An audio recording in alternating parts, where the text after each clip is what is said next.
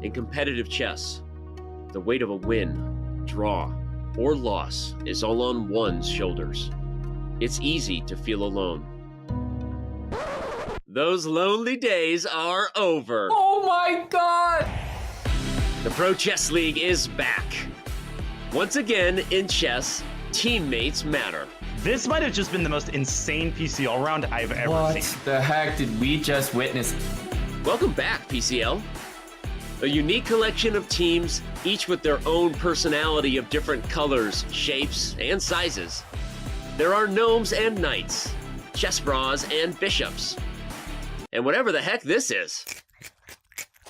The PCL is the only place where the best players in the world risk their fate alongside content creators and players from different levels, ages, and perspectives. Hikaru spent like 2.5 minutes and he beat a guy that I would probably not beat, so it's unbelievably impressive. Entering its 5th season, 16 teams will reboot the PCL legacy with a new format and new schedule. Only one team can be crowned the next PCL champion. I would go back there. No, he blunders the pawn! Are you kidding me? My friends, it's the 2023 Pro Chess League. Which team can rise above the rest? They won't be able to do it alone. He is. Both players are holding their heads. This is the fairest result I've ever seen.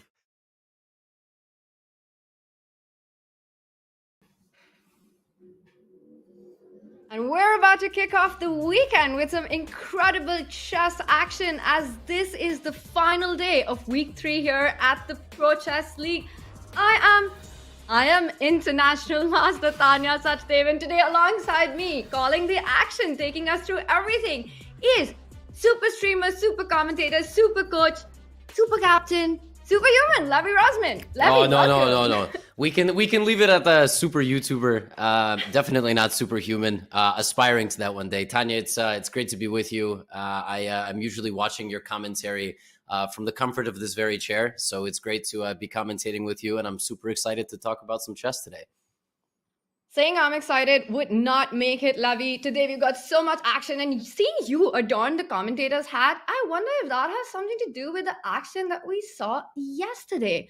What a blowout performance there by Levi Rosman's team, the Gotham Knights, defeating the Shanghai Tigers with a 9-3 scoreline. Now, Levi, we saw how you guys did it.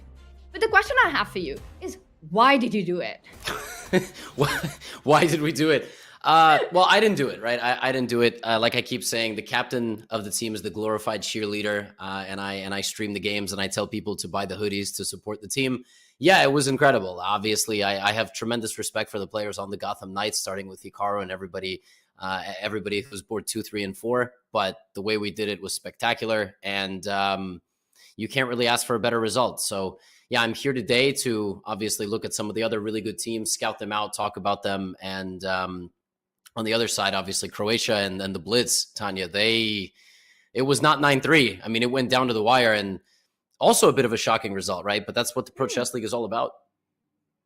Now, while you guys wrapped it up in just 3 rounds, this one, as you said, went down to the wire, Levi. We saw a nail-biting tiebreaker, but I have to say, no matter which team you're cheering for, it's always so much fun to see it happen and get decided in the Blitz playoff.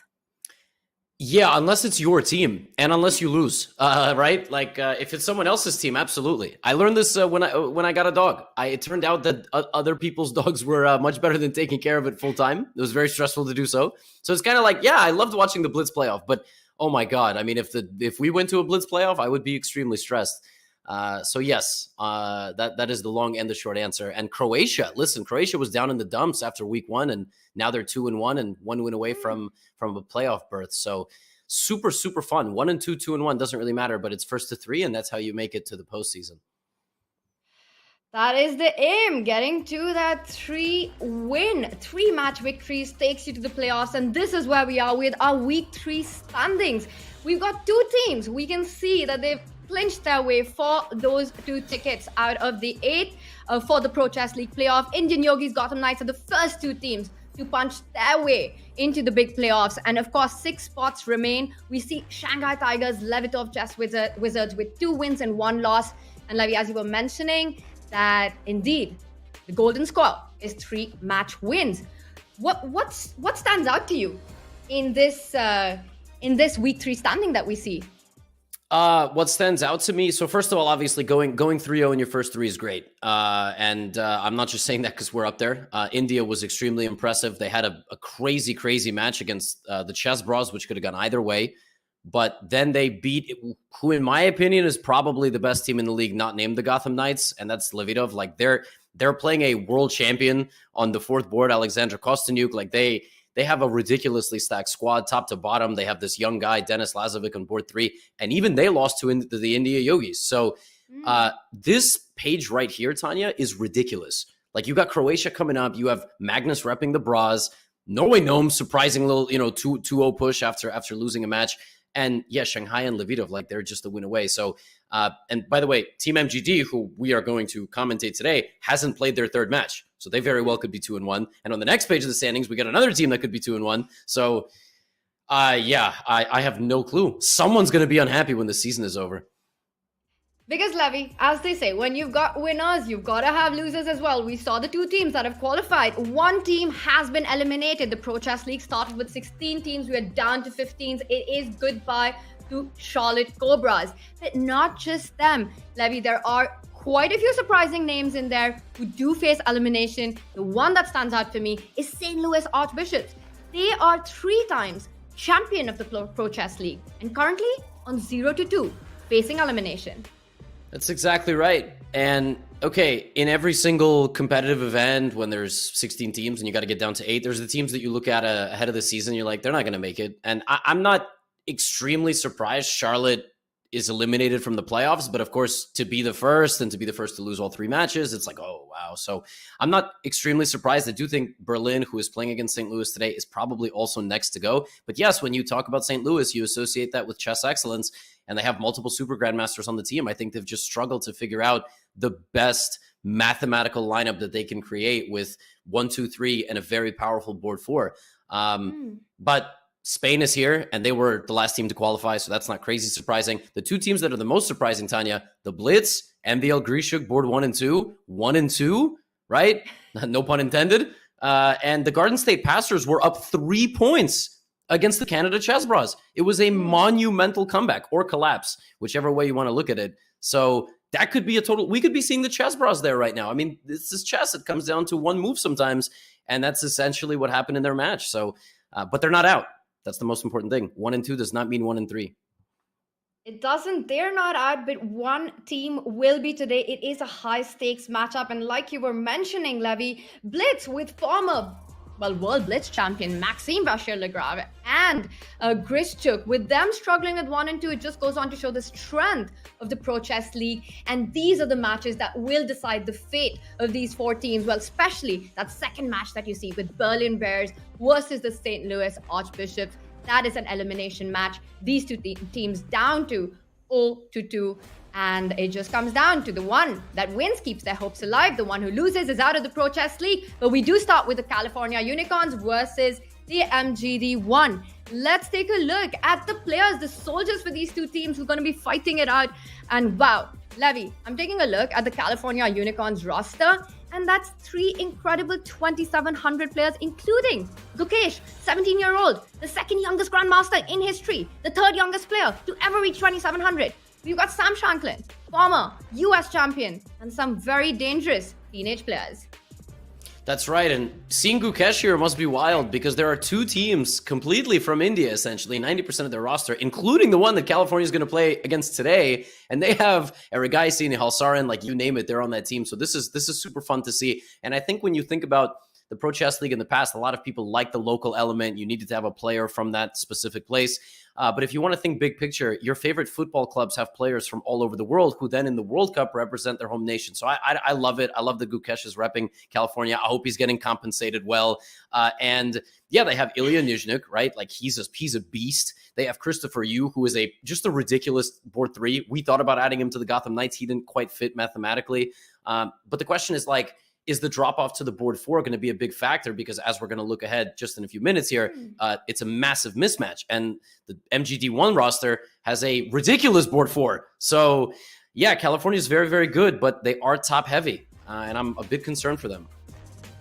Well, speaking of the lineups and just the inclusivity in it, take a look at this. This is the all-Indian team except one player where you see on that number 3 spot, Amin Tabatabai. This is stacked with all the young talents, the prodigies of India, and some of the very experienced players in the country. A great storyline there that you hinted at, Levy, with Gukesh playing against his country team. And how that's going to play out? Well, this one's being led by Arjun Aragasi at the top, a very balanced team from the top to the very bottom. The last player, Divya Deshmukh, is 23-38. This is one strong roster.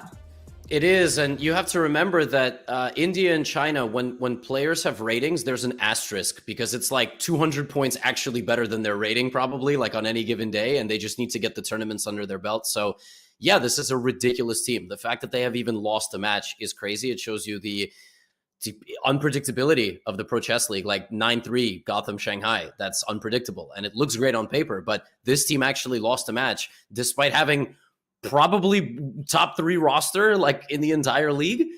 Anybody can beat anybody on their team in a given day. So today we're going to see if they can take a look on the other side of the playing field and go, Gukesh, what are you doing over there? You should have been with us. Should have stayed with us, Gukesh. So we'll see how he does against all of his countrymen and women. But yeah, Tanya, this is a tough team. Couldn't agree more with that, chat. If you're hyped after seeing the rosters, what makes the Pro Chess League even more exciting is that there are certain rules and regulations that the teams have to follow to pick their lineup. They can't just go with the top 4 because that would make things super easy. You know, you just have 4 players in your teams, you keep playing them again and again. But Levy, I love the fact that there are regulations, and this makes sure that every match remains even. That's exactly right. We've got some rules. Every team has to have a female player. The average rating has to be 2550 based on a November 2022 supplement, so you can be higher rated now. If you're under 2200, you get bumped. That's exactly how it works, right? You get bumped up to 2200 because you can't, drop your average rating by having a 1500 play. Well, we've talked about this quite a bit. Listen, our lineup that we fielded yesterday was 2549.75 because literally, if anybody was 1 point different, the lineup wouldn't work. Yeah, we were like the It's Always Sunny in Philadelphia meme with all the red lines and the staring at the wall. So these rules are in place for a reason, and they have contributed, Tanya, I think, to some really fun matchups. 100%, and that lineup worked to perfection for you guys. Well, I think for today's board assignments, the one board that will really matter is that one woman player, because that is where the big difference is. Let's take a look at the big reveal of the players playing in today's matches, and we've got from the California Unicorns, it is going to be Gukesh, Ilya Nizhnyk, Christopher Yu. He is such a tactical whiz kid, super strong in those tactics, and Sabina Forza. Now, Levy, when I look at these board assignments, the counterparts to California Unicorns, it's very clear that it's super evenly matched in the top 3 boards. Well, there is a little discrepancy in the second one with Adiban being a bit lower rated than Ilya, but it is really that 4th board. And I think Sabina Forza has her task cut that she needs to try and save as many points as she can to win this for the California Unicorns. Yeah, you have like a 2500 GM who's on the 4th board. I mean, it's crazy, right? We fielded a couple 2450 IMs, but the thing is, there's a very important distinction here you have to draw between the classical chess rating you see on the screen and their rapid ability. 10-minute is completely different. Adiban might be lower rated than Ilya Nizhnyk, but he's got a wild style. Just like Mikola Bortnik on the Knights has a wild style. You can take a point off of anybody at any time. Arjun Aragaisi has gone toe-to-toe with Magnus Carlsen. He's extremely experienced. I don't know much about Diptyon's experience, right? Okay, he's 2544 classical, but what's his rapid? What's his rapid experience? Christopher Yu is a 3000 rated blitz player. Oof. He might very well be the best player suited for this format, and he's playing on the Unicorns because he's so good at speed chess. So I don't know. There's more to this than meets the eye. And we've got a few minutes and we're about to get rolling.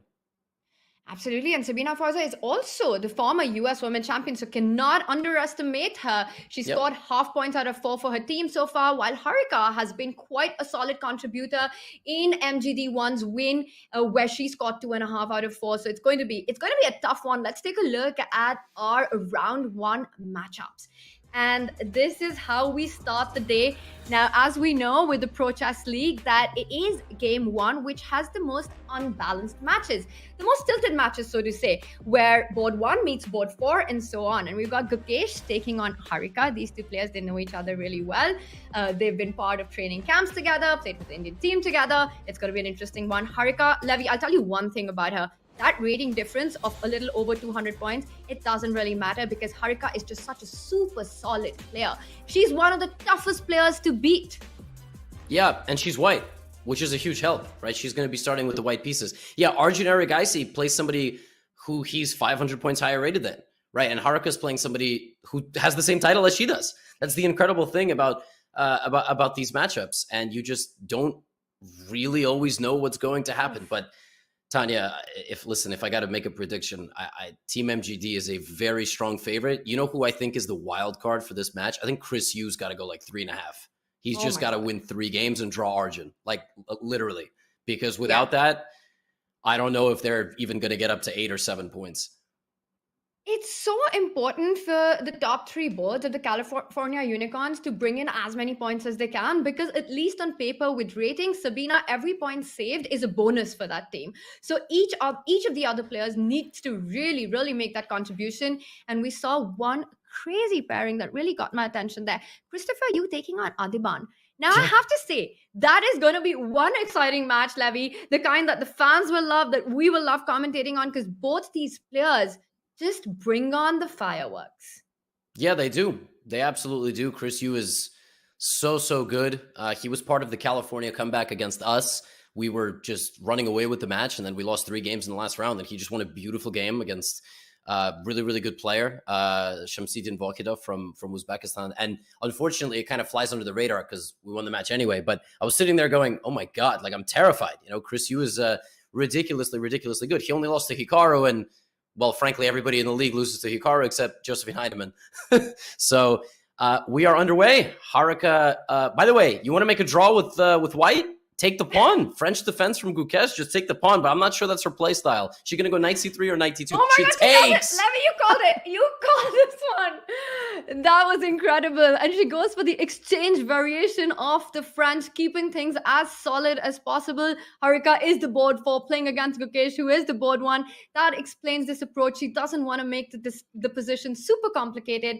And in fact, we had Magnus talk about employing the French when you want to play for a win with the black pieces. Harika saying none of that happening today. Yeah, now I think she's deciding. Here's the other thing. Like, if Harika did not expect the French, and she's sort of like, I want to neutralize his opening and not take any risk, that's why she chose this. But here's the thing. If the exchange French is not in her repertoire, and the French is in Gukesh's repertoire, and he knows all the little ways to imbalance the game, he'll probably try to play for a knight e7, bishop g4, long castles approach. And if she doesn't stop him, if she doesn't play the move b4, b5 like too quickly, he'll just get a wild exchange French. And we've seen people lose games with white in the exchange French when they are playing for a draw. And I don't like the time usage already, right? Like if she had the exchange French prepared and she wasn't winging it, she would be playing a little faster. She's trying to find like the most solid approach. And in 15 moves, she might be down 6 minutes. And she has played c3. I wonder what he's going to do. Is he going to play knight e7 or is he just going to go symmetrical? Well, I'll tell you one thing. I've known Harika since we were 10. We played in the same team together. We played against each other. She herself used to play the French. She has a pretty decent idea about the opening from both sides. But the point is that last move by Gukesh, knight to c6, is not the most common move by black in this opening. Usually, black does develop the kingside knight either to e7 or to f6, keeping that c7 pawn free to move up to c5. But with that last move, Gukesh, he kind of took Harika a little off guard, off the normal theory, and that's why she slowed down. She made the move c3, just making sure that the pawn on d4 stays defended. And once again, this little move on the other side of the board. Levy, I like it. h3, not rushing with the normal kingside castling because you really want to take that g4 square away from black's bishop. Yeah, and she's trying to not let Gukesh develop in the way that he wants, and he now is making this this decision of, okay, and you see he castles. And I think if he had been given the opportunity to play bishop g4 and queen d7, he would have gone long. But now they're basically both like, all right, we avoided all of the little intricacies of of the exchange French. Let's just play a symmetrical game, but not totally symmetrical. Like you said, there's a knight on c6, there's a pawn on c3. That's already a big difference. And they're going to fight against the natural development of each other's bishops. So there's still a lot more to this position than, boring game, draw. Oh, it's far from that. I mean, if Gukesh wanted to just, with the black pieces play it safe, in the last move, he could have thought about trading pieces with putting one on f5. But that last move, knight to g6, just keeps it very clear. You want to give up your bishop for the knight. I'm up for an imbalanced middle game, destroying my pawn structure, opening up that f file. I'm going to come down for your king. So Gukesh making his intentions very clear by not trading any minor pieces that leads to a symmetry. But while this game heats up, I see some hot action on the other boards already. Let's bring up our bird's eye view, or board's eye view as we'd like to call it. Levy, what catches your attention? The one game that has really developed. Take a look at the top right. What do you think about that? Wow, that looks like a tremendous amount of theory. Yeah, let's go take a look at Ilya Nizhnyk. I hope his username on Chess. Yes, okay, terrific. It's literally just Nizhnyk Ilya. Because you know these guys, like some of them name themselves their actual username, and some are Fireheart123. And no disrespect, Mr. Beast over there, the Indian Beast, right? I don't know what that is. I don't, So luckily his full name is there, and I was able to find Ilya Nizhnyk quickly. Have you ever had the misfortune of playing a classical chess game against Ilya Nizhnyk? Sorry, I lost you there. A classical chess game? Yeah, I was asking, have you ever had the misfortune of playing Ilya Nizhnyk in a classical chess game? I actually have played Ilya, but that was a long time ago. It was at the Vaikanze when they had the C group, and I played again there. It was back in 2010. It was a crazy, insane King's Indian defense, an absolutely thrilling game really to play. But in the end, Ilya's the one who won. And but a fun one nonetheless. And he's kept that style of being an attacking, aggressive player. And that's exactly what we see today as well with his opening choice. Let's take a look at what's going on, Levy. I mean, now queens might get traded, but if not, white already has control over the d file. It just looks more activity of the pieces. I think it would be wise that no matter how aggressive Ilya really wants the position to get, trade those queens off. Yep, exactly right. And I only asked the question about Ilya because I don't know how he played in 2010. Oh, he was. But he plays little kid who actually came to the board with a stuffed toy. So it's kind of really interesting to see him now as this extremely strong grandmaster. But back then, I mean, he started playing chess when he was 4 years old. That's the kind of prodigy that he was. Yeah, he was like the highest rated in the 1996 birth year for a while. Like he got to 2700. His playing style is extremely annoying because he's really fast. I don't know if he was really fast when you played. He plays every move classical chess in like a minute, which is nuts because he gets 90 minutes on the clock. Now, if he does that in rapid, that's great, right? But it also could backfire because you could make some mistakes. Yeah, he has this repertoire that he likes that's just very solid. And this was just a typical semi-Slav, but it got forcing very quickly. It's interesting to see that he's not taking a tremendous amount of risk early. It's a completely symmetrical pawn structure. DNC is gone. So I think that you could be in a situation where you don't mind a draw with black, even if you are the rating favorite, because it's round one, Tanya. You don't want to do anything too crazy, right? You don't want to go nuts. It's too early in the day to go completely nuts, but it will happen at some point. And it might even happen in this endgame because we see you can't even call it an endgame. This is like a queenless middle game. There are all 4 minor pieces are on the board, the rooks are on the board, and there's everything to play for. It's easy to think that this might be even and completely without poison, but far from it. Take a look at that bishop on b7. It's on a stunning diagonal and immediately blocked there by Diptyan. While all of this, and the king f8 coming to the center, as you're pointing out, black's knight will jump on to c5. There's still a lot to play for in this position. Now, Levy, we can talk about this endgame and break it down, but the position that needs our attention immediately is actually another one, and I'm going to bring up our bird's eye view because you're going to love what is happening on that bottom left board that we see. We've been talking and hyping up the Christopher Yu versus Adiban matchup, and this is good reason why. Take a look at that. White's pawn, Christopher, has already marched down the board with h5, an absolutely insane pawn structure. Adiban has got only 1 pawn on the 7th rank, the g7, moved all his pawns up the board. What on earth is going on here? And this also was a French. So we had a French from Gukesh, and we had a French from the Beast, Bhaskaran Adiban. And Chris Yu takes a very unorthodox approach. He plays in the style of a King's Indian attack. So what's going to happen here as we go through the opening is it's going to be, by the way, we see this knight e7, knight c6 setup, but it's very different than the one that Gukesh played. This is a super closed position. And basically it's like the door locks and you just fight, right? So the center is deadlocked. And the computer in these positions, it's important to tell the audience, will always say black is doing well, but it's so hard to stop white's attack. Hikaru won a game in the first week that was exactly like this. The engine was just saying minus 0.7, and then he just checkmated his opponent. This one's opening up, though. Chris got his knight here. Yeah, we're going to have a trade. Rook is going to arrive. And Tanya, this is very quickly going to become like a positional game. Some backwards pawns and weaknesses, and I like Chris's position.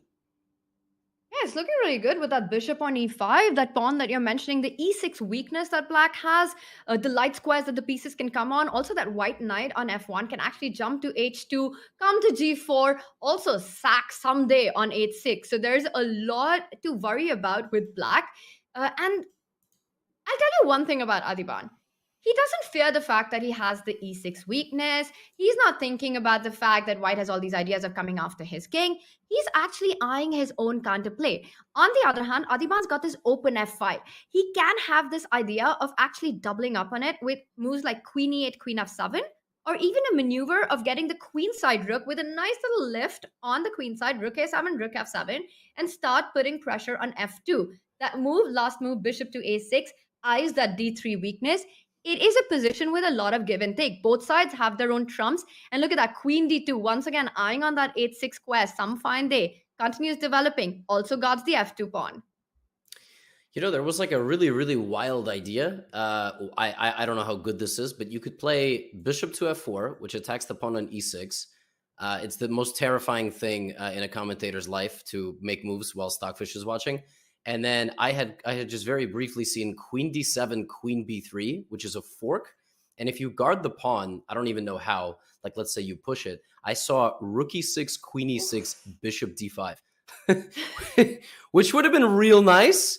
Little rook sack and then bishop d5. But sadly, he played queen d2, so that will absolutely never happen.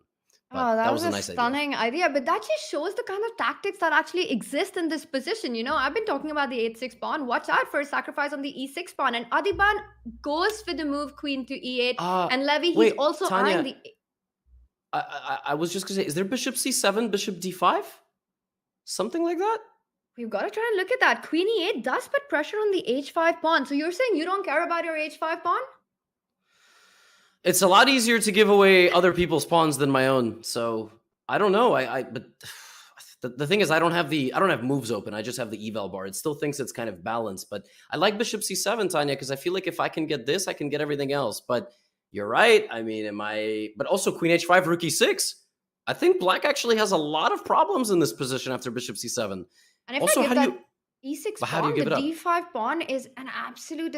Okay, I've got an idea. Levy, what if I track your bishop down with queen d7? And I'm begging you to take on b6. I'm begging you to take on... You spot it. You spot it.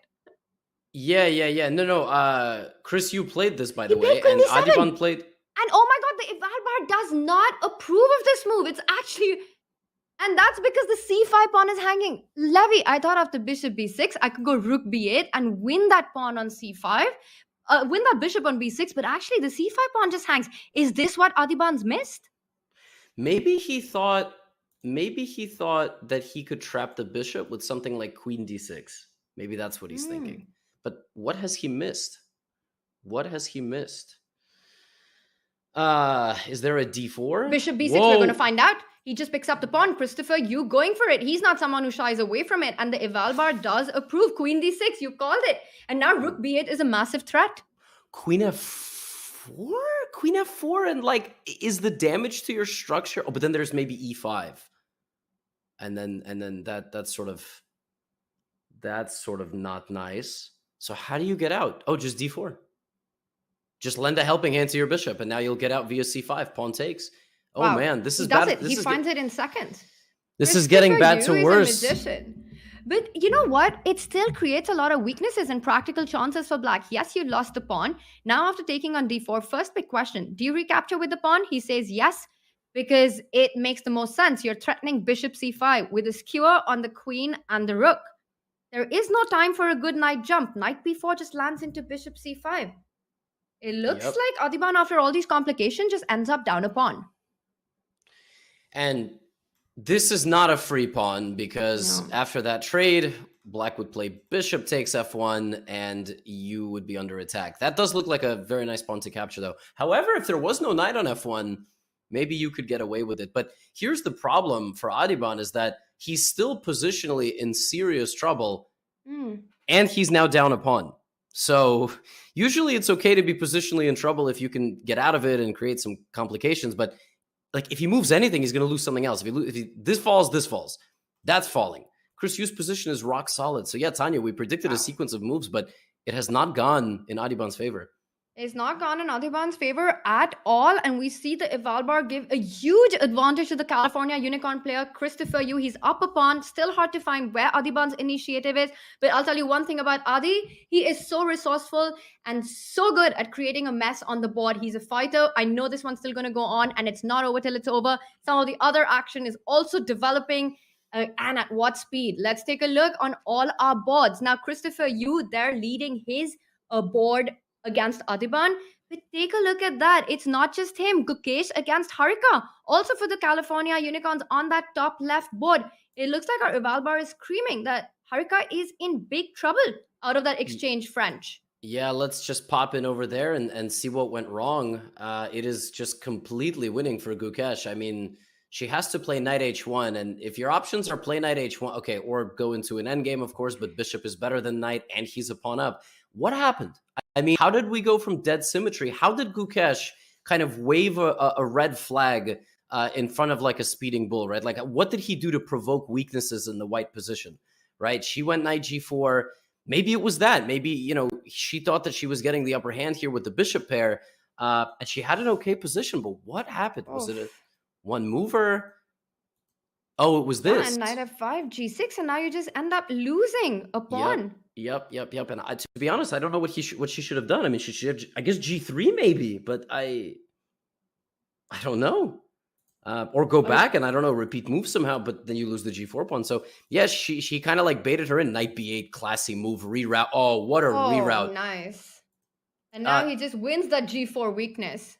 Tanya, if you gave me like 5 attempts in this position, I would never in my life play knight b8, which is so Karpovian, this knight retreat and rerouting it to f6 to attack that weakness to win the pawn, and that's what he did. And then showing some good technique, because as we can see, come up to date with our current position where he did a trade off all the pieces that were necessary, and now he comes with an extra pawn into a bishop versus knight. He can fall back with the bishop to e5 as well, where he controls the knight from getting anywhere. You know, you keep 2 squares distance from the knight to take away maximum squares from it. Yes, that's exactly right. And the pawn is also too far. I mean, black is just going to walk up to it and take it. The only way you can protect it is with a knight from any of these 3 spots. And what do they all have in common? They are all on dark squares. So that bishop will remove or extract the knight. And in fact, I think it's already happening. I mean, knight f4. It's happening. Because G5. I thought at first king e5, there's knight f4, you attack g6, defend d5, but after g5, you've got to give up the d5 pawn. And watch out, you can't go knight to h3. g4 would be even more devastating. Yeah, g4, and that's it. I mean, the pawn will come, and by the way, that would be really unpleasant. It would send the king all the way backwards. So Gukesh is gonna clean it up, and this is exactly how you beat folks who play exchange French, right? Like, you just keep the tension. And just because the position looks symmetrical, there are still 15 pieces left per player. That's a lot of pieces. It's a lot of pieces to blunder in one move if you're a beginner. It's a lot of pieces to put inaccurately on squares if you're a grandmaster. And Gukesh is just so ridiculous. Like, he made it look so effortless. If I played Harika in this game, I would lose with black. Like, no problem, right? And he just makes it look effortless. And that's why he's the board 1. He's showing amazing technique in this one, and looks like he's got everything under control. Harika in big trouble here, but let's bring up our bird's eye view, because she's not the only one in trouble. Things seem to go from bad to worse on that Bottom left board, Christopher Yu continuing to put the pressure, as we can see. Bottom left, take a look at that. The eval bar loving white's position. He's picked up that e6 pawn. D5 is weak. Let's do a deep dive on it. Let's bring that up on our screen. As we see with that last move, he's putting pressure on d5 with not just the rook, but the bishop as well. Yes, you can trade off the queens, but what you can't do is defend that d5 pawn. Yeah, this is going to be a situation where Adiban has to just sacrifice 2 pawns and essentially hope for the best, because I don't really know what Christopher Yu could possibly mess up. If that rook ends up on d5, the a5 pawn is also in trouble, and then the game plan is relatively simple for white. Me have pawns, so me push them. And I don't really know what you could possibly do with the black pieces. You cannot get to this king. This king is completely safe and incubated. White can always go here to defend this. And just a very convincing game so far from Christopher Yu. I mean, Adiban's going to have to probably avoid a queen trade. But Tanya, how? What is black's next move? I don't know. Yeah, it's tough to come up. If you take on d2, white can even just put in a check and intermezzo, because it's not just the rook that's attacking d5. You can just pick it up with the bishop. Go bishop d5, give a check, and then recapture the queen. The thing is, when Adiban sacrifices his pawns, he wants the queens to be on the board for the initiative. But once it goes into the endgame, where is your initiative? You're picking up the pawns. As you said, me got pawns, me going to push them. And that looks like a clear plan for Christopher Yu. I look at the clock situation, even there, it's him who's ahead by 1.5 minutes. And the problem on an open board like this is that you have nowhere to plant your knight. Your knight is just completely uncomfortable in the center of the board. And by the way, anywhere it goes, it's like also not covered. And if it goes to f5, it's still barely covered, because I can attack it and kick it out once again. So he needs his knight somehow to end up like here and not get captured. He needs to make a move. He's down to 1 minute now. His position is very hard, right? Like it's not easy. It's not easy. And the thing is, when you're going to tank like this with 1 minute on the clock, in the next like 5 moves, it'll be +6 because you just don't know what to do. And when you don't know what to do, it's extremely hard to just sit there and defend the position. You see that red bar on your clock, you're like, oh my God, you start being desperate. And then Chris Yu just calmly defends everything in his position and wins. Why is he not playing? Like you said, it's a hot position, but he has to play something. He's down to 45 seconds. Meanwhile, Christopher Yu looks like he's falling off to sleep, just waiting.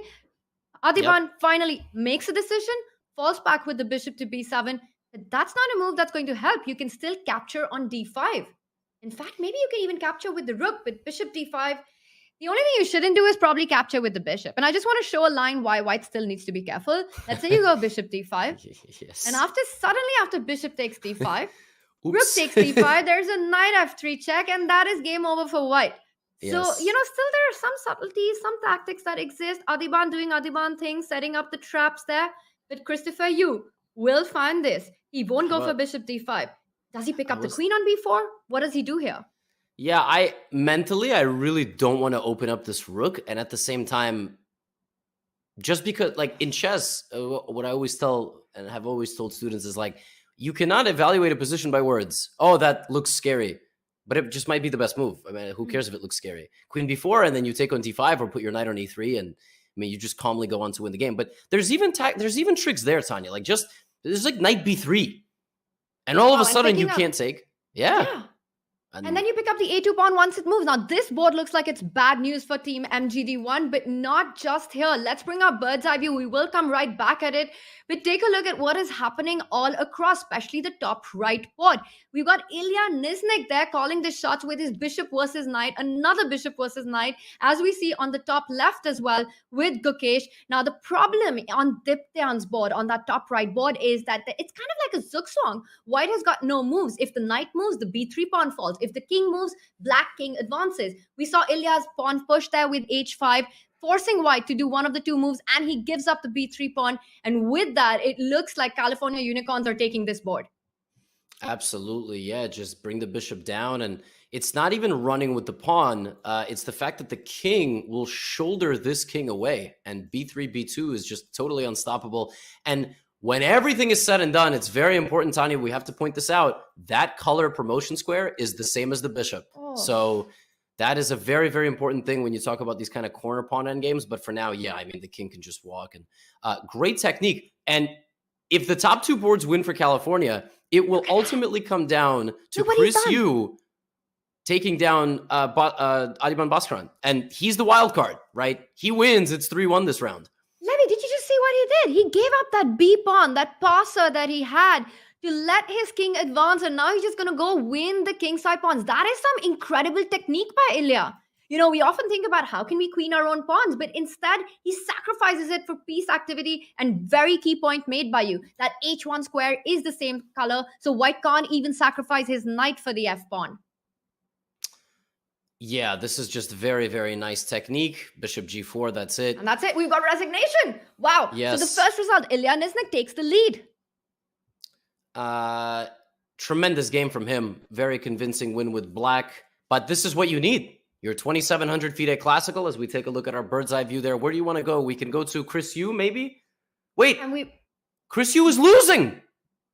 What a turnaround. Adiban has done what he does best. He somehow swindled this position. Let's go to the bottom left. I have no idea how we got here. We've got no time to check it out. We will do that later, but both players down to 20 seconds on the clock. Christopher Yu in huge trouble. How did he manage to allow the Alekhine battery on the F file with the queen and the 2 rooks and the white king? I mean, this looks like he should be getting checkmated any moment. Yeah, I don't want to even go back because he's got 4 seconds. I love how this bishop is just hanging. It's just dead. Adiban was like, I don't need the bishop. I don't need my knight. I'm just going to go for your king. How did he do this? Rook to E8. It had to be played to ease the pressure. He's trying to get rid of the rook. Right now, the B7 bishop is attacked. Can't be picked up because the knight on F1 is hanging. What a move. D4 opening up, bringing on all the toys into the attack, into the nursery. A check with the rook move would be game over. That is it. That's it. And Adiban Bhaskaran, he takes the point and levels the score. Wow. Let's take a look at our bird's eye view here for a moment. I think we've got 1 game remaining, and it's the Arjun game. You've got to go straight to that because even there, we've got Sabina Feuser with 9 seconds on the clock. What just happened? He was up 2 pawns for nothing. How did Adiban do that? I think the Indian community just knows. It's like, it's Adiban. It's Adiban.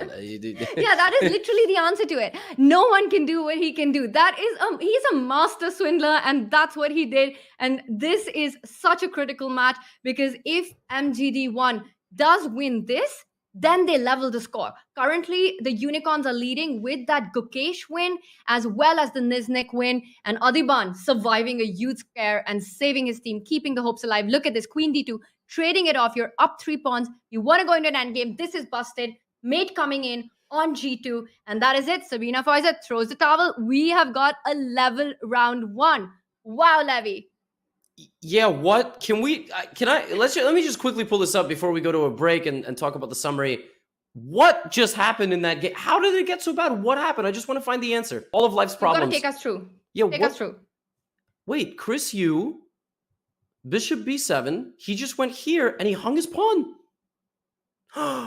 What did he blunder? Oh, he blundered maybe Rook B1 and like Knight F3 check and Queen E5.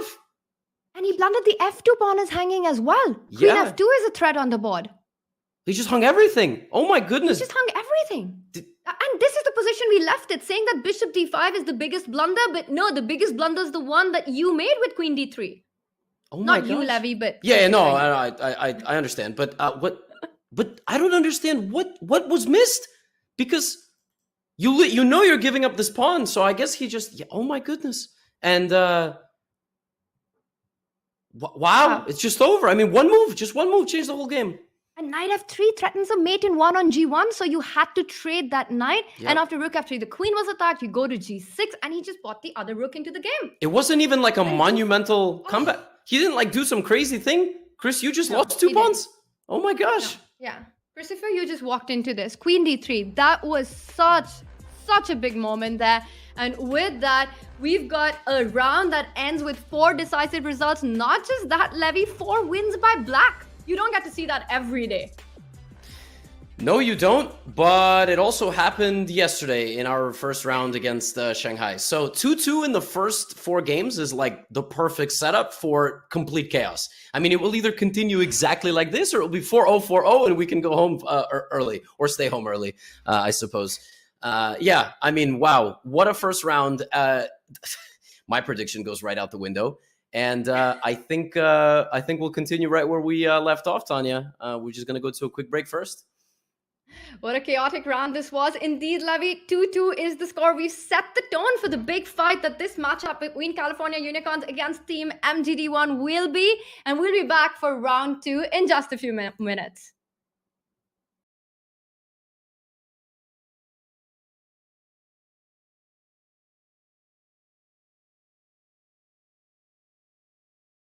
Hey everybody, it's Danny here, and as you may know, Chess.com and Chessable are now one, and I'm here to show you how you can make your Chess.com and Chessable one in just a few clicks. To start, let's log in and connect our Chess.com account.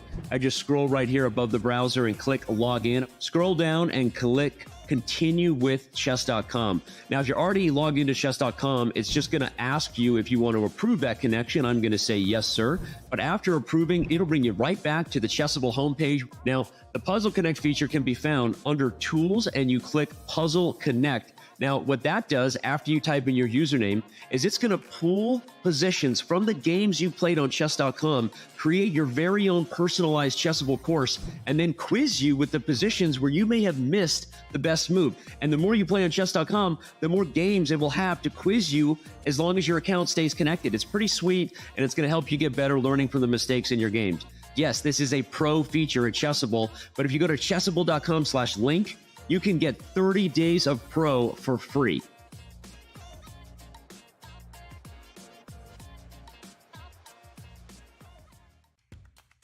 Struggling to improve your game? Chessable is the home for chess improvers. With hundreds of courses by incredible authors like world champion Magnus Carlsen, Christoph Selecki, Andras Toth, everyone's favorite social media troll known as Anish Giri, and so many more, Chessable can help you raise your game to the next level. You getting started on the fundamentals? You should check out everyone's first chess workbook. Maybe you want to stop letting all those points slip away in the endgame. 100 endgames you must know is the course for you. Did you not notice your king was in check and still can't figure out why the pieces won't move? Actually, Chessable can't help you with that. Maybe try refreshing your tab. Check out Chessable today and get 30 days of Pro for free. Go to chessable.com/begin.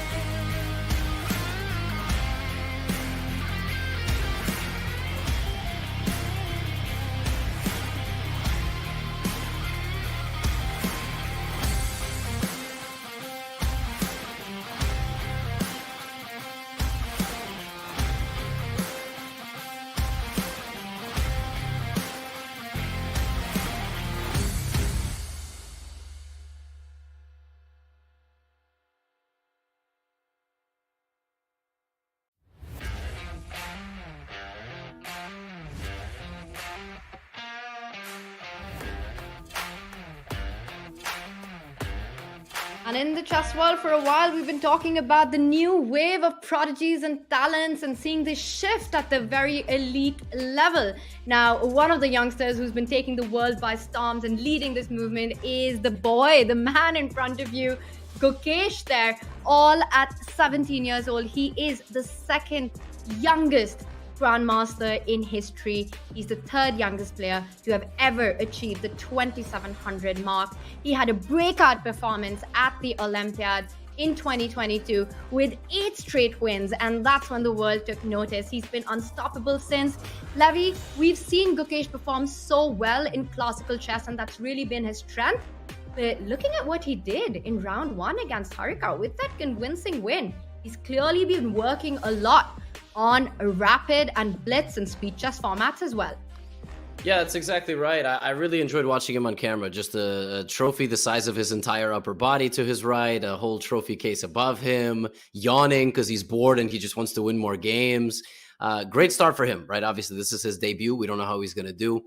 And he's done all right in some of the online rapid events that he's played, but he's the big boss. Like when you're board 1 in such a pivotal matchup, you got to get 3, you got to get 3.5. And what better way to start than a convincing win with Black against a GM? Like the generic ice, he had to play a 2200, and my man Gukesh had to play a 2500 level GM to start. So it's his warm-up set, and now he's got to keep it moving throughout today's match. As you said, the warm-up is done, and now that the most unbalanced, the most tilted, lopsided match round is out of the way, it is time to get a little more even. Things only get tougher here at the Pro Chess League as we go into round 2. And these are the upcoming matchups. Gukesh takes on Diptyan Ghosh. Levy, there's definitely a lot going on in his mind about the fact that he plays his country mates over and over again. Cannot be super pleasant. And then we've got Ilya against Harika. Harika, who did suffer a loss in the first game. Christopher Yu, wow, what do you think? Has he let go of what happened against Adiban? Because that was the big swindle of round 1. Yeah, that was a wild turn of events. But yeah, I don't know. Will he let go of a loss and not carry it over into this game? You know what I've realized, Tanya? I kind of want to. I wish I had said this in the introduction to this matchup. In any given round between these two teams, who is the team more likely to 3-1 the other? It's California. Like I mean, Chris Yu, if he gets a game like that against Adiban, he just has to win. He has to not lose. If he can do that, Ilya and Gukesh can do the heavy lifting. And that was a really convincing first round from the top 2 boards of California. Now they both have white. If you just lock them in as wins, it's up to Chris Yu. He really, like, it ultimately, no disrespect to all the 8 players involved, and not to put more pressure on Chris Yu's shoulders, but winning and losing and ultimately making the playoffs in this match completely comes down to Christopher Yu. Well, there you go. That's my take. It does make perfect sense, especially considering how game 1 actually went for Christopher. He was completely winning out of the opening against Adiban. He fearlessly picked up the pawns, but in the end, a one-move blunder, and those kind of misses are hard to come back from. But here we've got liftoff in round 2. Gukesh is here fresh from his finish at the WR Masters, where he tied for first after defeating Napamnishi in the tie breaks. So definitely rapid is something he's enjoying these days. He's playing against Diptyan Ghosh. What do you make of this opening choice? This is some wild prep. If you're watching at home, do not play chess like this. You can only play chess like this once you become an Olympic gold medalist or silver medalist. Yeah, this is some super meta stuff. White plays here and still has a pawn on e3, and the idea is not to play d3 and e4, it's to have a whole dark squared complex. And the reason I say this, Tanya, I'm sure you also would not play positions like this with white. What do you do with your bishop? Okay, you're going to put it on b2. And like, then what? Where's this knight going if black goes a6? I think the knight's going to come around this way. It's like a super, super weird setup. But again, if you put 2 players who don't know a huge amount about a position up against each other, and one of them is as experienced as Gukesh, you got to give him the edge. So I like what he's doing. I really like what he's doing. And his opponent is going to have to beat him just kind of on an open board. And Gukesh obviously is the favorite, right? So I like the opening from him. I'm just glad that Gukesh answered that question about the bishop before I had to. I like the idea that it's headed on the long diagonal, a1 to h8. That's why you want it. You can create counterattacking chances. Someday, one can imagine that f3 knight landing up on f5 as well. There are ideas like knight d4, knight f5, knight h4, knight f5, really putting pressure on g7. But black isn't giving white any time to do that. Knight c5 was hitting the pawn on d3, forcing white to retreat. Really the only way to defend that d3 pawn. Knight e1, that doesn't look very pleasant somehow. I mean, you're defending d3, but the rook on f1 disconnected. It looks a bit scary for white. Yeah, but how does black stop b4? Hmm, that's a good question. Right? And I think and that's then and then b5, queen a4. Like, b4? It's gonna happen. It's gonna happen. And as you mentioned, the pieces that have come forward are gonna be forced to move back. And that was some really cool understanding by Gukesh. He doesn't care about bringing his own knight back. He knows he's gonna start pushing his opponent's pieces as well. But he's slowing down a little bit. He is not immediately jumping in with b4, which is a little surprising because it looks like the kind of move that you really want to make. Is he actually thinking about capturing on d5? Is that an option? Yeah, I was just looking at the position going, is d5 hanging? Because knight takes, bishop takes. We don't need an analysis board there, right? For this, bishop takes. Okay, there's a discovered attack on the bishop. But you have bishop takes f7. Zwischenzug! Oh, yes. Right? And then you just win a pawn. But maybe he doesn't like it because the position kind of opens up. By the way, Tanya, I want to play b4. Can I also play g4, g5? It's so much easier to push pawns that are not mine. But this looks great It's so much easier to push pawns that are not ours. It's so much easier to give pawns that are not ours.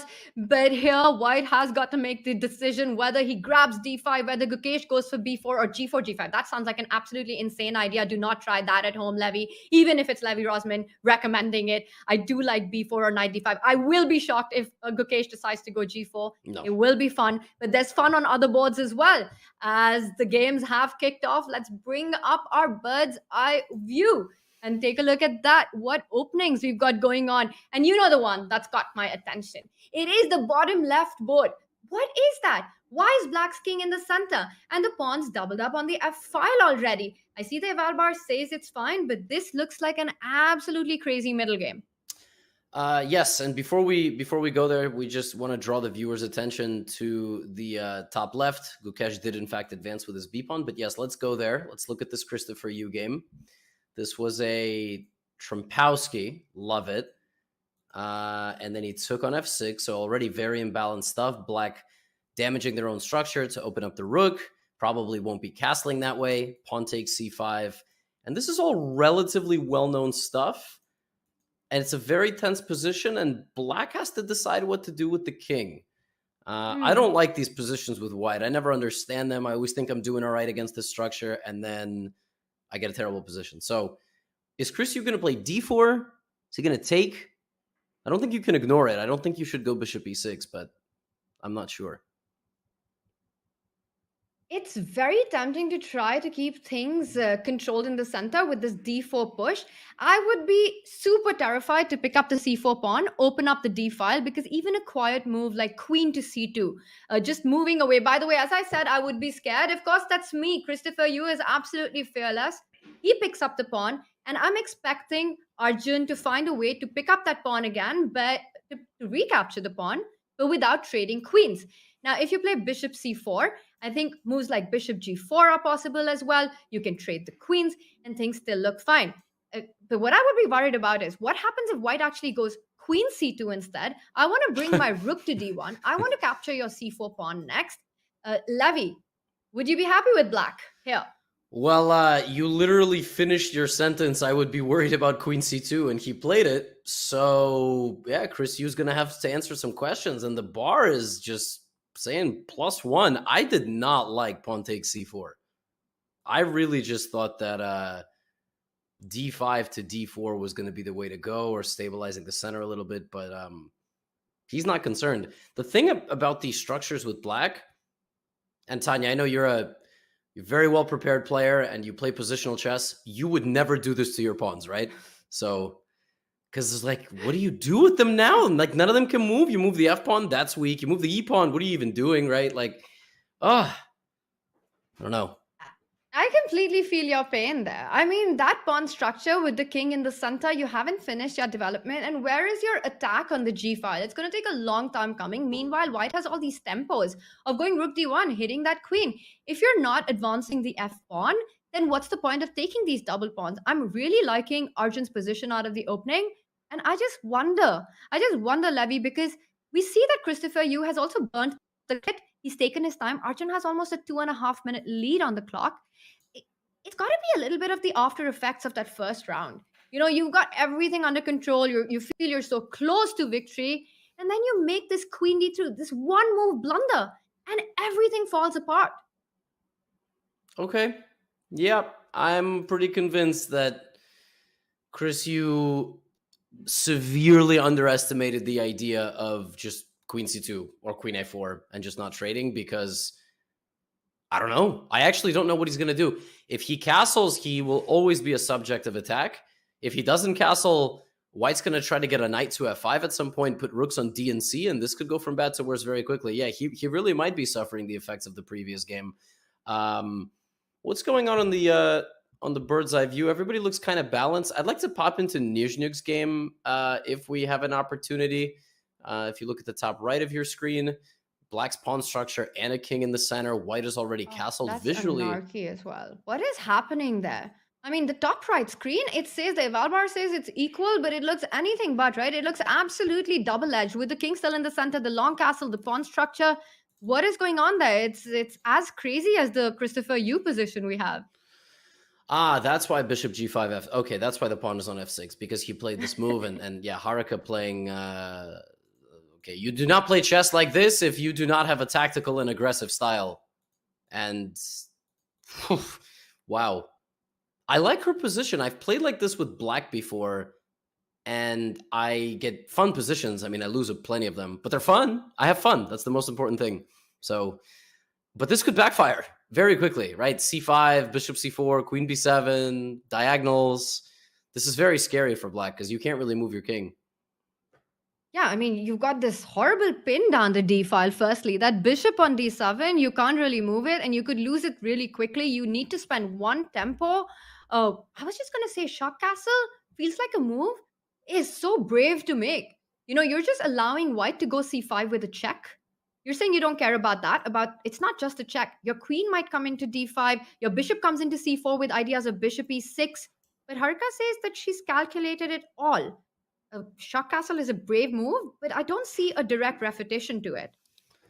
Yeah, even if she hasn't calculated it all, she calculated just enough not to tank. And maybe in a classical game, you spend more than the minute that she spent there. But she only has 5 minutes left on the clock. It very quickly becomes a blitz game. It's definitely, I would argue, it's way too dangerous to take on b7. But you have to work out that you're completely fine here. Maybe you play c5 check and then take on b7, because that way there is no rook b6. But I would just be so worried I'm going to put that pawn on c5, and then I'm just going to lose it like an idiot. You know, like, why did I move my pawn to c5?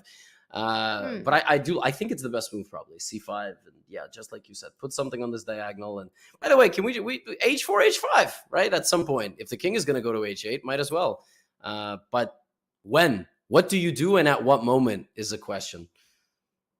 Well, h4 would be the dream to get in, right? Like, imagine if you open up this diagonal with a check, force the king on the h8, and then find a way to open the h file. That's game over. But anytime you go h4, you have to calculate lines with the bishop being captured on g3 and your entire structure being destroyed. Also, let's not forget, once you get h5 in, Black will have ways to even block it with g5 or trade on g3 and somehow put that bishop on g4. Which means that Haruka needs to find the time to sidestep with her queen and get out of that pin as quickly as possible. Maybe we can pull up the analysis board and just take a look at some quick lines, because it's such a tactically sharp position with where you can have an attack really quickly. If here you go c5 and the king goes to h8, she's gone queen c8, so she does sidestep it after c5. You go king h8, and let's say you were to play h4. I think what Haruka wants to do is perhaps just take on g3, and I'm stalling because anything can happen in these positions. I feel like anything can be a blunder. And now, as you're pointing out, the e3 pawn is weak, but I like the move. I was going to say I like the move h5, but it hangs g6 as well. Bishop h6, pick up that pawn on e3. This position is wild. Bishop h6, h5. What is happening, Levy? Yeah, I don't even know what I would play here with Black. Like, I guess bishop e6, just try to fight back on the diagonal. Makes a lot of sense. Maybe knight a5, like just kick the queen off the diagonal. Yeah, I also was thinking, I don't know what the top engine move is, but I hardly think this is -1. Nizhnyk, this bishop d3 idea from him is such a Nizhnyk style move, just keeping the tension, trying to play quickly. And Haruka's responding. I mean, queen c8, rook b, that's grandmaster stuff. That's why I don't have the title that she has, because never in my wildest dreams would I play queen c8, rook b8. And she's just playing it, and she's like, come and get me. I don't, bishop d5, no problem. I'm not scared. And this is the kind of position that you play with white where you have to call the bluff. You got to do something. See, another Nizhnyk move. But look, he's worse. But he likes to make simple moves quickly and sometimes just like slowly build up the pressure before. He doesn't want to do anything too aggressive, right? C5, H4. But if Haruka plays her cards right here, she could just win a really nice game. Like Tanya, I don't know, some knight G3, F5, E4, etc. Like bishop B6. Okay, it wasn't the best move, you're but threatening knight A5 and just winning that pawn on C4. That was a devious threat in the position. But he says, not happening. Brings the bishop to D5. You want to try and get rid of that bishop. And I think that's what Ilya wanted all along. He wants to try and trade the light squared bishop because white has managed to create these weaknesses for black on light squares. But I like that Haruka is also not taking too much time. She falls back with the knight. So she's saying, I'm okay to trade, but on my terms. If you take bishop E6, the queen jumps onto E6. And we see a lot of pressure being eased off here already. And the C4 pawn might just be a weakness here. it could. Yeah, he never moved it to C5 to attack. And now the queen on E6 basically prevents it from moving. So it's a very tense moment in the game. So to kind of defuse the tension a little bit, why don't we bring in... I don't know if he's one of the team captains because they're California Unicorns are all kind of captained by a team of folks. But what's up, Kostya? You're the manager. There we go. That's your official title. I wish I knew that prior. But how's it going, man? Welcome to the show. Hey, Levy. Hey, Tanya. Thanks for having me. It's going great. Yeah. So like you said, I'm the cheerleader for the Unicorns. I'm just like rooting for the team, hyping them up. International Master David Pruitt, he's like the official manager. He does most of the lineup decisions and stuff like that behind the scenes. So he's been doing a ton of work, as you guys know. Wow, So Kostya, they this misnomered you. matchup from the very start has been absolutely thrilling to watch. And what were your feelings in round one, especially that big turnaround in the Ilya Adiban match? How stressed were you at that moment? Yeah, that was a tough one. I think you mean Christopher against Adiban, right? Like Christopher was doing really, really well, and then ended up losing. And then Ilya, we thought was not going to win his game as black, but then ended up squeezing it out in the end game, which I feel like I've seen Nizhnyk do many times. So I was kind of like waiting for it, to be honest. But no, that was definitely very, very fortunate that it ended up going 2-2. Wow. Kostya, And 2-2. And sorry, go on, Levy. Yeah, I was going to say, Kostya, as you look at this position, we've been very curious to see at which point Ilya will make the jump into the position. Apparently, the computer did not like that move C6. He's got to do something, right? But what is the something? Is it E4? Is like now that moment you can play E4 and suddenly you're just getting in with the rook? What do you think, Kostya? What are we looking for here? Yeah, very surprising that C6 is some kind of blunder. I don't know if it's weakening the D6 square, if it's rook D7, maybe knight A4, knight C5 might be annoying for black. Yeah, surprisingly nice position for white. I definitely wouldn't think it's like about to be over, but he goes E4, so it feels like he's seen something. Ooh, and oh, there it is. Wow. That's what he like. Wow. and the reasoning was that if you recapture, there is bishop h6, which is maybe what she overlooked, Tanya, but I don't know. I mean, now she's going to move her queen, and like there's no in-between check, right? So I'm not sure. She's taking her time. I like your idea of an in-between check as well, because if you were to move the queen, Kostya, then white can actually snap up that knight with the h-pawn, also opening a potential attack on the h-file at some point, and the g-pawn marching down with g4, g5. So why give these additional chances? And I think the fact that Haruka's taking her time, she might actually trade the knights with knight e2, saying that I will not give you counterplay on the h-file. Oh, yeah, that's very, very delicate moment in between move just to affect the structure. Wow. I feel like So that could be included in a complicated. future chess dojo lesson if it's the best move. In fact, you. Oh no! Oh, Tanya, you might have been 100% right, by the way, because now it's Yeah, the eval bar at least seems to say that falling back with the queen was a big mistake, and h3 immediately captured. Kostya opening up the h-file, and it looks like Ilya will be setting up the attack. But I want to take Kostya to the bird's eye view and really ask his opinion on all the four positions and what he's thinking about his team chances here. The one board that Costa you're probably not happy about is the bottom right board. Yeah, this one is of course going to be tough, but Sabina, I mean, she's a huge fighter. I don't think she's going to get like shut out this ton of experience and like really solid defender. So honestly, like, okay, he always says white's like +5 in these positions, but it's like no material ahead and it's like hard to break. You know, your two bishops are closed, but okay, obviously Adiban is super strong, and yeah, we were thinking in this round actually another 2-2 result was very likely because both of the higher seeds are playing white on all 4 games. So that's it's going to be a lot of blood, I think, in this round. I'm gonna jump in here for a moment and just draw our attention to the Christopher Yu game, because for the second game in a row, he has a fantastic position, and taking down MGD1's board 1 would be huge. Now, I don't want to jinx it, Tanya, because I feel like last round we really couldn't have jinxed it any harder. Not that we're cheering for anybody in particular, as we've basically almost immediately jinxed it. But even just holding with black here would be huge. Kostya, I just have a quick question before we talk specifically about the moves. How did y'all get Gukesh? How did that go? Was it hard? How was the process for that? Yeah, no, great question.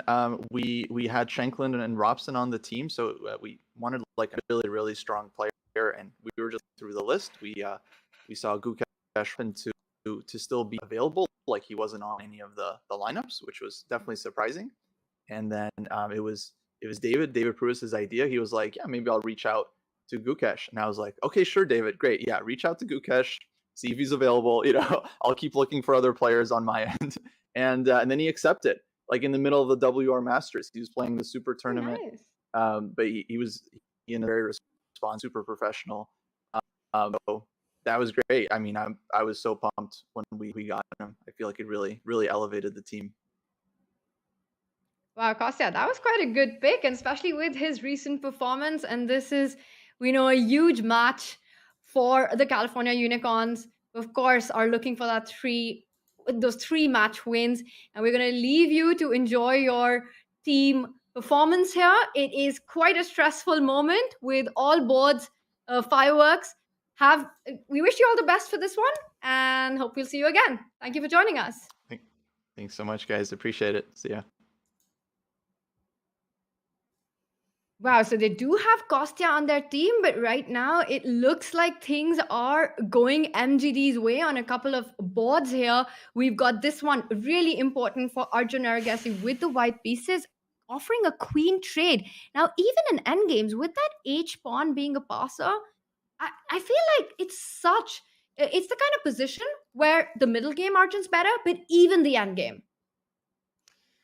Absolutely the end game. And let's not forget, Chris, you made that decision on the 4th move. No, when you do this, you really hope the game does not go to an end game, because when that H pawn does get cleared out, you will have a pass pawn, as you just mentioned. So very tense game. Very tense game. And the thing about guys like Arjun with all this experience is, not to say that Christopher doesn't have this experience, but they are so accurate forever. And they will make things so practically challenging for you. Because, you know, I feel like Eric Geisy has played Magnus in 15-20 rapid games. That is a massive experience boost. You know how to stay focused for 70 moves straight, right? So if you apply that to your other games, you're going to be super accurate. Chris Yu's getting down to that 40-second mark. And when I say that he was the wild card, the kind of joker card of the match, he's had 2 very, very tense fighting games, Tanya, right? But so far, it's looking like he might not even get half a point out of these first 2 rounds, which is okay because he's the board 3 and he's playing boards 1 and 2. But I really would have liked to see him score. This one is going down to the wire, and he's only got 25 seconds on the clock. I mean, I don't even know how much of a wire it's going to be with that H-pawn advancing. You said it at the start of this match. Me got that pawn. Me going to push that pawn. That's what Arjun is following up with, Levy. Arjun Aragasi is a beast in speed chess.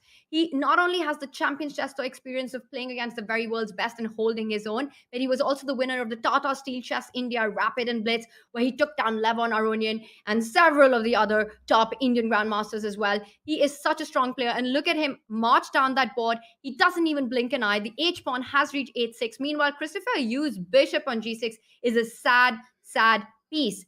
Arjun has to find the winning blow, and it's got to be around this H pawn. How do you build this attack? Is knight H4 an idea? Luckily for Christopher Yu, that bishop still has a square on H7.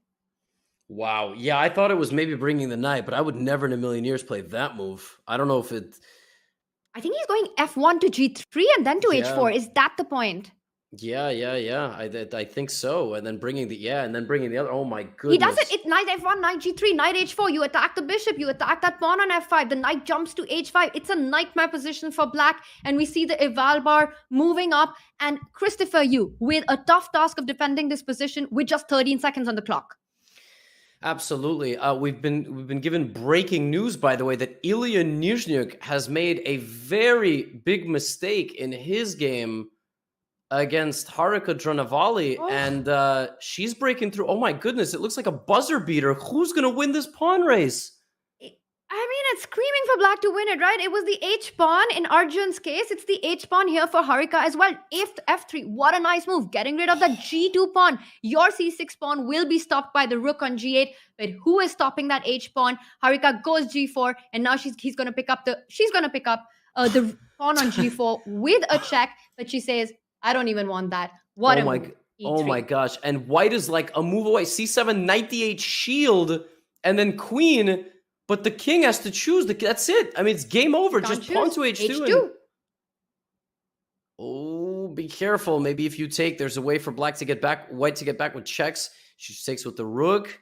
H1 is coming in, and if white goes C7, and that's it. And Harika there celebrating with a fist bump because she knows she's got a very crucial point for her team. Wow. What an absolutely massive win. I mean, ultimately, this match is going to come down to clutch performance. As I said, at any given moment, it seems like California is the team to win 3-1. And oh my goodness. Wow. It's over between Arjun and Arigaisi. Wait. It's just ending one after the other, as we can see. And Arjun Arigaisi wins with the white pieces. If we see on the top left, I think... Christopher, you there? Did he just get flagged? No, the game is still on. I'm sorry about that. Knight G7, Rook H5. What is happening here? No, he just lost the rook. He just hung a rook. I mean, it was in a bad position already, but he played Rook H5. And knight takes. That was the end of the game. Wow. It was still a very difficult position to defend regardless of that, but this is what happened. And you've got no time on the clock. And indeed, Christopher Yu, with just seconds, made a huge blunder and lost that. And here, this one's going to end in a draw. As we see, this is a big save by Diptyan Ghosh for the MGD1 against the board one of California Unicorns. A stalemate at the end. Diptyan Ghosh saves half a point. Half a point, but it's 3.5 to half. Tanya, I said when last round was over, 2-2 is a perfect setup for a 4-0. I don't know how it happens that the teams have this little feeling out process like a round one of a 5-round fight, and in round two, absolute pandemonium and chaos. Chris Yu better for a little bit, loses. Ilya Nizhnyk winning out of the opening in a couple of moments, loses. Gukesh unable to break through, 3.5 to half. Oh my. You know how it is. Expect the unexpected in these formats. You've got no time on the clock. That's when blunders happens. Nerves come in. And that's what we saw. A 3.5 to half margin. That is a huge scoreline. And with that, going into round 3, Levy, it means Team MGD1 leads with a 3-point margin. And they can potentially wrap up this match in the very next round. We know that the golden score is 8.5 for a match win. If they win 3-1, they already won this 3.5 to half. If they win 3-1, the match is over. Absolutely. We very well could be done in 3 rounds. This is shocking. This is completely shocking. And I am thrilled to eat my words because I enjoy these completely insane turnarounds. But you couldn't have predicted 3.5 to half. You just absolutely could not have predicted it. And welcome to the Pro Chess League. I love that. Welcome to the Pro Chess League. Well, what a match we've got going on. We're going to be back with round 3 as California Unicorns trail with 3 points. They need to start scoring big. We'll be back with all the chess action in just a few minutes.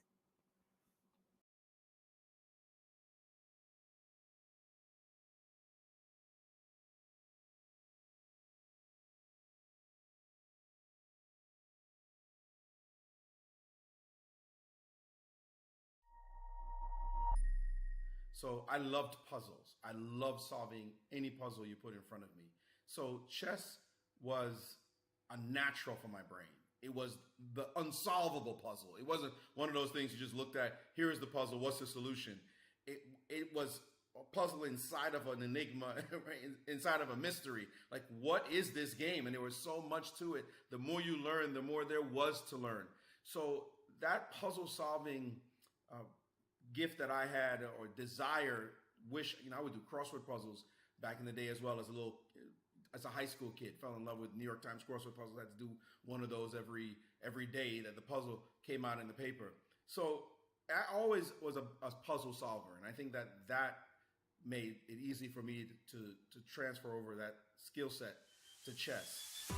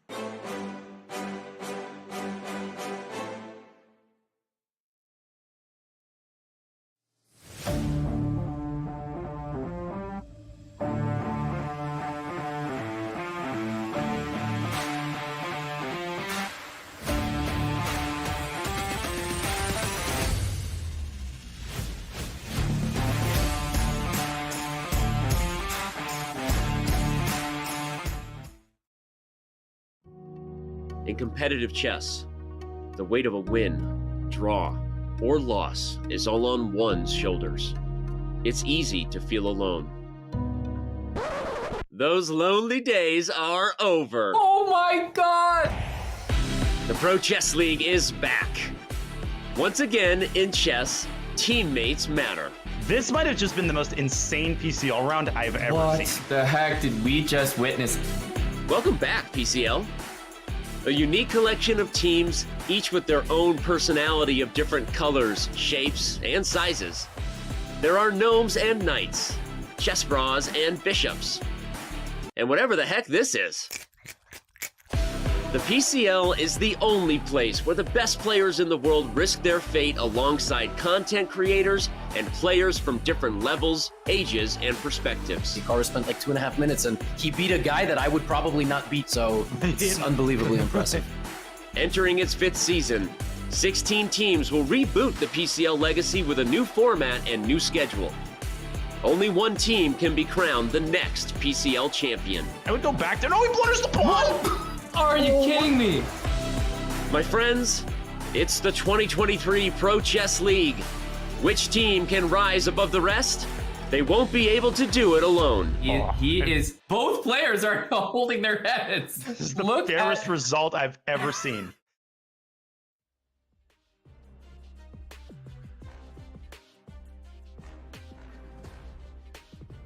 We have Arjun Aragasi, who was the star player for the Indian team, winning a gold medal at the Olympiad, and right now he is the star player for the MGD1, as he's got a perfect 100% score at the start of today with 2 out of 2.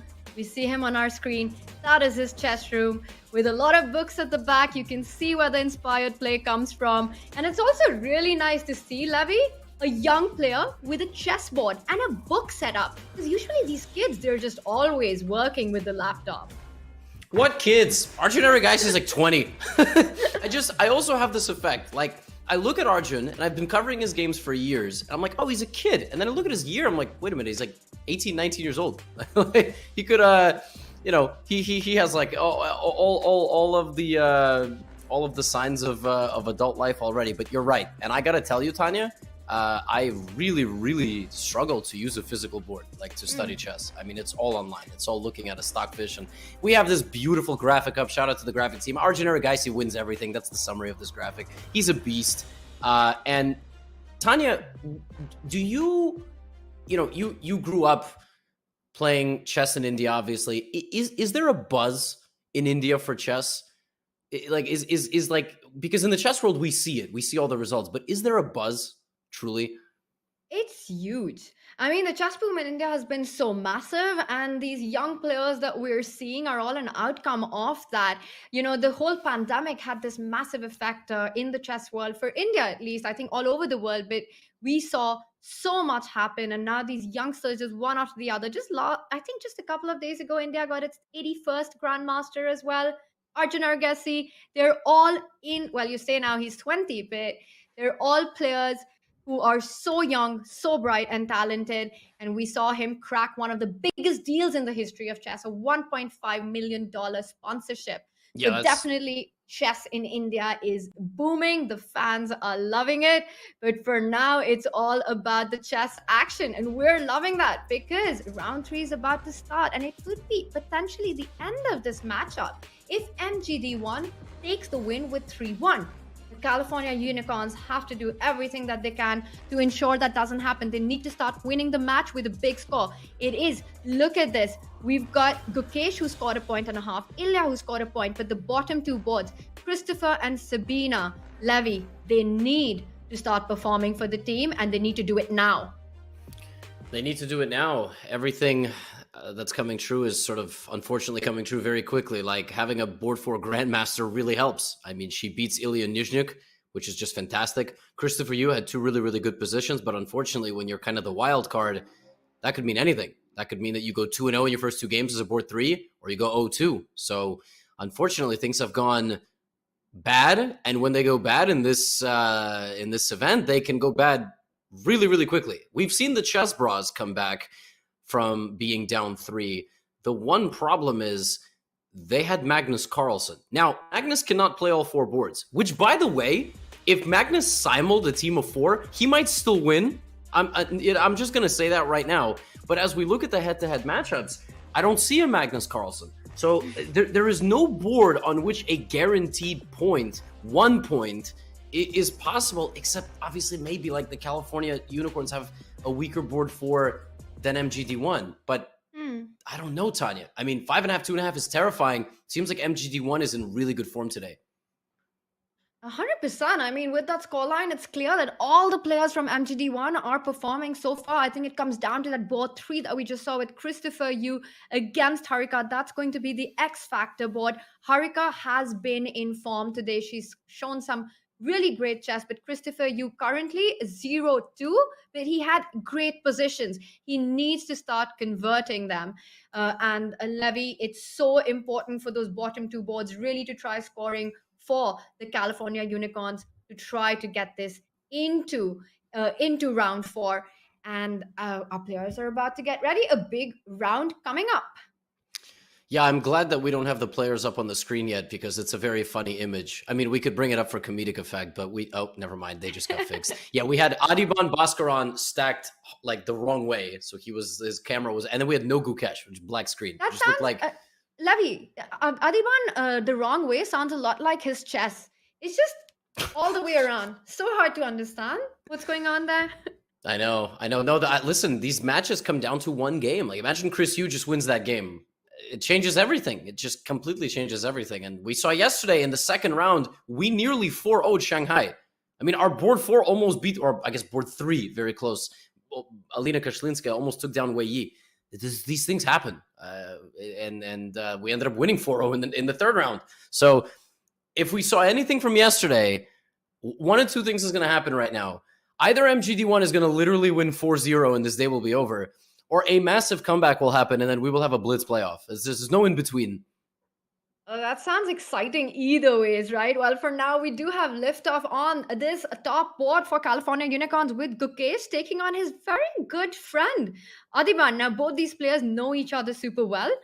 They know their styles. They've, again, trained together. They've spent a lot of time together, played against each other a number of times.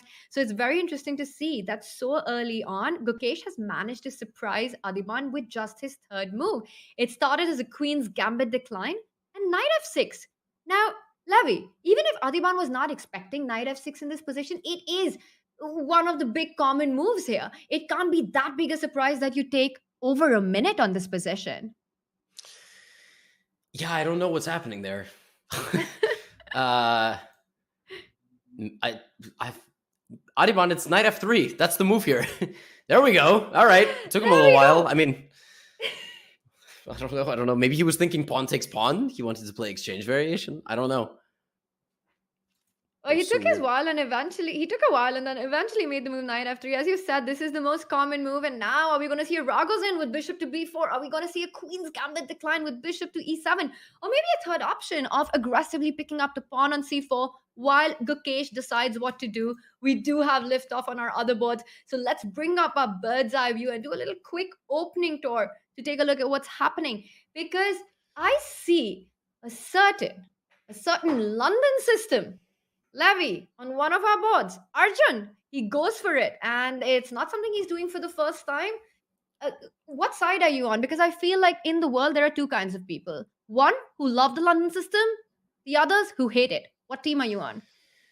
I'm on the side of you should play openings that you understand. If you can teach your opening in an hour time, the moves and the ideas in various positions to a 5-year-old, then you understand your opening. I am a firm believer. You could play as many Londons as you want. I think all of these grandmasters who say that it sabotages your long-term chess development got no clue what they're talking about. They need to stay in their lane. By the way, we can pop that game open. We can take a look at Eric Geisy, his game. And I'm going to take this a step further. I think openings like the Grunfeld, the Najdorf, and so on, they should be off limits to people who you got to like pass a graduation test. You know, like you get your belts, purple belt, and blah, blah, blah. All these like 1400s playing Najdorf, they crazy. I don't know what they're doing. Yeah, play your London. Play your London. I feel like I'm going to take the pro London stance. What do you think? You're the pro London. I'll tell you one thing. I would never play the London, but I also hate facing the London. So it's kind of, I'm a little torn on that. But this is quite an interesting outcome because we see that Arjun's managed to get his queen on h5. And that would be really scary if he had a supporting cast. And I mention it. And Arjun says, 1 second, you guys wanted a supporting cast. I'm going to try and open that bishop on d3, g4. That is a spectacular move.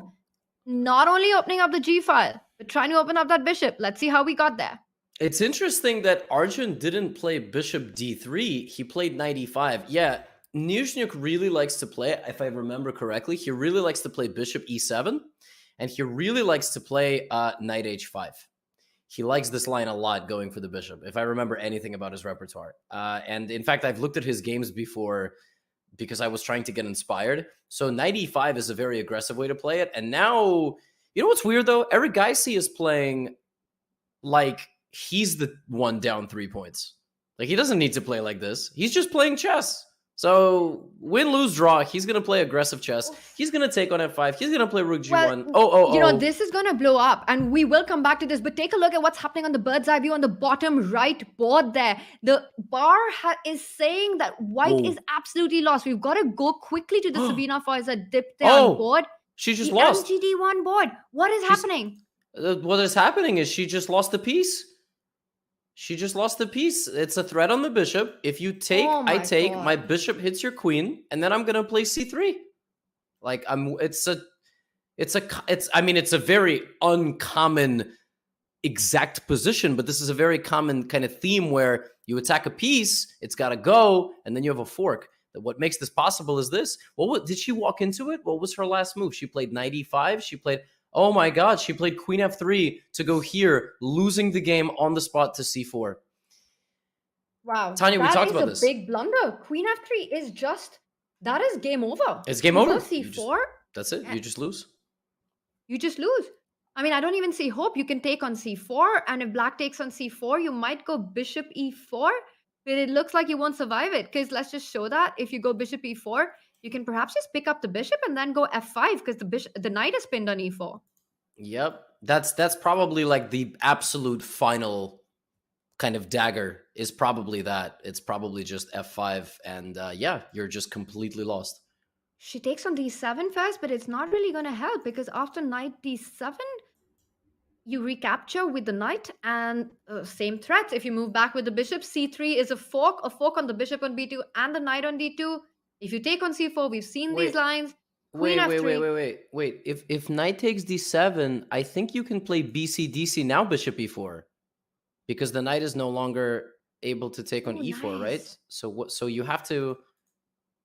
Oh, this is a big moment then. He has to recapture with the queen to win the piece. Yeah, take with the queen, bc, dc. And that's it. That's how you do it. And then... you still preserve this f5. F5 is the key. With no f5, this is not possible. The key. So you need your knight on f6 to be able to trade that bishop on e4 to be able to eventually win the piece. Diptyan taking his time. He's going to calculate this. Sabina there shaking her head. Yep. She can't believe what she's done with the white pieces out of the opening. And this could prove to be super costly for her team.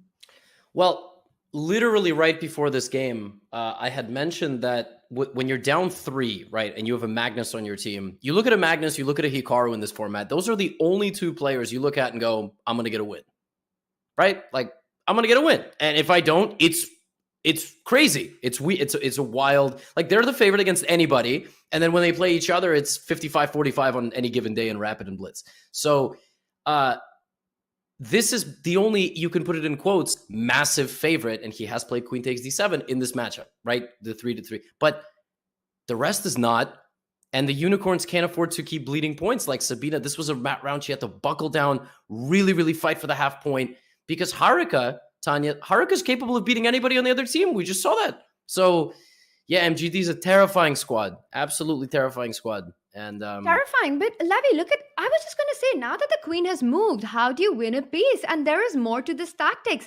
The point is that he goes c3 anyway, gives up that pawn. White takes that bishop, the pawn with the bishop e2, c3 happened.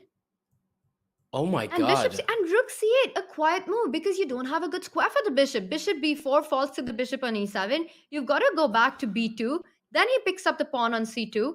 It wasn't an option. So instead, Sabina retreats with the knight, defending that bishop. The knight jumps forward. She hasn't lost a piece, but her position isn't shambles. How did she do that? That's crazy. I just put on my 800 elo hat. I just saw a pawn and I was like, I have to take it, like the pawn on c4. I completely forgot there's no more c3. Oh my God. And Levy, this was exactly the reason why instinctively one thought of taking with the knight. But regardless of that, queen d7 is the right move, as we saw. Yes, black doesn't win a piece, but you won back the pawn on c2 and just compare the pieces. And what's the point of having that rook on a1? What's the point of having the knight on b1? That's not one piece down. You're playing 2 pieces down in this position. I know. That's all I have to say back. I'm looking at this like, it looks like white played Fischer random and gave black 10 moves to start the game. I mean, look at white's starting setup, right? Oh my goodness. Oy. That's tough. Yeah, that's tough. So rook c1 is actually a really nice move there, really pinning the knight on b1, forcing white to move the bishop to try to get rid of it, to try and trade. But don't forget that Diptyan can get the other rook into the game as well. Rook fc8 coming in. This is full piece domination on the board by black. And it looks like Sabina Foiza is going to be in big trouble. I don't think the Evalbar is even doing justice to black's advantage here. I feel bad keeping this on the screen any longer. Like, it's almost a little bit bullying. Let's go to the bird's eye view real quick, and we're gonna head over to Christopher Yu's game, because I don't know what on earth is going on in his game. I never know what on earth is going on in his game, and I especially don't know what's going on in his game when I'm playing against him. So bishop takes f5. Is this heading for a win, or is this heading for a perpetual check? Because one of those moments where white does not have more attacking pieces than black has guards, but it might be geometrically in a spot where white can get some big kind of a thing going. And bishop takes f5 is my style of move. Tanya, I know you might go rook f3, rook h3. We have very, very clashing styles, which is why when we played against each other, it was a lot of fun. It was definitely a lot of fun for you, Levy. No. I'm glad that you brought that up. No. I only blocked out, but thank you for bringing it up. Listen, it's I only won that match. One of my darker moments in life. I only won that match because they made us play bullet. If it was more 5-1, and I would have jumped out of a window. I mean, your playing style is so tough to play against. In that one. But it was because the bullet, right? It was because, silly 1 minute chess. It was because of bullet, and because of your ability to take decisions like bishop f5 in these faster formats, which really ask the biggest questions. But while they ask these big questions, my big question back would be that if Harika just grabs that bishop, and let's say you take it back with the knight, if we can just have that on the analysis board, bishop f5, I get greedy because I really don't want to let that bishop live. And I fall back with my king to h8. I'm a little afraid of falling to g8 because I just feel queen h6, queen g7 ideas. I want that g file for my rook. So king h8. Lavi, come at me with your attack here. How are you doing it? Yeah, I guess you have to play rook f3, because if you play queen h8, I'm just going to go rook g8, and then I have bishop f8, and you're dead. So that doesn't work, which means... By the way, we have moves. It's happened, by the way. Yeah. All Lavi, this is on the board. They went for it. Yeah, rook f3, rook h3, but... I mean, this is like a massive investment. Is he sure he has a mate? I mean, it's very scary, and Harika's got 4 minutes. How difficult it's a lot more difficult for Harika, right, to find the resource here, because rook h3 is a direct threat. Rook g8, rook g7 doesn't work. There's a knight on f5. Rook g8, knight f8. I think he missed. Oh, wow. Oh, is there queen h7 actually? Is there like a queen sack? Is there something completely nuts? No, I don't think it quite works. Wait, does it work? Hey, no that's way. Insane. Queen h7, king h7, rook h3 check. It doesn't work. Knight h4 might be the move. Yeah, but the king runs. It would have been so cool. The king goes all the way out here, and I have no pieces left. But it is completely lost. But why? Because you can just go rook h3, and then rook g7 doesn't happen. After knight f8, maybe you just pick up the f7 pawn. Oh, yeah. It's on the board, by the way. You're calling this out. Knight f8 played, and now, well, he can take queen f7, which looks super tempting, attacking that bishop on b7. Oh, that might be better. That's a problem. That's a problem. Knight f7 is very hard to meet. In fact, it's like almost impossible to meet, I have to say. Wow. I think that's just over, actually. Much stronger than queen f7, because now you're not only hitting the rook, but knight f7 is a massive threat. And if you go rook g7, then you go knight f7. I almost want to be annoying and not even play knight f7, but I think you probably have to. Yeah, it's about time.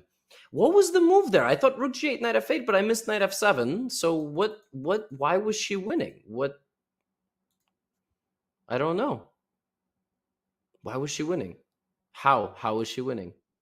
There are ideas of trying to do a 7th rank defense with f6, but it's so complicated. You've got f6, rook h3, the knight on g6 is pinned. Oh my god. Not only can we not find it, Harika did not find it.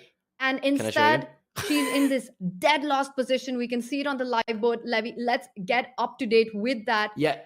Wait, I just very quickly want to show what the engine shows as the saving line. Bishop c8, which looks like it does nothing because but Oof. knight h4, and whatever you take with, I take that, and then that loses a guard. And if this, then I take your rook. Shut up, Stockfish. That is so absurd. What? Bishop c8, knight h4? Put that in a book. Oh my God, Like, good Tanya. luck I would have never finding found that that. in 3 minutes. Good luck finding that ever. I mean, that is just impossible and so easy to miss, which is why, Christopher, you went for this line. I don't think either of them saw that response. And you No. can't blame them. No. They probably just both thought that white is winning. And Yeah. if there's one Stockfish line that saves a position like that, and the position's lost, like nobody's finding that. You know what I mean? So it's very important as a intermediate player and so on to understand that if Stockfish shows that one line saves the day, if a That's tree's in the great forest, advice, and Levy. blah blah blah blah blah, all that good stuff. Yeah, Chris is in That's good shape. very good insight, actually, because so easily we can say that there's a way out of this position, and we've got the eval bar guiding us, and then you see the engines, and then you say that this could have this is winning. But if actually it's only one move that does that, in almost 9 out of 10 cases, that move will not be found unless you're Magnus or Hikaru in this time format. I would be willing to bet they wouldn't find with 4 or 5 minutes on the. I mean, I just don't know. Like, Bishop c8, knight h4. Yeah, it's kind of hard, right? Wait, Ugh. what? Why queen h6? I thought queen. Okay, fine. I'm not. Fine. But it's still not over. I mean, we can talk about the imbalance in the position with the material. White has got a rook, and how many pawns is that? That's 7 to 4, 3 pawns and a rook for 2 pieces, and an attack against the king. So it looks like Christopher Yu is better. But Levy, we've seen him mess up enough winning positions today, so he has work to be done. But he needs to make sure that he takes this point for the California Unicorns. Let's bring up our bird's eye view really quickly and take a look on how the other boards are doing, because while Christopher Yu looks like he's doing really well, Sabina Foizer against Diptyan Ghosh, I think she's managed to get things a lot better. We see that on the bottom right. At least her pieces are out. There's no more pin on the last rank. And then on the top right board, Adiban again with what looks like quite a strong position. His rook is on the 7th rank. I'm loving it. That pawn structure that we've been talking about that black has looks like bad news. F7 weakness. So this looks like MGD1 is doing well on that board against Gukesh. Yeah, let's pop over there. And Regaisi and Nizhnyk's game is a draw. Every half point matters. Right? You're up by 3. Every half point just means another game in the books. Yeah, Adiban's got a nice position. Interesting decision by Gukesh to play Queen's Gambit to what did he? That's a blunder. He makes a blunder. Why is it a blunder? Knight d6. Just knight d6? Yeah, I don't know. Wow. Or knight a5, and the computer approves. He finds it. He hits that bishop moves. I'm still struggling to see where is the blunder here. Oh, f3 and rook e7. With bishop a8? Yeah, but maybe that's the whole point. Like, you have to put your bishop on a8. I don't know. Maybe that's the point. And Levy, let's show your point, because this is so important that actually you want to get rid of this bishop from this diagonal, because there's a nasty little tactic. And let's say you go bishop b1, you take on e7, black recaptures, and then there is a fork on the board. You fork and you win the rook, you win the game. That will be the end of it, which means that black has to maintain that bishop on this diagonal, which is why after f3, you can go bishop d5 for one move, but that's all that you're hanging in there with e4. And what Levy is saying is that the bishop is dead on a8. Completely. I mean, just look at this position. Like, black has no moves. Okay, maybe a4 is not the most accurate move, but it doesn't even, black just has no moves. Black can't move any pieces. Oh my God. And he's played it. Yeah. And what I was going to say is, odd decision to play for a win with black and play QGD, right? Like, it almost feels like, Adiban does not need a second invitation to go party. So play something a little bit, just a little more provocative, right? But now it's all gone wrong. And can the match end? 7 points it's going to be for MGD? I don't know. I mean, they need 3-1 to end this. They're already on 6 points. So really, this is a huge match. Gukesh needs to find a way to survive it. E4 on the board. Bishop a2 runs into the sacrifice that we've been talking about on e7 and the fork on c6. Bishop a8, you can make a move like rook to a7, not allowing the black rook, really paralyzing it down the board as well, hitting the pawn on a6. Gukesh with 20 seconds, huge trouble. He falls back with the bishop, doesn't give material, is busted. Yeah, just b3. B3 is such a disrespectful move. Just b3, and that's it. I mean, whether or not we even play a fourth game will completely depend on how Chris Yu and Haruka finish their game. And he is still applying a lot of pressure in that game as we take a look at the bird's eye view. If we can pop over there, I think Sabina's game, she is indeed completely lost. So let's go look at Chris Yu. This completely determines if we talk about this match for another hour or not. Wow. And it looks like Christopher Yu has continued to build on that advantage. Now, Levy, these kind of positions, it's still hard to call a result because if Haruka is able to find activity for the minor pieces, it could be anyone's game. But the problem is with the attack on the king, that's really hard to do. And rook e8 takes control of the e file. Rook g6, you're pointing out, hitting that knight. The knight will have to jump to e4.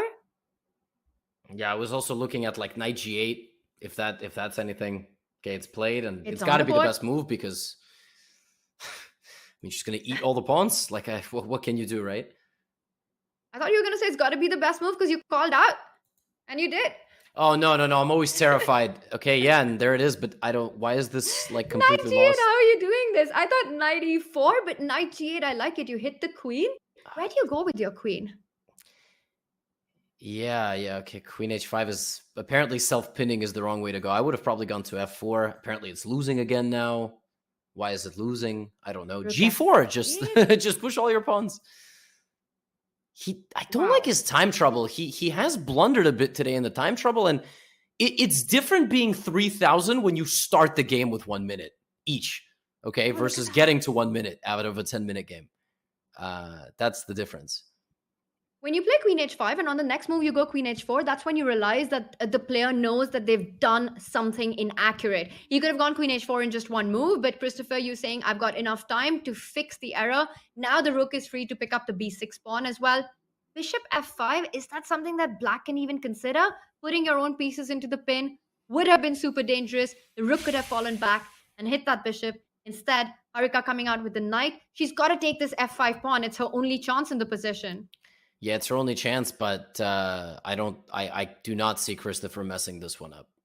It's very hard. I think what makes it much easier here is that this bishop is completely useless. Like, it does not partake in black's attack. It's only sitting there defending.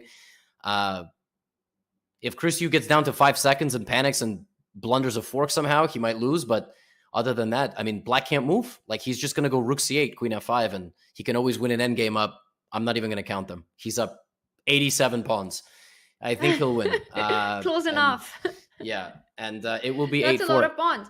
And rook c8 would be a very practical decision as well, just getting rid of any counterplay. But he had to watch out for that mate in 1 on g2, so he first defends that. Yeah. g3, knight falls back to e7.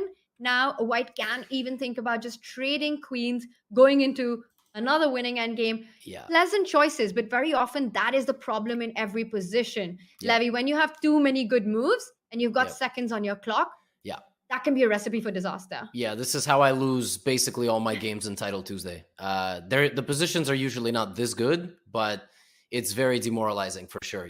But like I said, I mean, white can move back and forth, and black just does not have anything except mate in 1, which some people would have blundered, right? Like, it's never too late to blunder mate in 1. So he didn't, and now it should be easy. He does trade off the queens, and now it's just all about attacking. He does attack the d5 pawn to try to create a parcel in the center. Haruka can't afford to give up that pawn. Bishop b7, unfortunately, is not possible. It invites rook d7 and the other rook jumping onto f7, which would double up. Then on the 7th rank, that would be disaster. And with no bishop b7 on the board, I think Haruka is going to lose the d5 pawn next and the game. Yep.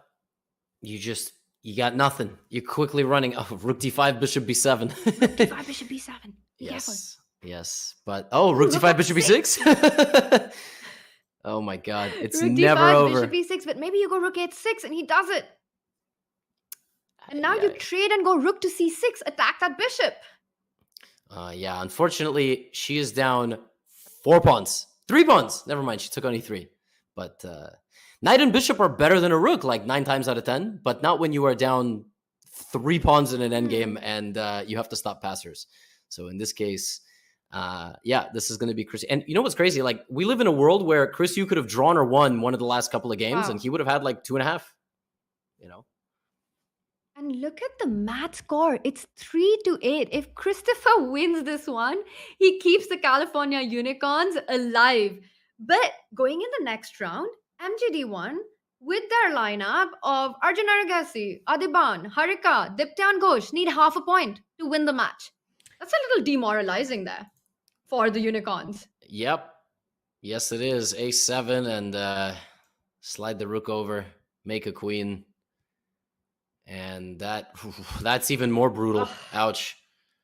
And Chris Yu picks up a very necessary win, as the Unicorns are now no longer down 3. They are down 4 points. And even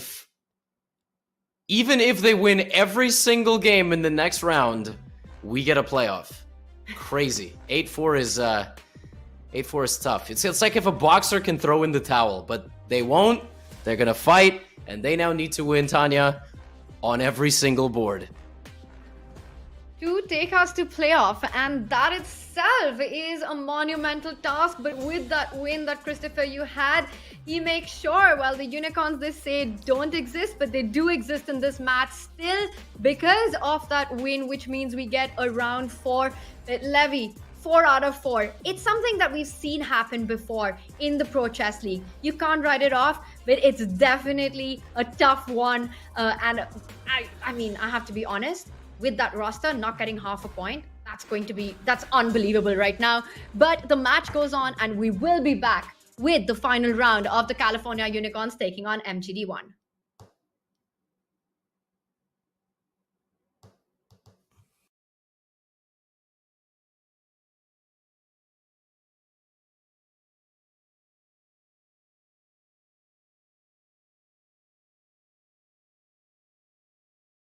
Hello and welcome to this video.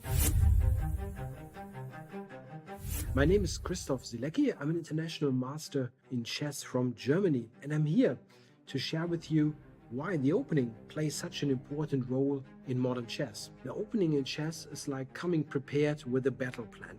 You play a move, but it's part of a larger strategy. You want to have an idea what to do against every possible response that your opponent may play against. You want to have a plan, a strategy laid out before the game even starts. This can be really deep on the top level, move 10, 20, 30. You don't need that much, but you want to be prepared to get a game that you enjoy playing. It's more fun to play and give you more chances to win more games. I've always loved studying the opening, figuring out new ideas, how to beat my opponents and set traps. This is now my profession, writing courses on openings for Chessable. I've created more than a dozen, the most popular ones being of the Keep It Simple series. I have received an award this year, the Author of the Year. What I invite you to do is go to chessable.com and check out how to play the opening better, get fun positions, and win more games. Your subscription makes shows like this possible, which is why our Twitch subscribers will never see ads on chess.com. Connect your chess.com account and Twitch account at go.chess.com/connectaccounts, and bang, boom, voila, you're done. 100% ad-free bliss forevermore. Whether you're following our events on site or on stream, type the command connect in the chat, and thank you for helping bring these shows to life.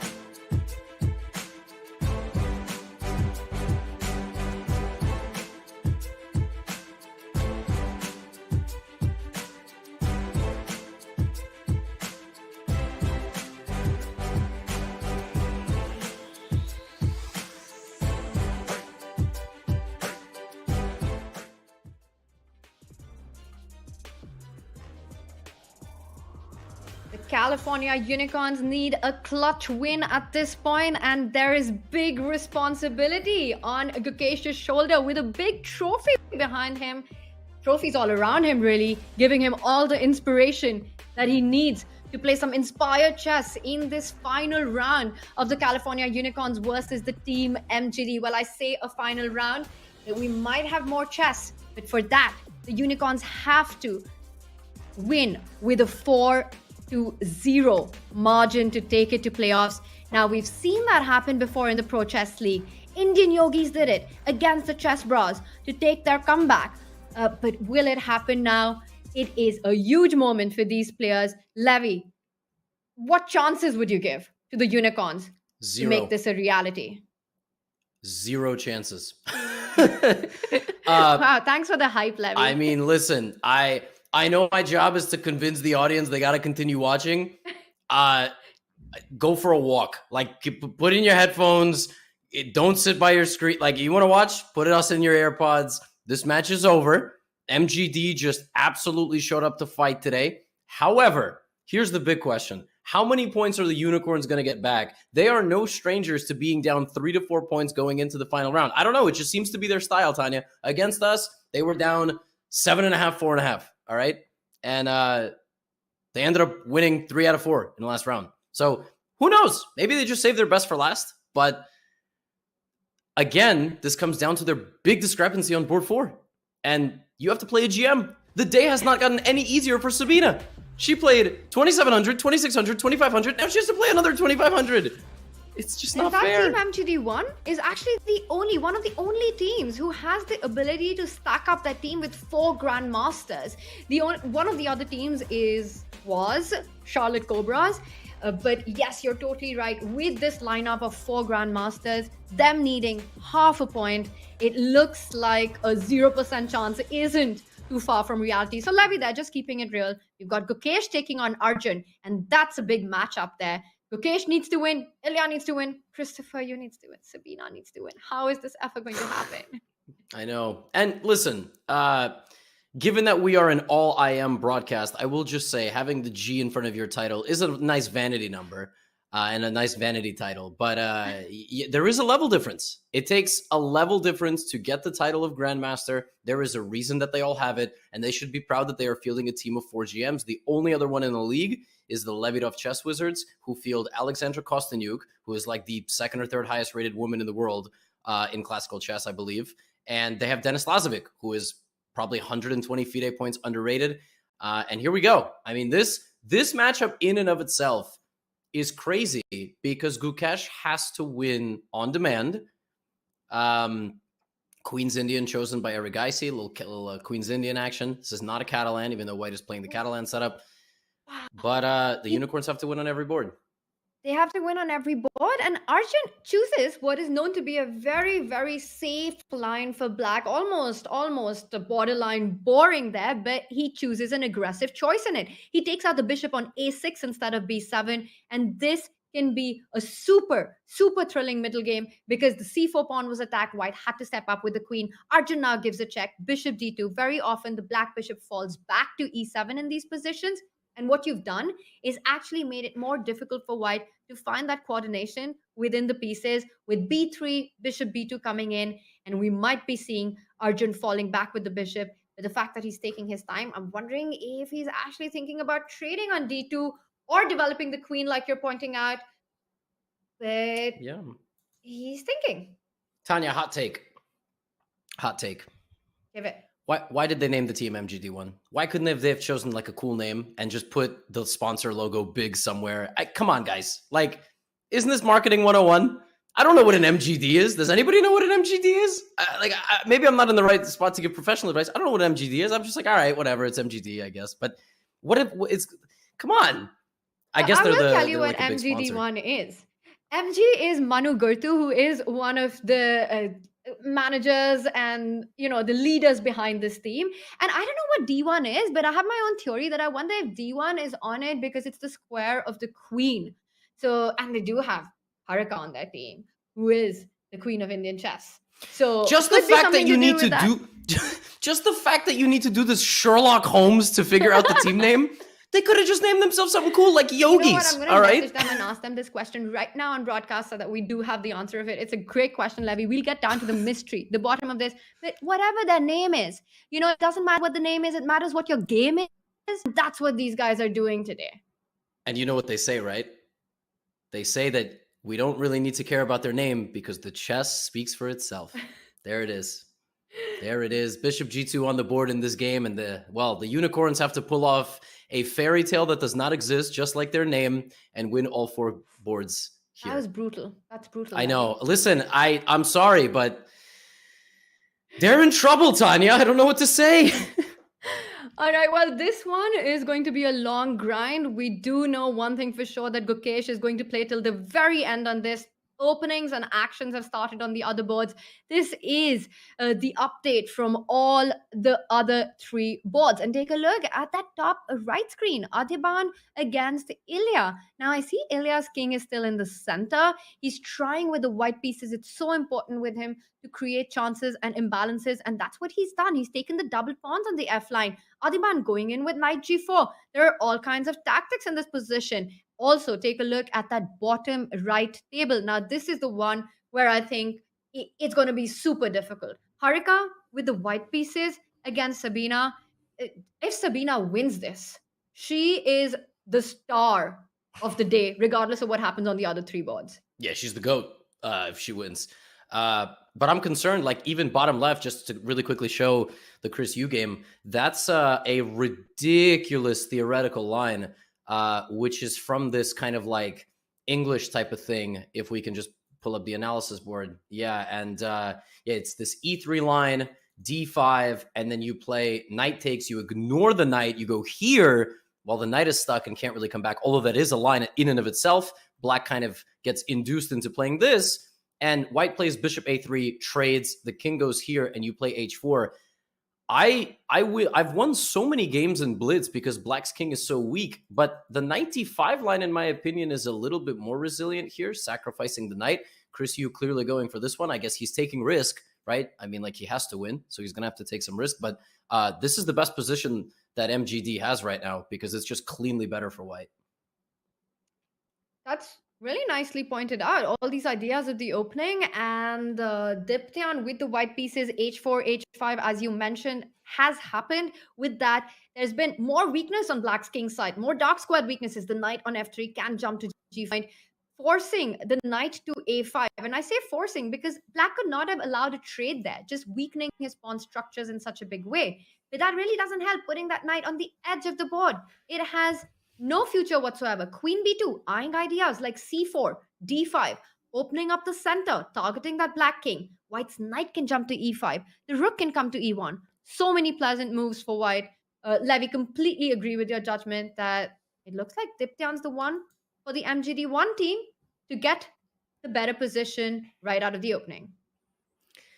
Yeah, but if you have a better position, that often means it comes with a little bit more forcing nature. So maybe while he tries to convert his advantage, Christopher will get an opportunity. By the way, advantage more or less squandered, apparently, by those last 2 moves, according to the god that all the chess players look up to, this little sliding thing on the left-hand side.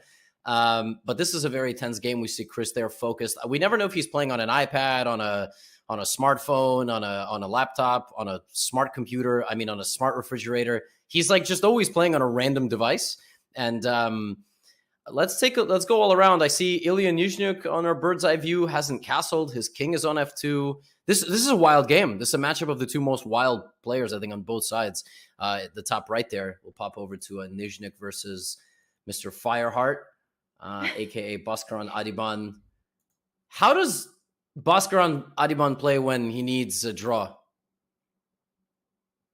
That's a really tough one to answer. I think if a team needs a draw on any board, Adiban would be your last pick to get that result.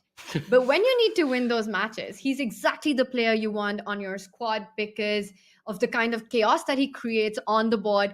He is known as the beast for his aggressive style of play. Monica on Chesscom, fire hot. It is a reflection of the kind of chess and his personality. He's fearless. And in this position, we see it's Nizhnyk being fearless with that king, but it's heading to H2. where it will be a lot safer. And I see our eval bar say that black is in a little bit of trouble. But Levy, that's not so clear to understand because actually it is. White has an extra pawn.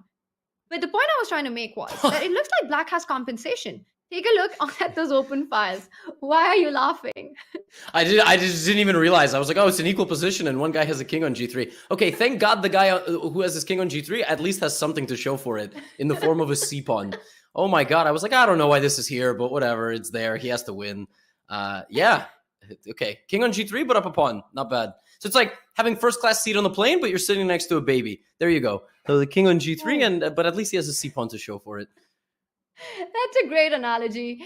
Yes, there is some pain and some gain here. We see, and it took me, I completely understand because it took me a while as well to figure out that white has an extra pawn, and that's why the bar seems to like the position. But Levy, regardless of that pawn, it's clear that Adiban has got compensation and initiative. Not only is the king on g3, there's so much piece activity that f4 pawn is a bit of it just sticks out as a sore thumb in this queen c7, targeting that f4 pawn in certain positions. I think regardless of what the bar tells us, it's everything to play for here. All three results are possible. White's extra pawn doesn't matter right now.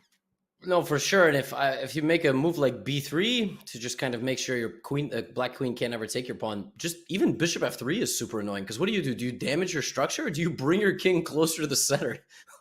Nothing looks good. That doesn't look very safe. I don't know. I do not like that at all. I also don't want to move because if I move my knight somewhere, rook e3 check comes in, which just looks absolutely horrifying. In fact, that might just win for black, rook e3 check. I mean, that just looks miserable. The fact that it's not winning on the spot, black is better. It's not winning though. I don't know. Super unpleasant decision now to make for Ilya. This is like, it's like Adiban's backyard, this kind of position. I would be super happy with white to try and trade pieces. And the idea that comes to my mind is a move like queen f2, just offering a trade. And at first I thought, wait, is that a blunder? Because after queen f2, let's not forget that if black takes, I don't know if you can have the arrows, that would be just to express this idea, Levy, that queen f2 and black actually trades on f2, king f2. And it looks like you're hanging the d3 bishop after bishop f3, but white actually has a nice little intermezzo. He can pick up the rook on e8 with a check, distract that black rook, and then recapture the bishop. And then we can be talking about that extra pawn. Yes, this is very much an extra pawn. You now have the first class ticket and there is no baby. And it is a completely winning position at endgame. But we are far from that, and I don't think the beast is going to go down into a root canal of equivalent of an endgame, down one pawn. I think he's going to keep the position dynamic, and it's up to Ilya to figure out how to... Maybe he's going to have to brave it and put his... I just want to see, what's the eval after bishop f3? Is it losing? Oh my God. It's not losing after king f3? Wow. This is so scary. But maybe there's nothing immediately happening and the king is safe on f3. That's just unbelievable. But I can't imagine anyone going for this position voluntarily. You know, just putting your king on f3 in this time control when you're down to 5 minutes. But I don't know, Ilya might decide. We know he's a fearless player. He's taking his time. It's an important position while he navigates through all these troubles, trying to prove his extra material. Let's bring up our bird's eye view. You've got a couple of moments before we jump back to this game, but it is hot action on the other boards in a match where California Unicorns have to win on all 4 boards. Gukesh against Arjun on that top left. It looks like Arjun has everything in control. He's the one in control of the D file. Well, now the rooks have been traded. He falls back with the bishop. I don't really see a big advantage there for white. It is on the bottom right board where Harika with the white pieces is the one who's with a dominating position. Look at black's queen and the 2 rooks. It just looks like no space at all. She's taken control of the B4 square. It looks like MGD1 is the one who's doing well on all the boards. Ilya did play queen f2, by the way, in this game, just to kind of point that out. In the meantime, Christopher Yu is just much better on his board. Maybe we pop over to check on the board 4 matchup, because that's the biggest lopsided matchup, frankly. So that's like the one where the Unicorns are hoping and praying that Sabina survives against Harika, who's a top 10 woman in the world. So Oh, but oh God, White's position. Oh my goodness, the bishops are so strong. I don't know. Well, I'll tell you what, Levy, that is definitely a strong bishop pair, like you're pointing out, with that g2 bishop, which cannot be challenged. Not just that, now Harika also potentially threatening at a kingside pawn advance with g4. And this f5 pawn, sure, it's double, but it takes away so many squares from black. Black's pieces, meanwhile, really struggling. The knight from a6 can't come to e6 because of the f5 pawn. That's why Sabina's trying to trade off pieces. When you've got less space, you try to liquidate the position. But Harika says, no, thank you. I'm keeping my bishop there. So maybe knight c7, your bishop is loose on c5. Sometimes the computer does these things where it like gives back advantage to a person, and I just don't understand. I guess it's knight h5. Yeah, very sharp move from Sabina. Oh, and you're in a trouble situation because if you try to save your bishop, you're pinned and you're going to lose the g3 pawn and another pawn. So that's a great move. Sabina might be very close to equalizing the position, but bishop d6, nice move, trying to get the bishops off. And yeah, Harika's just too sharp. I mean, I think it's far from equalizing. Harika wanting to trade now, but again, as we say, you trade on your own terms in chess. That's the way you get the advantage. And if black does accept the bishop on d6, she'll go in with the rook, and the next move she'll double up on the d file, taking full control of the only open file. And Levy, it's hard to point out any nice juicy outposts for black's knights. Meanwhile, the bishop on g2 is still a very strong piece. We can imagine a future b4, b5 breaking open the c6, b7 pawn structure that black has. I think Harika, knowing her style of play, knowing the kind of position she likes to be in, her style actually reminds me a lot of Wesley. Extremely positional, but seizes the opportunities that she gets. And I think this one is up her alley. She's going to convert this into a full point. Yeah, this is a really, really pleasant position for White. I mean, this bishop is just so strong, and this knight is not getting into the game. It's tough. I mean, if Sabina can somehow buckle down and defend and get this to like a messy scramble, that is their best chance. Because, Chris, I'm looking at my screen here on the bird's eye view. Wait a minute. Wait.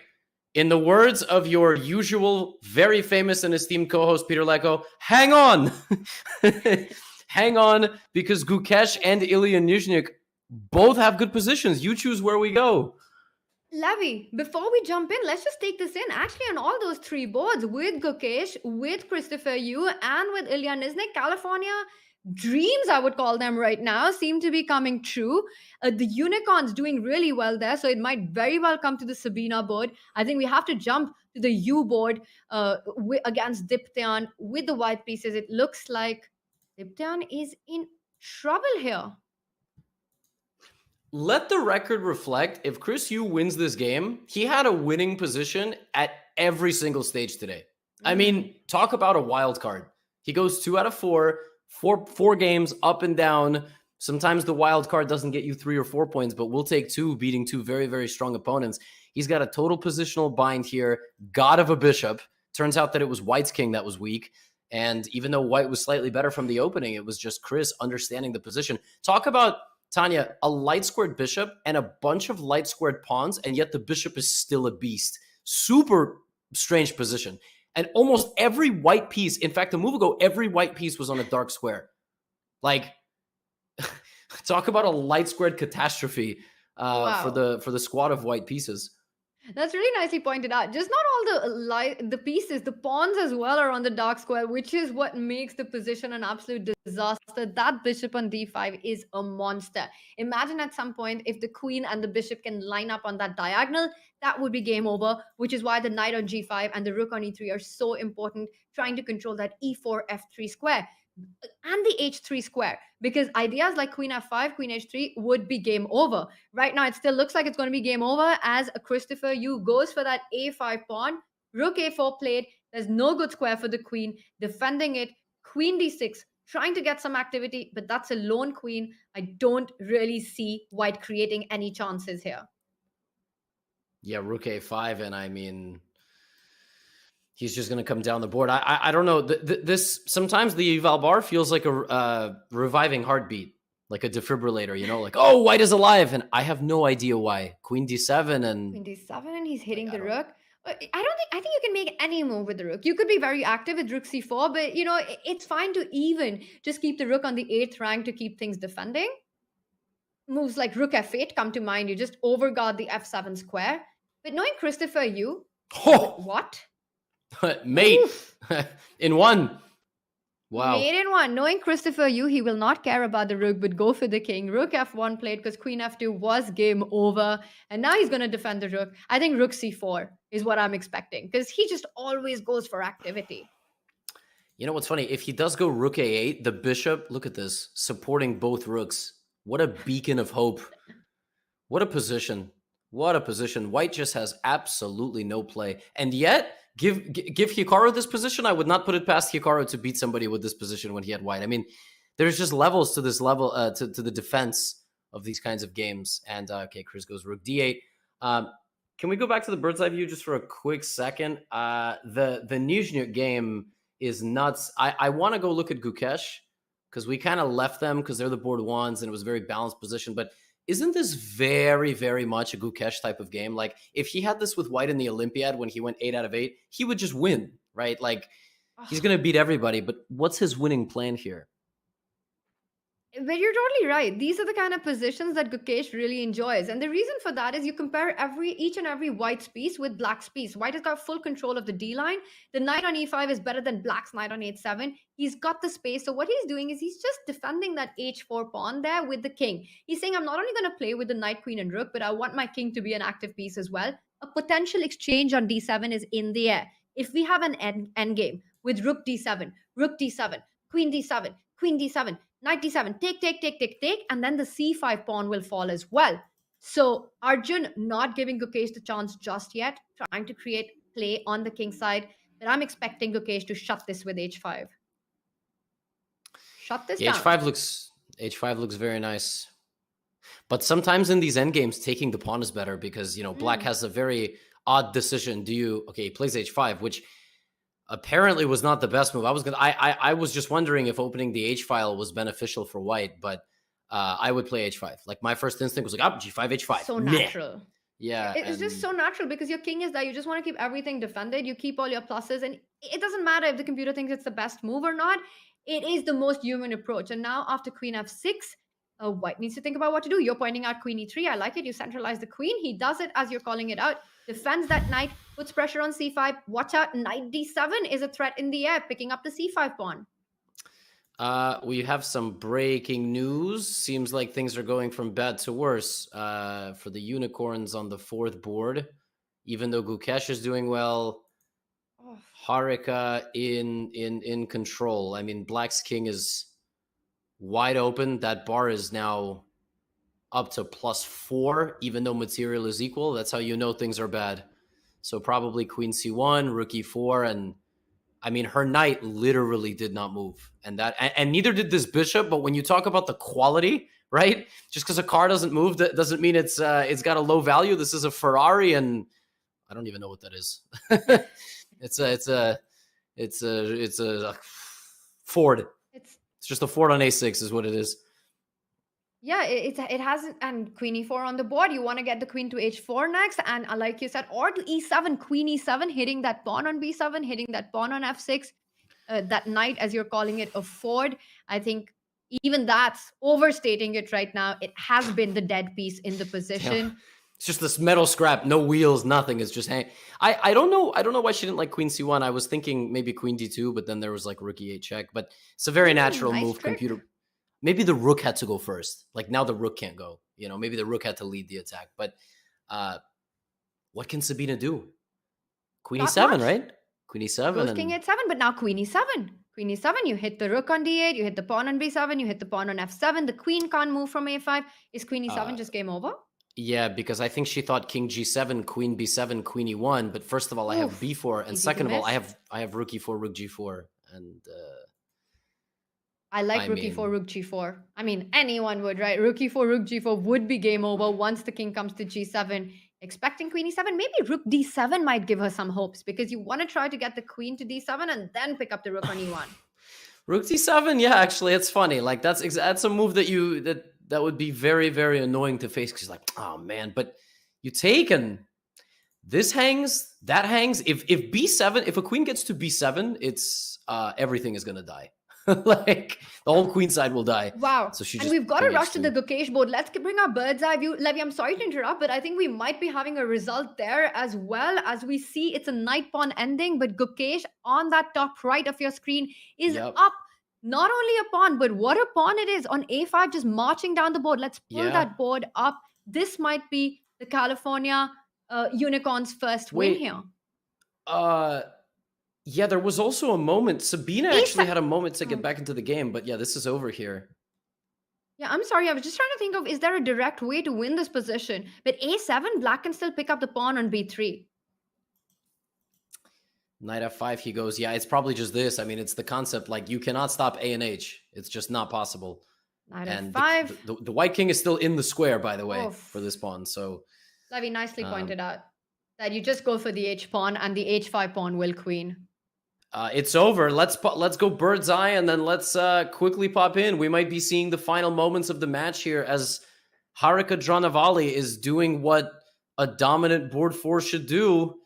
Use the rating mismatch, and her opponent down to 7 seconds, and rook a7, bishop c6 should end it. I mean, the deal. is there any way? But if a and b get traded, white has to go b5. But b5, yeah. knight c5, pick up a7, but she goes for the f7 pawn. Yeah, that's it. I mean, and she's just dominating this position now. These two pawns on the king side will decide, well, bishop e5, a5, black can start pushing the pawn, but white's f pawn is just too fast. Rook f8, bishop f5, that's it. Rook f8, bishop f5, GG, there it is. And MGD1. And she does it, but not just her. Adiban Bhaskaran also wins his game against Ilya, and Harika beats Sabina. With that, the MGD1 have taken the match. Oh my god, Nizhnyk got forked. Like, unbelievable, but we still have action on one of the boards. Christopher Yu still trying to win his game, but I don't think he can do it anymore. Diptyan out of trouble because look at that c5 pawn. He's not losing this. He's got a clear passer that he can start pushing. What happened? He was like -5. It was over. Oh, now he's winning again. What? Okay. Apparently he's just winning. Yeah, I mean, even if he wins, yeah, it's tough. It's tough. Yeah, Nizhnyk blundered a fork with low time. That was always going to be a tough game. That game looked never easy. And obviously, you're giving away a lot of elo on board 4, which, Tanya, as I've said, like, on the nights, we try to avoid that. We always try to be able to fight Harika, Kostyanyuk, any monster on board 4, Ju and June, who actually happened to be China's board 2. So, yeah, I mean, the better team won. And now he can take on c6, and if you give a check on d4, you go queen f6 because you take on b4. a2 is unstoppable. It queens, it wins the game. Diptyan Ghosh resigns. Christopher Yu finally converts a winning position, but it's too little, too late, Levy, for the California Unicorns. Yeah, one of the benefits of going to a 4th round when you're up 8-4 is you can get double digits. Very pretty. And even though this round ends exactly like the first round ends, 2-2, your overall score is ultimately 10 points for Team MGD1, name TBD, maybe subject to change in the future. And the California Unicorns fall to their 2nd defeat in a row, I believe. And they're still not eliminated, but they've got 2 more weeks to stave off elimination.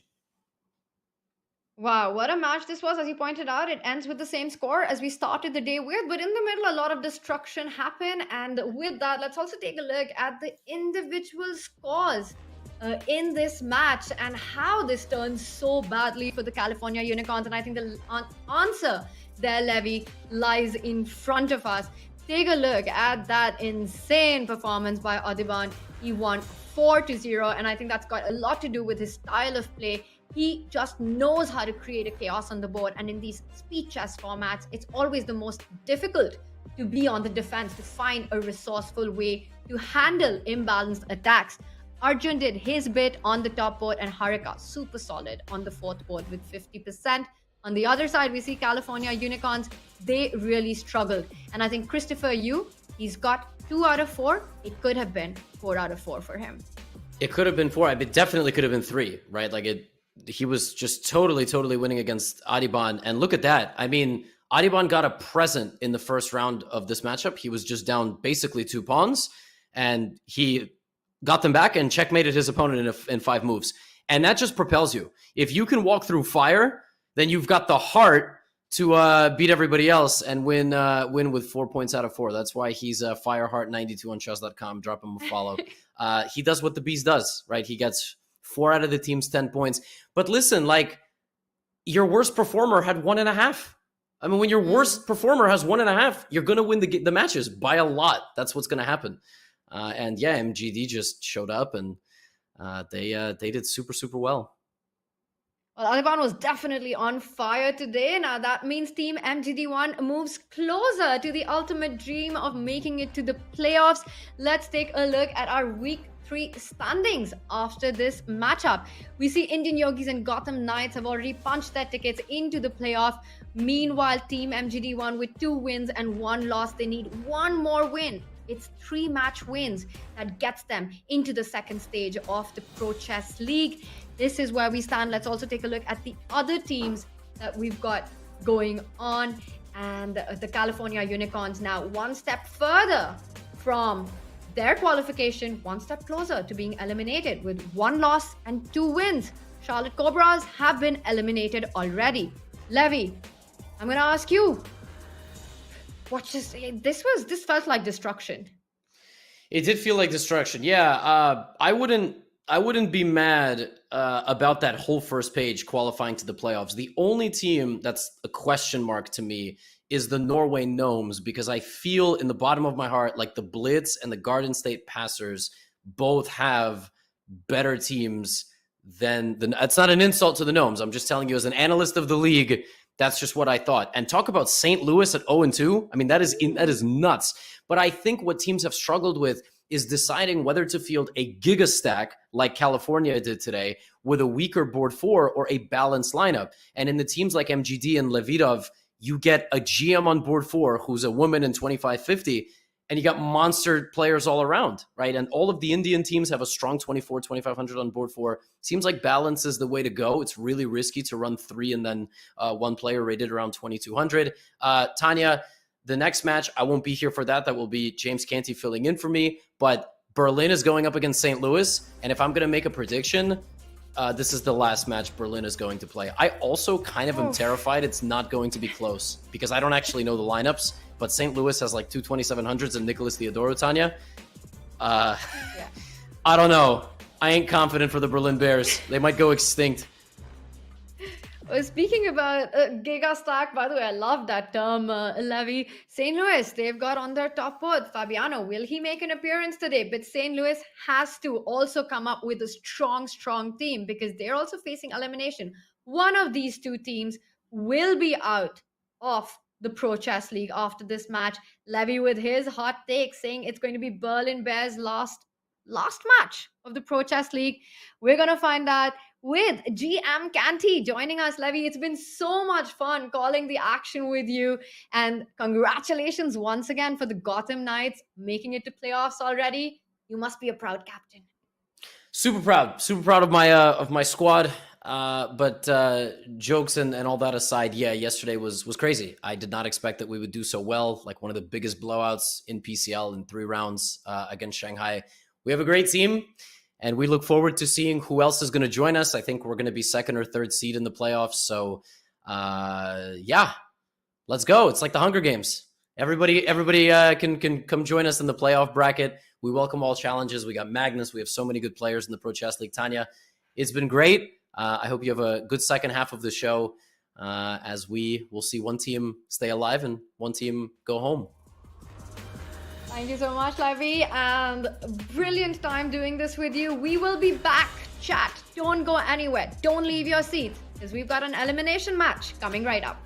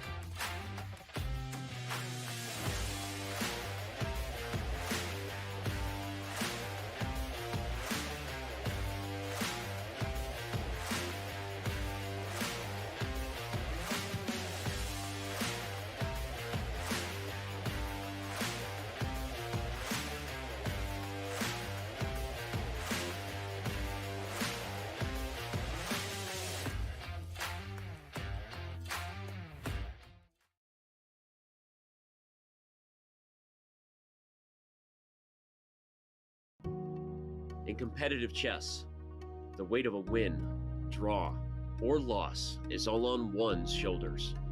It's easy to feel alone.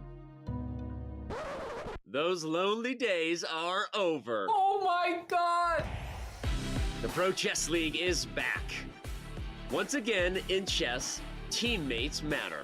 This might have just been the most insane PCL round I've ever What seen. the heck did we just witness?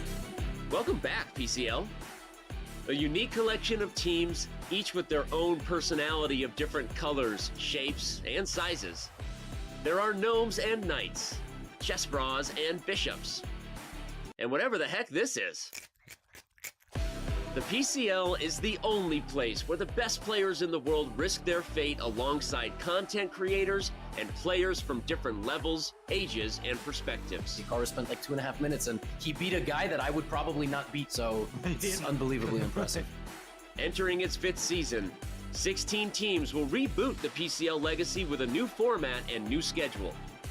Only one team can be crowned the next PCL champion. I would go back there. No, he blunders the pawn! Are you kidding me? My friends, it's the 2023 Pro Chess League. Which team can rise above the rest? They won't be able to do it alone. He is. Both players are holding their heads. This is the Look fairest at. result I've ever seen.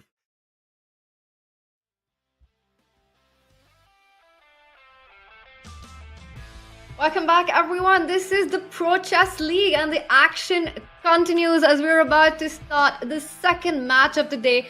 We saw a dominating performance in the first one by the MGD1, and alongside me for the big elimination match coming up is the inimitable, the one and only GM Canty. Hey, what's James, up, girl? welcome. Hello. Hey, chat. What's up? How y'all doing? I am here. I'm stepping in for the big boy Levy. He got some big boy work to do. So we're gonna be here today, and we got some big matches. It's elimination today. Oh my goodness! I'm glad they brought me for the elimination match because these are my favorite ones. Tanya. They are so exciting, James. I mean, anything can happen here. It is literally a question of life and death for these two teams because one will be eliminated. Now, you caught on the action of the MGD1 versus the California Unicorns. That was a dominating performance by MGD1. It's pretty scary. I mean, they are the Indian. I always say it's something in the water over there because India is definitely powerhouses with the chess. You sip the water and literally you just become a GM over there. It feels like you breathe the right air and you become a GM. And that team is definitely a monstrous team as they took out the Unicorns. Unicorns got three 2700s, maybe 4, something like that. But it's a very strong team, and they just got blew out of the water there from the MGD, right? So, I heard you guys talking about the name earlier. I was cracking up. Oh my goodness, the chat was going crazy. They was like, yeah, it's a beer. I was like, wow, like. But they're showing you the name. It doesn't matter because that chess is all that matters on the board there. It didn't matter because they had the game on, and there we see the week 3 standings. It's not the only Indian team that won. There's one that's already in the playoffs. Indian Yogis, along with Gotham Knights, are the first 2 participating team who have made it to the Pro Chess League playoffs.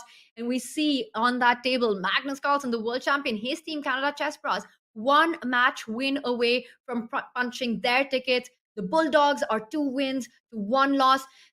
Now, while we've got the winners on this on our screen, when you've got winners, you've also got losers. Let's take a look at some of the other teams that we've got, Canty, who currently are struggling. Now, these are the teams that are 1 match away from elimination, all the way down. We've got the St. Louis Archbishops. They are the 3 times champions of the Pro Chess League. No one thought they'd lose 1 match. No one definitely thought they were going to lose the other. And today, they have to win to keep their chances alive. This is an elimination match, right? The Berlin Bears, of course, what Levy say. Levy's like, yeah, they might be going extinct today. I was like, oh my goodness, the Bears, it's just crazy. But then the St. Louis Archbishops, right, might turn into a pawn today. Like, we don't know. But at the same time, of course, somebody's going home, and this is the day where you see the most aggressive chess, the crazy chess, the rated R chess, right? The stuff that this is a family channel type chess. Okay, this is going to be very, very strong today. Lots of different choices through, from the lineups all the way through, the openings that they're going to play today. Absolutely. And I think it's really, really important for these teams to really give it their all to come up with the best possible lineup because it is their last shot. Now, St. Louis Archbishops, They've got Fabiano Caruana on the team. They've got so many strong players, but the Berlin Bears cannot be underestimated. It is a team that is dominated by German players. There we see, except of course Anton Korobov there at the top. We've got the German number 1, Matthias Bluebaum, who is the current reigning European champion. Now, Kanti, I have to say, we look at this roster with all these 2,600, 2,500, so many grandmasters all the way down. Right. And then Josephine Heinemann, the only female player to have defeated Hikaru Nakamura. I'm not sure if that's probably not a forever stat, but in online chess, defeating a guy like Hikaru, it's no easy task. Josephine did it. Sarah Pap there. We're calling them the underdogs in this match. That's a bit strange. Yeah, it is. It's definitely a bit strange. Of course, if I'm Josephine, number one, first off, I do have the Hikaru framed. Like, I'm going to just have it on me or have a card to say I beat Hikaru at all times, right? So you can just flash that. That's a good thing. You can do that. But at the same time, of course, you got to get over that quickly, and we got a match today. This is the elimination match. Obviously, as you see how strong these guys are, you got Korobov, Bluebaum, who's an absolute monster, but he wasn't doing so well in some of the Pro Chess League weeks. So he's looking to redeem himself. You got the Svein brothers there. Nicholas Huschenbeth's really strong as well. I mean, the team is really underrated, but of course, today, I mean, they're 0-2, and they're going to have to prove themselves today against the Archbishop. Well, Levy said it is potentially their last day. Well, potentially it is. Levy was pretty sure it is their last day here at the Pro Chess League. And let's take a look why he feels that way. Because the roster of the St. Louis Archbishop, oh my God, what is going on there? We've got Fabiano Caruana leading from the front. Yeah, they cheating. Yeah, this is a cheat code right here. Yeah.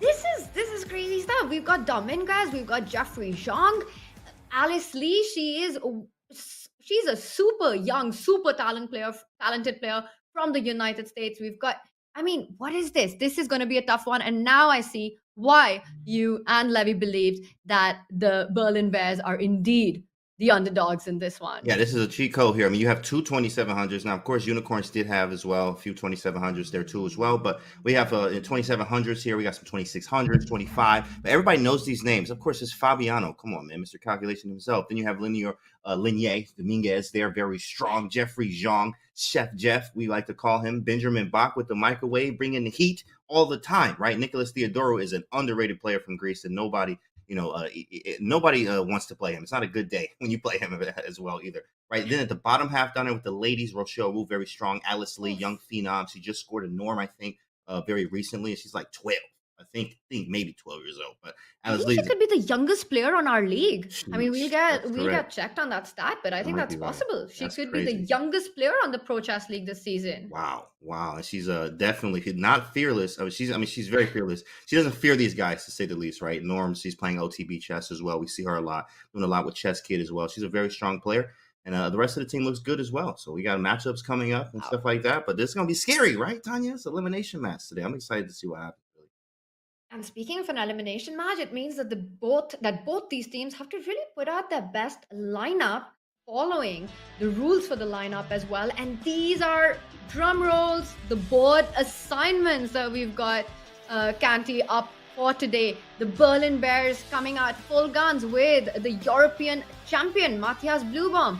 They've got Eric Braun on their team. 3 grandmasters we see, Michael Bizold, and the woman board is being led by Sarah Pap. Now, meanwhile, the St. Louis Archbishops are not holding back. Oof. They have come with the front runner one more time. Returns for this week, Fabiano Caruana, along with the Dutch grandmaster Benjamin Bach.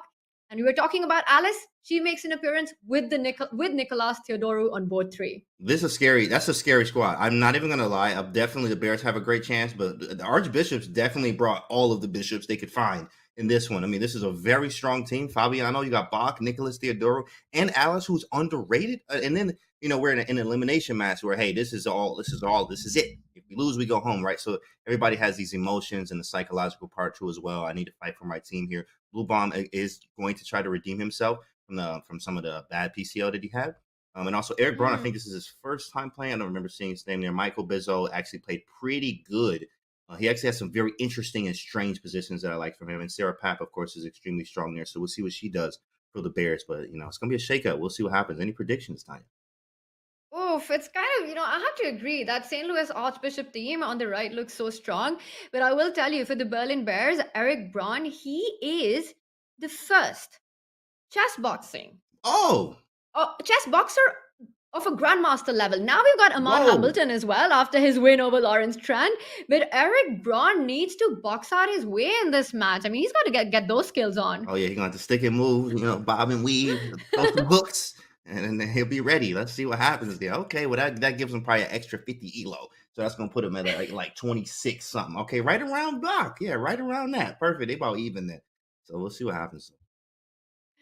Wow, well, it is going to be an interesting match. The Berlin Bears have a very tough task ahead of them. Let's take a look at our round one lineup. Now, this is the most lopsided round of the match where the board one plays against board four and so on.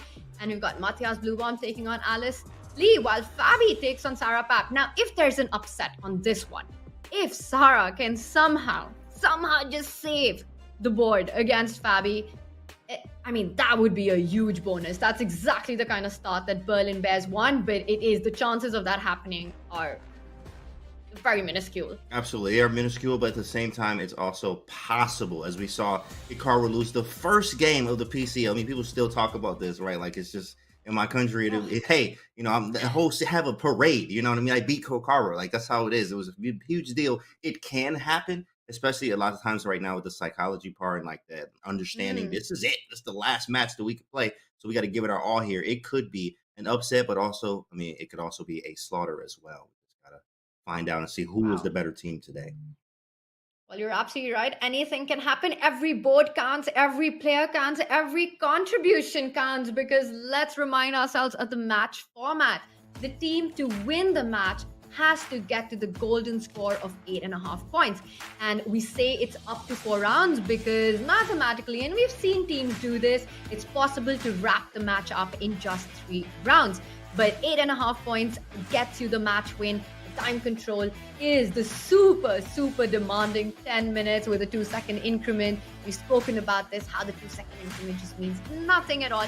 There's barely any time to build on. It's an all play all. Matches, the rounds are about to start. James, we can see the players on the board. And I see Alice there against Matthias. Alice looking confident.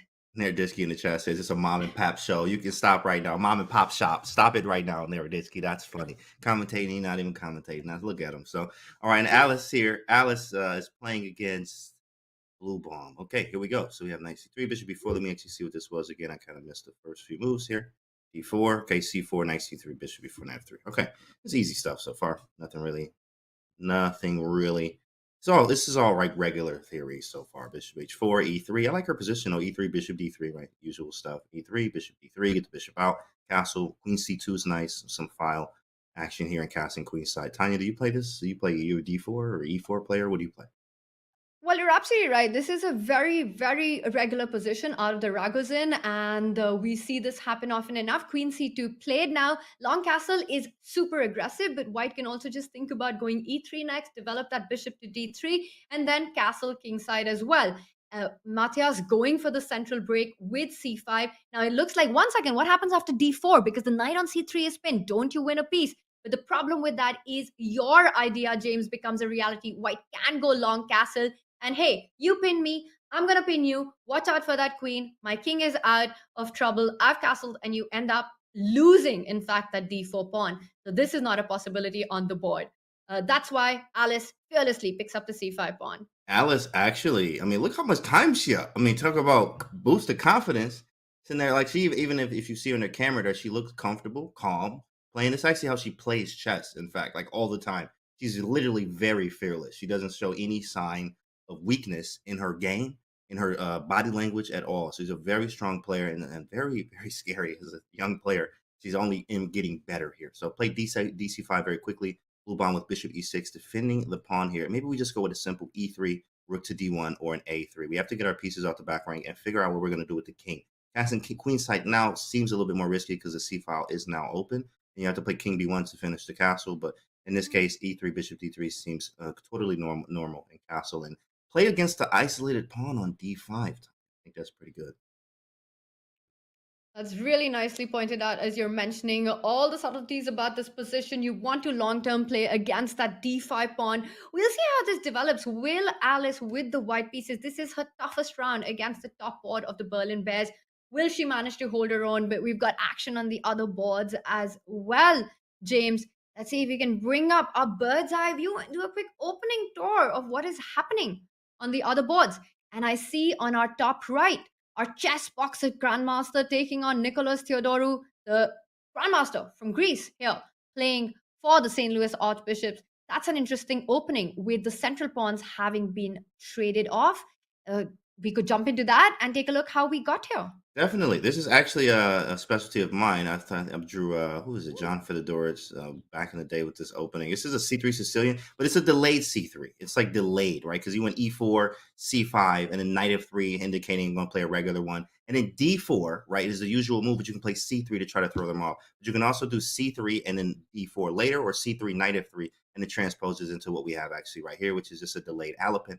But also, if you look at it through Chesscom, it's going to say this was an Alapin Sicilian by transposition. After d4, and then bishop to e3, knight takes an a6, knight d2. This is all standard stuff. You also can sometimes put the knight on a3, but the bishop is going to take it here. So clean ideas that I remember, knight f3 is a move, bishop d3, castling. You actually sometimes can even get nasty kingside attacks and what they call a slow opening here. In Eval Bar just moved there. Tanya, did you see that jump after e5? Oof. Yeah, because e5 is not the common move. It's not the common reply for black. This is definitely some kind of a devious preparation by Eric there. Usually black just develops the bishop. Instead, e5, hitting that knight, he falls back to f3.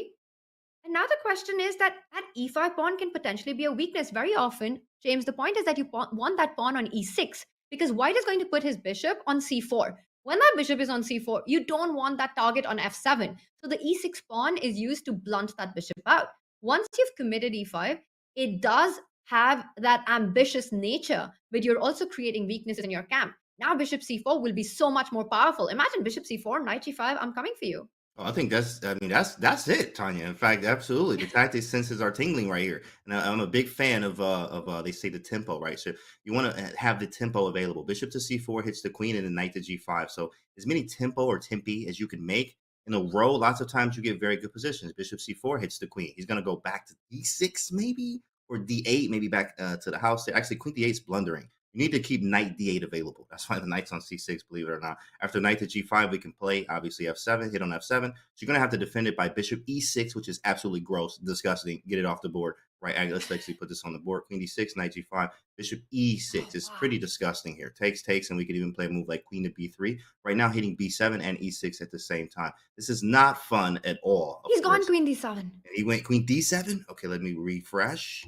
So we going queen to d7 here. And but Larry, that was such a great point that you made.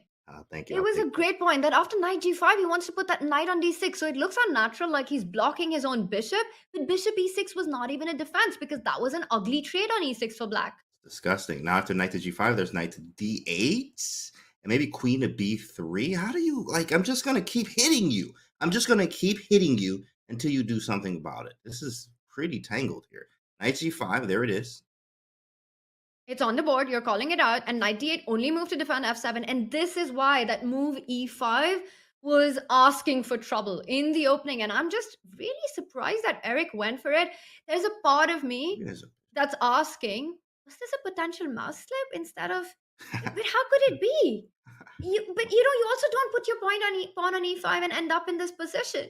Knight d8 played. Right. You're pointing out some great ideas here. Queen b3. White can also just play slowly. Shot castle, put your rook on e1. James, not only is f7 weak, the e5 pawn is weak as well. And it looks like Nicholas Theodorou is super happy with his position out of the opening.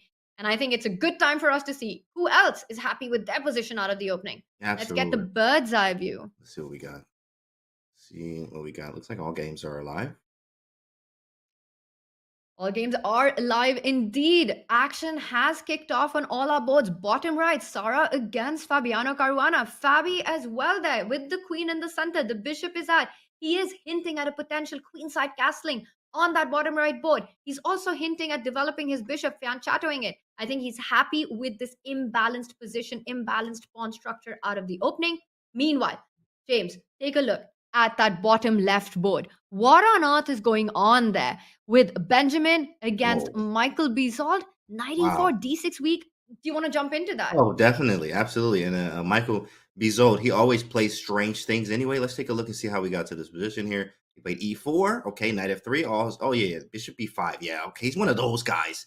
And I'm a knight f player myself, and you play bishop b5 check, and I'm automatically annoyed by you. So I spent a lot of time looking at this in the last few days. But bishop b5 check, one of the most annoying ones. So he takes. Okay, cool. Yeah, you have all of this. Bishop d4, d3. Standard stuff. Develop your pieces. The knight goes around in the Roy Lopez fashion over to g3. Then we go to g6. Okay, a4 was played. Knight f6. Develop your pieces. e5. That's aggressive. I do like this from Bizold. Knight 3-5. There's knight d5 and then knight e4. And this is the live position. Honestly, Bizold has a nice attacking-like position, but he doesn't have the right piece. I mean, he's missing a high square bishop, I think, here. And then this would be probably slightly better for white here. But so far, I think probably equal.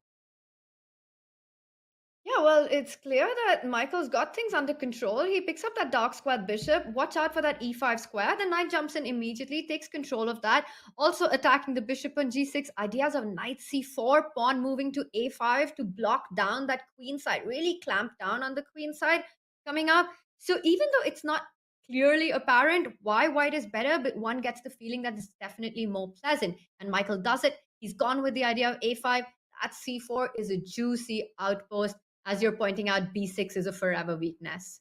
b6 is really weak. You also have to figure out what do we want to do with this piece as well. You want to have some type of idea of what you want to do with pieces. Now, aggressive style is rook a4 over to g4. I love these type of rook lifts myself. Do you even rook lift or not? Okay, definitely a huge rook lift here, rook a4 to g4 or even h4 to sack. You also have queen g4 as an idea, tuck the queen on g3. But he says tempo first, kick him away. Knight to c4 is probably going to be and play quick.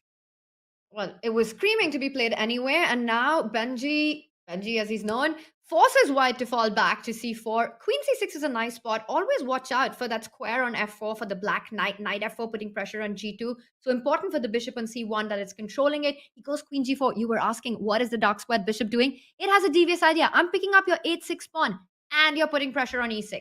Ooh, there are some problems here. e6 and h6 are hanging at the same time. Don't tell me king f7 is the move here. If you got to play king f7, there is a problem. So he played bishop f5, so he gets rid of one, and then I'm going to get rid of the other. So he doesn't go with the wild king f7, which he would get out of it. He just goes with the simple bishop f5. Again, the tempo, right? Master the tempo. So bishop f5 hits the queen tempo. I gain that tempo to gain time, and the king can move to h7 or h8 now. And we don't have to deal with the bishop h6 any longer. I think, yeah, pretty stable for Bach here. Pieces are developed. White probably has a slight edge, small edge because of the e6 weakness. Queen g3, like you're pointing out, the king can sidestep. There is a long-term weakness on e6. This one is going to be an interesting middle game fight while the players have a thing. King h7, your move, as you called out, is on the board, sidestepping, defending against bishop h6. Michael continues with development, bishop d2, connecting the rooks, taking more control of a5. Let's bring up our bird's eye view because there is some hot action on the other boards. And take a look on that top left screen, top left board on your screen. Alice Lee looks like she's doing really well in that position.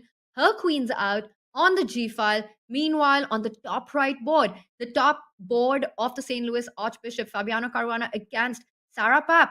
It looks like Fabi's got things under control with the black pieces. We see his knight has jumped to the center of the board, currently attacking the bishop. Sarah falls back with it. And I have to say, James, the most interesting one, which catches my attention, and I know it catches yours because you love these kind of positions. The top right, Eric against Nicholas. Ooh. That king is not going anywhere. Black has just made the move rook to f8. We've got to jump into that. We got to jump in that game right there. So in 13 moves here, okay, in 13 moves, we have a plus 5.6, says the engine. Now, the engine says that you're down a rook and half of a pawn, and you got both your rooks. There are both rooks on the board. That's a problem. That is a problem that I don't see a solution to. And you're exactly what you're saying, right? The material is completely balanced, but the position is so horrendous from black that the engine, the evaluation bar, it's giving an advantage of almost being an entire rook up. That's also understandable because take a look at the position. Oh my god, it is absolutely ugly here. The white rook can jump to d1, pinning that bishop on d6. Black makes the move h6. All right, some questions here. Your knight is attacked. you don't have the best square. Are you going to pick up the d8 knight and then pick up the pawn on f7? Castle queenside. I was thinking the same thing. Of course, sack first, think later, like Grandfather Tao says. After you castle, put this rook on d1, and he's done. Knight takes e5, we live. Rook e1, he's done. Get him off the board. This is over. You're putting a rook to e1. You can take on e5. I mean, what else you want here, Tanya? What else do you want? This is everything you want in the position, and especially from an attacking player standpoint. Castling, you don't care nothing about that knight. Have a good night. Night. It's game over here. This is a wrap. I love that. I love that. And I have to say, you're absolutely right. Sack first, think later. He sacks a knight, then he sacks a rook. What is going on? Yeah, this is too much. Oh my goodness. Oh man, rook d6, rook d8, man. Just get this off the screen, bro. Just hit the button, bro. Just hit the button. Oh my This is going to be Nicholas's hit the resume. immortal. Yeah. I mean, what is happening here? Oh. He sacrifices. Well, the queen could not have moved. James, if we can just show that with the queen not having any square because the d8 knight was hanging. Black, in fact, let's say you go queen e7 and white just picks up on d8, and that is game over with knight e5 also coming in. Queen b4 is checkmate queen b4. Oh my God, you're pointing it out. And that is the finish of all finishes. So what Black, in fact, had to give up his own queen. Now, if we look at the current position, as we see that there's a material imbalance where, let's just come up to date with that, where Black, in fact, has got enough material for the queen. You've got 2 rooks for a queen. Minor pieces, 3 to each. But the problem is there's no development. Black's king is super weak. White's knight is going to jump to g5. The queen has got enough time to even fall back to b3, your idea, James, and pick up that f7 pawn. And your 2 rooks, they're never going to see the light of day. Yeah, this is so bad. I mean, if this was the positions you get out of the Alapin Sicilian, I might go back to playing that all the time. This is crazy. Like, wow, that was sick. Queen d6, bishop c5 is on tap here as well. Like, the queen goes into d6, the dark squares are weak. You're 2 pieces down here. Your king's in the center of the board. When I go bishop c5, I'm threatening to go, obviously, to f8. That's with tempo. And then I can play knight takes e5 as well, and then take it. There it is, queen d6. He understand. I understand you, Nico. I understand you, big fella. Queen d6, bishop c5, and you just take on e5. What do? You can't move anything. It's over. You really do get him. Yeah, that's the. This is unbelievable, but this is not the only unbelievable stuff happening. Let's quickly jump to our bird's eye view. What is Alice Lee doing?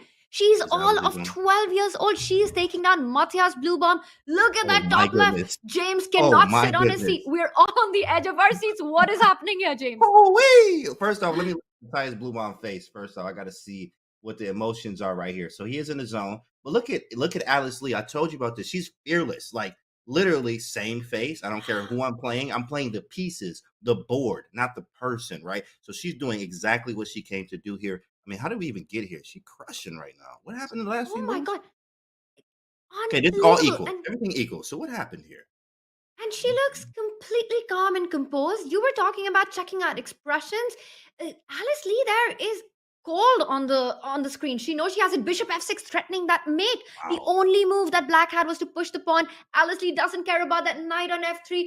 What a move, James. Queen g7 was a massive threat. And if we just back up and go to our current position, queen h3, she's saying, take my knight if you can. Right. I don't care because I'm coming after your king. She believes in calculation over everything. She's gone for it. Queen h6. No way to fight queen g7, mate. You don't have rook e7. You don't have rook c7. You've got no move. You have Matthias Bluebomb is busted.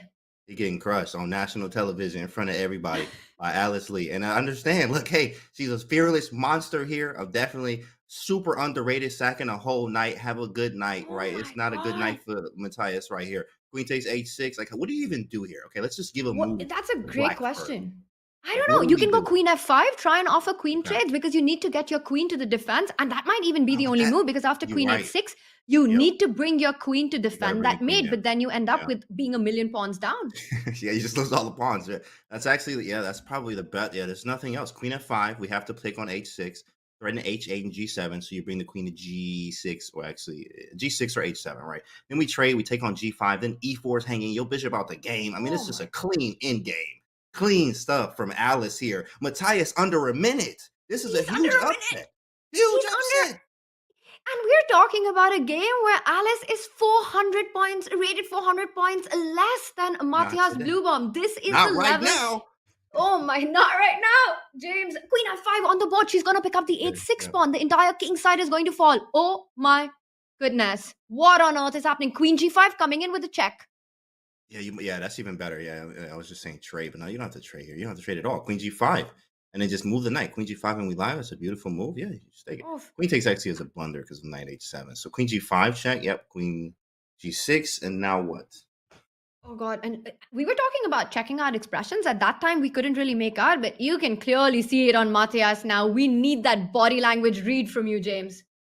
Yeah, body language read here. You know, Matthias actually, he's disappointed. He's like, oh, I can't believe I got here. Yeah, now he's shaking his head. You can see the eyebrows. Yeah, now the emotions. Now he's letting them out. Yeah, I understand. Alice Lee is just like, it's another day in the office. I mean, you can tell she is not phased at all. She didn't even blink. Alice, blink if you blink twice if you're in trouble, right? Like she just did not care. And played an excellent game here, and she's gonna clean this one up. She trades, she takes the pawn, and into a clean end game, completely winning. And James, we were talking about Alice being 2 pawns up. She's going to win the 3rd pawn as well, because how are you defending the e4 pawn? Oh, you don't, Tanya. You are 100% correct. Exactly. I'll take that too. Thanks for the gumdrops and the generosity. Have a good day. Knight takes e4 for the score, get him off the board. And the 4th board is going to strike. Oh, my goodness. That's what you need, especially in a game. You can set the tone in the first match, but you definitely need to have, when you get that 4th board taking out a few of the top dogs, not only is that confidence, but it's huge on the scoreboard. Unbelievable. Alice watches Canty is what we're being told by chat. Alice has no mercy. Absolutely on point. COE chat. Where are my COEs in the chat? Oh my goodness. Like all the COEs. Wow, I'm gonna put mine in the chat right now. My goodness. She's just going crazy. Wow, great game. The most important thing in these situations when you're playing a player who's 400 points higher rated than you is to believe when you have a winning position that you can convert it. Then I look at Alice on the screen. I mean, like you said, she hasn't blinked. She's cool as a cucumber, as it's been pointing out. Chilling. She looks completely in control. Meanwhile, Matthias down to seconds. But James, when you're playing against these grandmasters, they're going to do everything to make it tough for you. Big question, will Alice convert this into a full point? She's going to convert this one, with her eyes closed. She could put it in blindfold, give her an extra 5 minutes, tell her where the piece is at, she'll do it blindfold, right? So, this is a clean one, very easy. I got 2 minutes on the clock to your 8 seconds. What is this? What is it? A lot of times you're scared, or you like, oh man, like how do I win this end game? I'm up 3 pawns. Like I don't know what to do. I'm playing a GM, and I don't. She's just gonna play G4. Come on, G4, man. just taking that F5 square from the king. That is insane technique. Look, she keep the Devi on him. What's the Devi? That's the Devereski in-game manual. That's in chapter 4. In fact, chapter 3 of the 4 pawning games they have on pawning games in there. Ridiculous. That's page 387. G4 right here. That was beautiful. Wow. Resignation. Oh my goodness. Look, now I'm emotional. The biggest upset of the Pro Chess League, and Alice Lee there. We see her keeping her smile under control, but she knows she's done it for the team. The St. Louis Archbishops, we call them the favorite, but it was not because of Alice, but she's proved us all wrong on the 4th board. What a result for this 12-year-old James. I cannot believe what we just witnessed. I believe it. Alice just took that man to Wonderland. It was definitely something crazy. Oh my goodness. That was amazing performance from Alice there. And once you have that, a lot of times what you get is the confidence. You get a huge confidence boost. So you're like, that's your board one? Is that all you got? Right? Well, wait till, let me play the other players and see what happens. Right. And I think she's definitely in the zone right now. Excellent job there from Alice. Oh my God, I'm still reeling from what we just saw. What a flawless game by her. It's not just winning the point, but the style in which she did it. Crushing kingside attack, picking up all those pawns one after the other, trading off all the pieces, and then come end game. She proves that she's got the technique that's required. She does the job for the St. Louis Archbishops. And now it looks like Nicholas Theodorou is also going to do his job. He's been winning from the opening. Look at that. Picks up the rook with a check. And probably knight b7. Knight b7 first, and then knight d8, right? Knight d8, and then queen h4. Yeah. Now you have to take everything. Pick up all the rooks. Knight e6. Oh my goodness. Yeah. Hit the button. My guy hit the button. Yeah, there's a resigns coming up, and there it is. He just resigns. Yeah, that's game over. GG. And man, Archbishop's heat. That's some heat. Fire, James. On fire. 2.5 draw with Bach. Yeah, that's it. Wow. Not 2.5. That's 3.5. That's 3 wins. That is destruction. It looks like Benjamin Box, the one who only conceded half a point to Michael Bizold, all the other 3 boards. Nicholas Fabiano winning their games. But of course, the star of the round is Alice Lee. Wow. I mean, absolutely. She definitely played some excellent chess there. You need that again on your board 4. If your board 4 can take out the board 1, how do you feel right there, right? It's tough for that team. I mean, that team right now being the Berlin Bears and the St. Louis Archbishops are feeling, euphoric right now. They know it. Yes, 3.5, let's go. But of course, the round, it's not over. We have seen crazy comebacks, but right now, St. Louis Archbishops are having commanding lead. They're commanding this whole match right now. Wow, we have this kind of excitement when we saw Josephine Heinemann taking down Hikaru Nakamura. This is another monumental day in chess and definitely in Alice Lee's career as well. She defeats a grandmaster who's rated 400 points above her in a convincing, crushing style. I still can't believe what we just saw. It's been an amazing, amazing round 1. Chat, you don't want to go anywhere because round 2 is just coming up.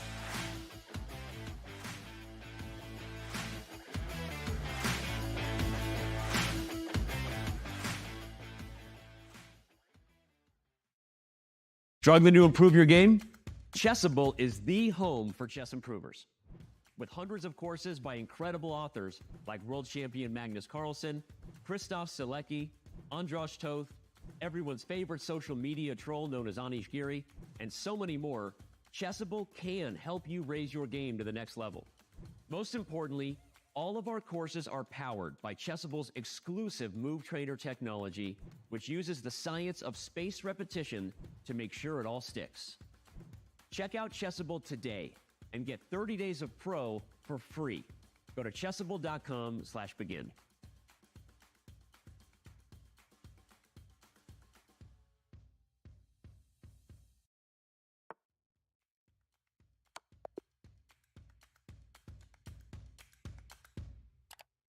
Just played an exciting game and want to see if you got a brilliancy? Or maybe where you could have improved? Chess.com's game review is just a click away. Game review is a fast, fun, and instructive guided review of your games. See your accuracy and your opponent's accuracy.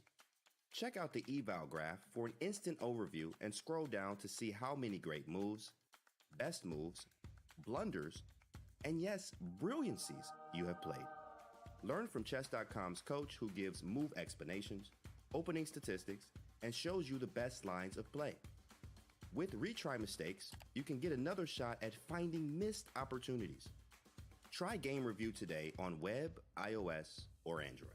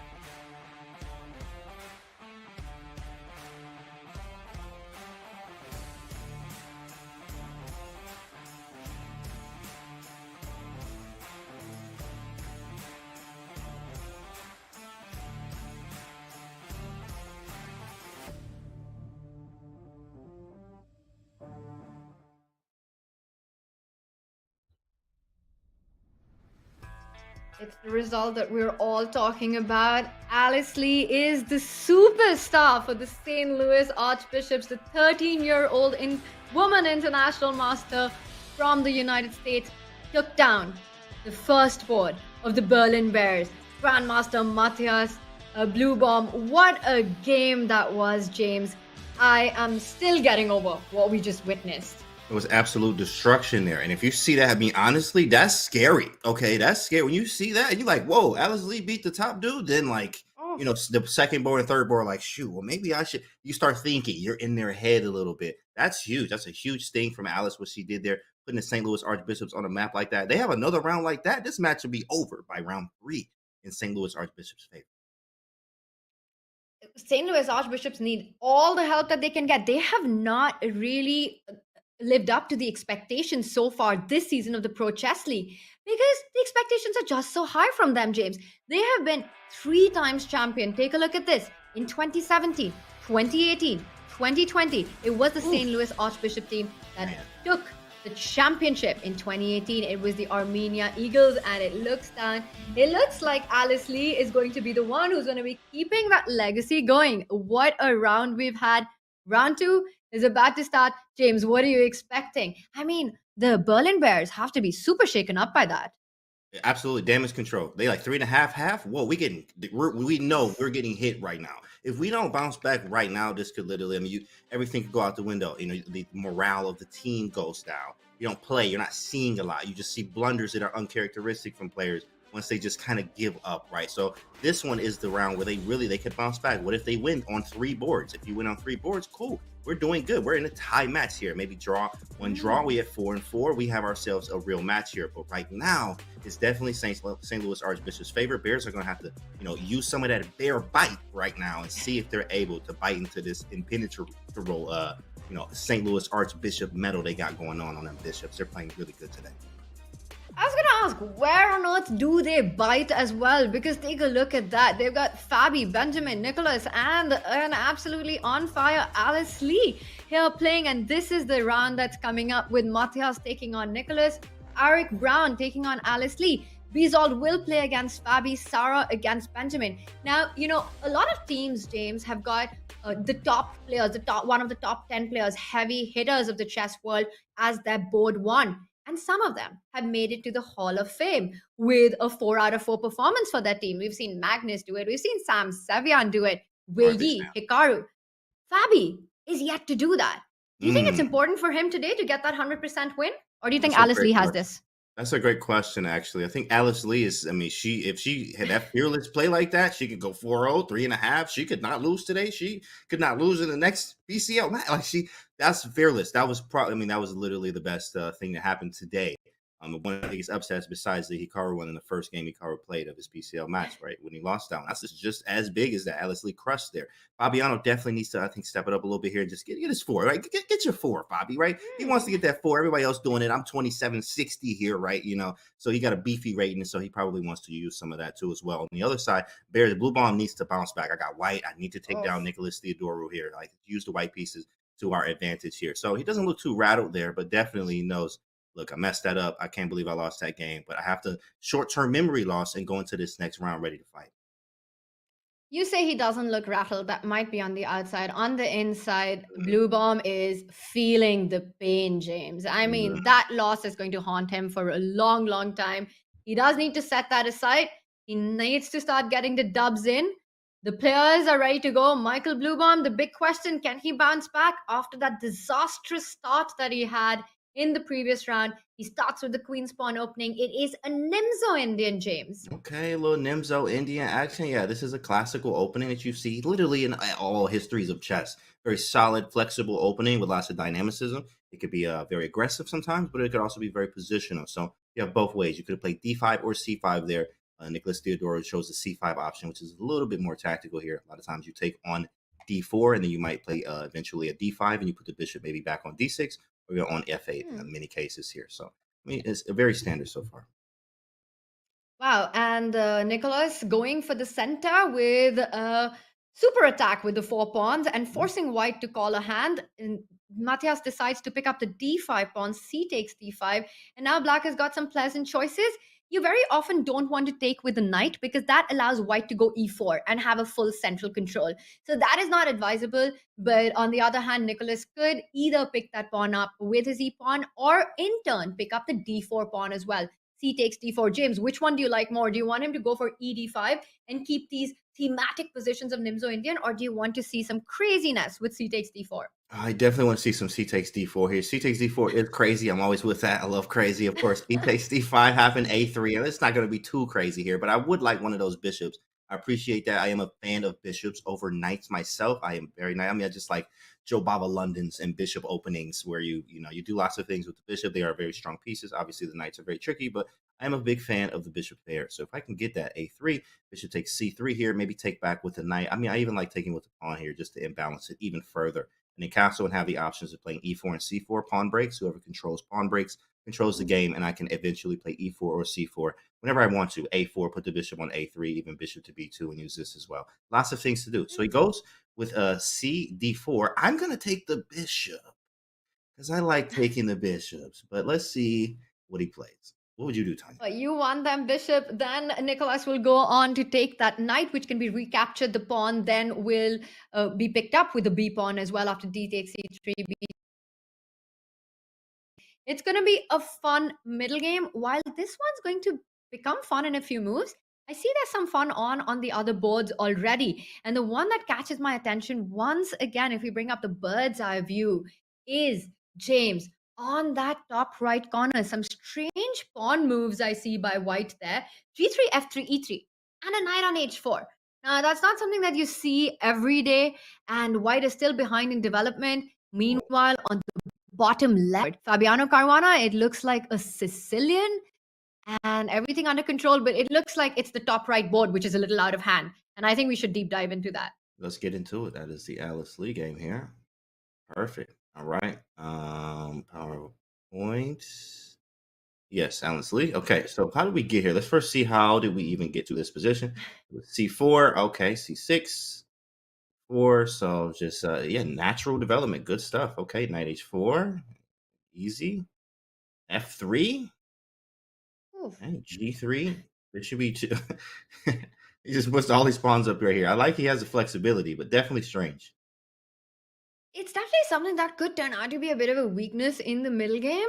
Meanwhile, Alice there just thinking how to currently respond in this position. You want these ideas of taking in the center, d takes c4, advancing your pawn, your e pawn up the board after dc4, bishop c4, e5. But of course, first you want to get your king into safety. This will develop in this way. James, I'm expecting her to capture that pawn and then advance her own central pawn. She has to decide whether she pushes e5 or c5. That's correct. Let's actually take a look at that. Pawn takes, bishop takes. Okay.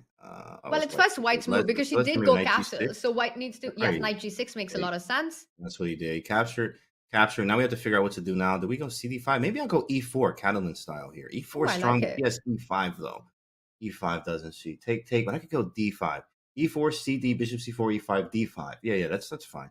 That's fine. E4, sorry, take here. And then e5, and then after bishop c4. E5 and then D5 here. So this pawn is very strong. I mean, this bishop, not the greatest. James. Of course, you have to put it on the dark squares here, but I go king H1. James, but unfortunately for her, your idea of e4 would be great because it also threatens e5. And she would not have time to take on c4 because maybe white can push with e5 in that position. Let's look at that but f4, this is a different way to play. And I like that. Yeah, let's just show that this would have e5 coming in. So things would get very tricky for black in this one. But instead, Arik decides another way to go. He does the chess boxing bit. He goes f4. So he keeps all the pawns on the dark squares. Blocking that bishop on d6. Definitely blocks the bishop on d6. You would like to get the knight to e5, but the knight is on the other side of the board, my guy. You have to get it over here to f3. Go to e5. It's also controlling. Okay, e4 here. I mean, playing for an advantage here is going to be very slow. Very slow for black. I mean, for white here, the white piece, this bishop is pretty gross. You want to get it outside the pawn chain. A lot of times you can do it this way. Bishop e1, bishop d2 to e1. Playing h3, g4, and going all the way to h4. This is a long way. And I love this move by Alice here with bishop b4, highlighting the fact that this square is extremely weak. You played f4, pawns don't go backwards, and this square is very, very weak. I can really bully the square, put the knight on e4, reinforce it with f5 and knight f6. I can kind of, play whatever I want here. I even have G5 as a break at some point. This bishop on C1 is absolutely terrible. Wow, so it looks like out of the opening with the black pieces, Alice is again holding her own against GM Eric Brown. And that is pretty impressive, but I have to say, it doesn't even matter how the rest of the day goes. Alice has done her bit for the St. Louis Archbishop. But looking at the opening outcome of this one, it looks like there is going to be no stopping her. Let's get the bird's eye view up and take a look at some of the other boards, because the Berlin Bears really need to find their chances. I look at the top left, and it does look like Matthias Bluebaum has things under control in this one. Look at those two double pawns on the B file. Means that the A file is open. There's a strong weakness in the center on the D file, and that gives white a lot of edge. Meanwhile, Benjamin Bock on the bottom right there, James, looking good with the white pieces. Well, yeah, he's definitely looking good. Let's take a look at Bach's game there, see what's going on with Bach from the Archbishops. This looks like a Catalan. I know he likes Catalan type positions. Let's see how we got there. It was knight of 3, c4, so sort of a ready-like, but Catalan, neo-Catalan by transposition. d3, sort of like a reverse Benoni type position. That's exactly how he's playing it here. And of course, b4. Yes, b4 can be captured, but the problem is e5. He has a great position here. I mean, this is a reverse Benoni. You have it plays b5. Yeah, he's in control. He's definitely in control here. b5 hitting. Usually in Benoni, right? You want to get the b5 push in. He already got it in, and he has b4. If you're looking at it from Black's point of view, b5, b4, right? And you need the rook to the b file. But I mean, this is great for White already. I think e5 has some pressure here. We obviously have g4. e5 can hang in many cases, and this could be loose as well. So I mean, I think he has a very good position so far. Wow, so it looks like St. Louis Archbishop have it under control in this one. Now, after that 3.5 half win in round one, we were all trying to understand what happened. This has been an amazing start for the team. Where is the captain? And it looks like who we were looking for. We were trying to find Nemo, and we have in fact found Nemo, and she does join us, James. She's here with us. Nemo, welcome to the show. Thank you so much, Tanya. I really appreciate it. And hello, Canty. Nemo, I've got to ask you, how impressed were you with what happened in round one? Alice Lee blowing our minds. Honestly, I am incredibly impressed right now because we haven't had exactly the best start to the season. We have unfortunately lost our first 2 matches. Alice Lee had a very rough first round. She actually lost, I think, all 4 of her games, even though she had some really good chances. So it was a little rough, but I mean, Alice just played so well against Bluebaum last round. I don't even know how she did it, but she spotted the tactics, she spotted the way to attack the Black King, and she just went for it and she won. So it was wonderful to see. That's very aggressive. Very good chess there. She's swinging well above her class right now. If she keep doing that the rest of these rounds, Nemo, it's going to be a great day in St. Louis for you guys, Nemo. That's great. Yeah, I definitely Nemo, hope so. Sorry, go ahead. Sorry, go on. No, go ahead. Oh, I was just going to say it's 3.5 to 0.5, which hasn't happened yet so far. So I'm like, I don't want to jinx anything. I'm just like, this is looking good. This is going well. It really is. And it looks like even the board that we have in front of us, Nemo, that Benjamin is doing well here. But to me, James, Nemo, it looks like a very messy position. I mean, Black's at the center. Benjamin picks up the pawn. What do you make of this? What's going on here, Nemo? Honestly, I really like these kind of complicated, a lot of tactical positions, because I think Benjamin, with his rating advantage, it does indicate that he might have a little more experience. So I think he's got a good grasp of what's happening. I think he understands that after, for example, bishop takes e5, rook takes e5, knight takes d3, he's got chances to take back on the d4 pawn at some point. He can just move his rook away. There's a lot of things happening in this position, but if everything swaps off, it does at the very end of the day, it can become a very drawish endgame. So I don't think there's too much for Benjamin to worry about at the current moment. I agree. Yeah, he actually has even Wow. the cat on the bishop too on G2 as well. It's pretty Hmm. common to have these, strategically complex positions that you have. You see Magnus play this type of stuff all the time. Of course, with the bishop on G2, even Game 6 of the World Championship, when 100 and something moves, right, and it was one of these openings, right? It was very slow and Yeah. positional, but this one's more tactical. So actually, this favors us. Like, and we like tactics. We are so tactics are strong here. Bishop G2 is a thing. I mean, also Knight B4 if bishop takes E5. You have options. You have lots of options here. You also have H4, H5 in some case because the bishop's kind of loose. It's a very crazy position. So I do like Bach's chances here, but I think it's anybody's game. Still, definitely, Absolutely. I like white. Yeah, I would agree with that. This is a messy, messy middle game.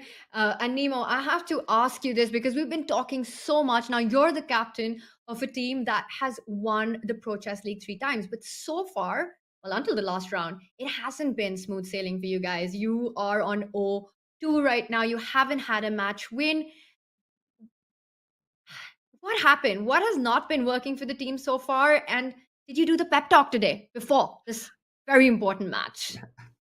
Honestly, I think what hasn't been working doesn't necessarily have to do with the archbishops. I think it has more to do with the fact that, Magnus Carlsen is playing. We've got Ju and Jin on the female team. We've got, I believe it was Harika Dronavalli, the previous week that we played against.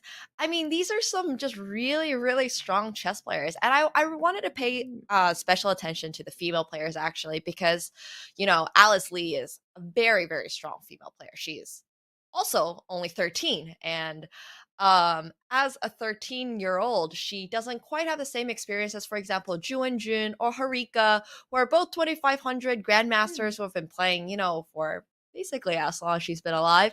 So we've got a little rough matchups over there. We have a lot of very strong female players that are quite young on the team, and they just had a rough last 2 matches. But this time, it looks like Alice Lee is just really, really stepping it up, and I just love to see it. I just really love to see it. So, I think the team is just picking up steam now.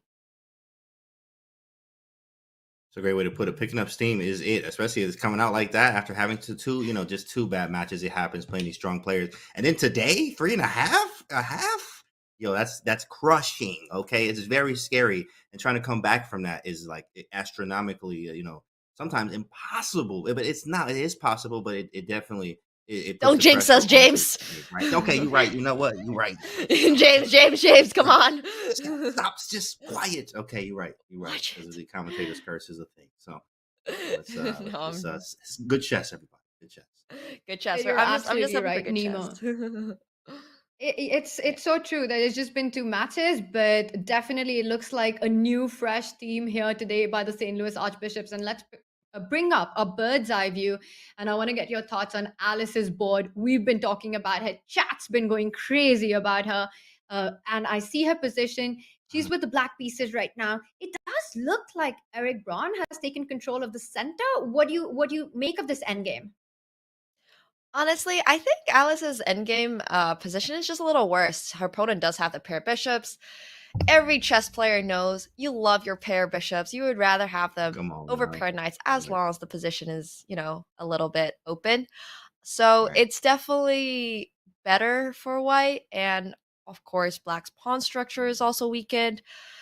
Just a very, very difficult endgame to hold. I mean, the principle of 2 weaknesses tells us that white has, pair bishops as their advantage, and then also potentially the C pawn, the C4 pawn as a pawn to attack. So it's going to be a little difficult for her to defend. So we'll see if she's able to just potentially hold this together. Yeah, it's kind of tough when being a strong player. Lots of things actually is you have to learn how to defend very tough positions. In fact, that's what this is. It is just worse. So if we had a bishop, it'd really be like, okay, it's not that bad, but here it is pretty rough with the knights here. We just got to make some maneuvers here. It's just worse. Like, you just hate playing these positions because you know you're worse. And it's like every move is like, I don't know if this is right. Maybe you make a move like F5 here, try to carve the square for D5. But I mean, how do you even save this pawn? I don't think we Right. are. I think playing for a draw when you know that your best result is a draw is very painful. That has to be some of my least favorite types of chess to Same. play. Right. Wow, but Alice Lee there just moving forward with her knights puts it to b5. I like that move. It attacks c3, but it also means that you're potentially allowing a take on c4. White could take the knight on b6, a takes b6, bishop c4. It is a possibility. I think she's going rook a3 there, and let's actually take Oh, a look at that. nice. Takes, and then just say, hey, this endgame is like, try to win this endgame, right? After bishop takes, and then bishop takes b5 and takes. Like this is like, I would go for Or this, right? If I'm even, playing black here. What you got? Oh, yeah. Or even knight to d6 after bishop to c5. Sorry, not bishop c5. Bishop takes d5. c4. Knight to Knight d6. d5. Bishop Because Oh, you're that's a threatening nice the move, e4 Nemo. pawn, and then a2 pawn's hanging. Oh, here That's really takes. nice. Oh, yeah, Bishop. this is beautiful. Knight d6, even better. And then bishop d3, yeah. And then we hit an a2 here. This is nasty. Yeah, so this is sweet. She's finding some tactics in there. That girl, COE, boy. She be Yeah. calculating. I Wow, love it. that's so That girl be tricky. calculating, Alice. Hoo-wee!